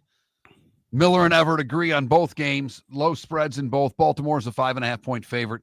The Chiefs are a 3-point favorite. As we've let you know, road favorites have done really well this year in the National Football League. Seth, seriously, I know we're going to do it again in a week, but I can't thank you enough on short notice for filling in for David. Really, really appreciate it. Have a great rest of your day. And I would say Merry Christmas, but it doesn't apply. It doesn't apply. It'll be cartoons and Chinese food. That's my Christmas. For the rest of you, have a very Merry Christmas. We'll be back the day ever. Best of tomorrow. Thanks for listening. We started our show 18 years ago and have been fired 3 times, but Miller and Moulton have never lived on the edge like we are now. We have our best morning ratings ever, are steadily adding affiliates, yet we only have a few sponsors. And if that doesn't change, we can't continue. But if you want to advertise on Miller and Moulton, reach out to one of us directly by texting sponsor to 21,000 or contact Mark on X at @MarkMiller or me at @TheDavidMoulton. You can save Miller and Moulton and make your business some serious money by texting 21,000 now. American Paint Supplies, for nearly 30 years, is your one-stop shop for all your coating needs. If you are a designer, a contractor, a professional painter, or a weekend warrior, American Paint Supplies is the place where experts go to get expert solutions. At 6100 Shirley Street in Naples off of Pine Ridge, American Paint Supplies delivers the best solutions with the best products with the best support. Meet Gene and his team today at American Paint Supplies. Call 239-566-2700. That's 566-2700 or online at AmericanPaintSupplies.net. Gentlemen, as your wife mentioned getting new flooring, but you don't want to go through the hassle, well, go see the Floor Meisters in Naples next to Costco. They understand your time and money are important, so they'll make it as painless as possible. With a huge in-stock selection of carpet and Cortec, they can get you the floor your wife's been asking for. They carry wood, vinyl, carpet, and tile. If you do it yourself, no problem. They can handle that as well. So go see TJ at the Floor Meisters and tell them, just keeping it real. Mark Miller for Molly Maid. Why Molly Maid, you ask? Trust. Moulton was a customer for 15 years. Affordability. Didn't I just say Moulton was a customer for 15 years? Worry-free services. Our professional house cleaners are fully insured and a 24-hour warranty. Call Molly Maids today at 239-774-5839. That's 239-774-5839 or online at mollymaid.com/FTMYERS. That's mollymaid.com/FTMYERS. Visit Jason and Todd at the Diamond District. For 22 years, Jason and Todd at the Diamond District have been making Christmas merry and bright, and this year is no exception. Discover the best values on diamond stud earrings and diamond bracelets at 23% off, and more deals on diamond fashion jewelry, pre-owned Rolex watches, and exotic gemstone jewelry, along with estate jewelry. Jason and Todd will take up to 50% off. Santa's GPS points to one jewelry store, the Diamond District. The Cape Coral Police Department is growing. They are currently looking for police officers and are offering a $10,000 signing bonus to newly hired officers. If you desire a career in law enforcement, or if you are already in law enforcement and thinking about making a move to a better agency, think Cape Coral Police Department. If you're looking for a police department that is committed to excellence, that invests in the highest level of training, state-of-the-art equipment, and some of the highest compensation in all of Southwest Florida, then the Cape Coral Police Department is for you. Visit capecops.com. That's capecops.com. This is Miller and Moulton.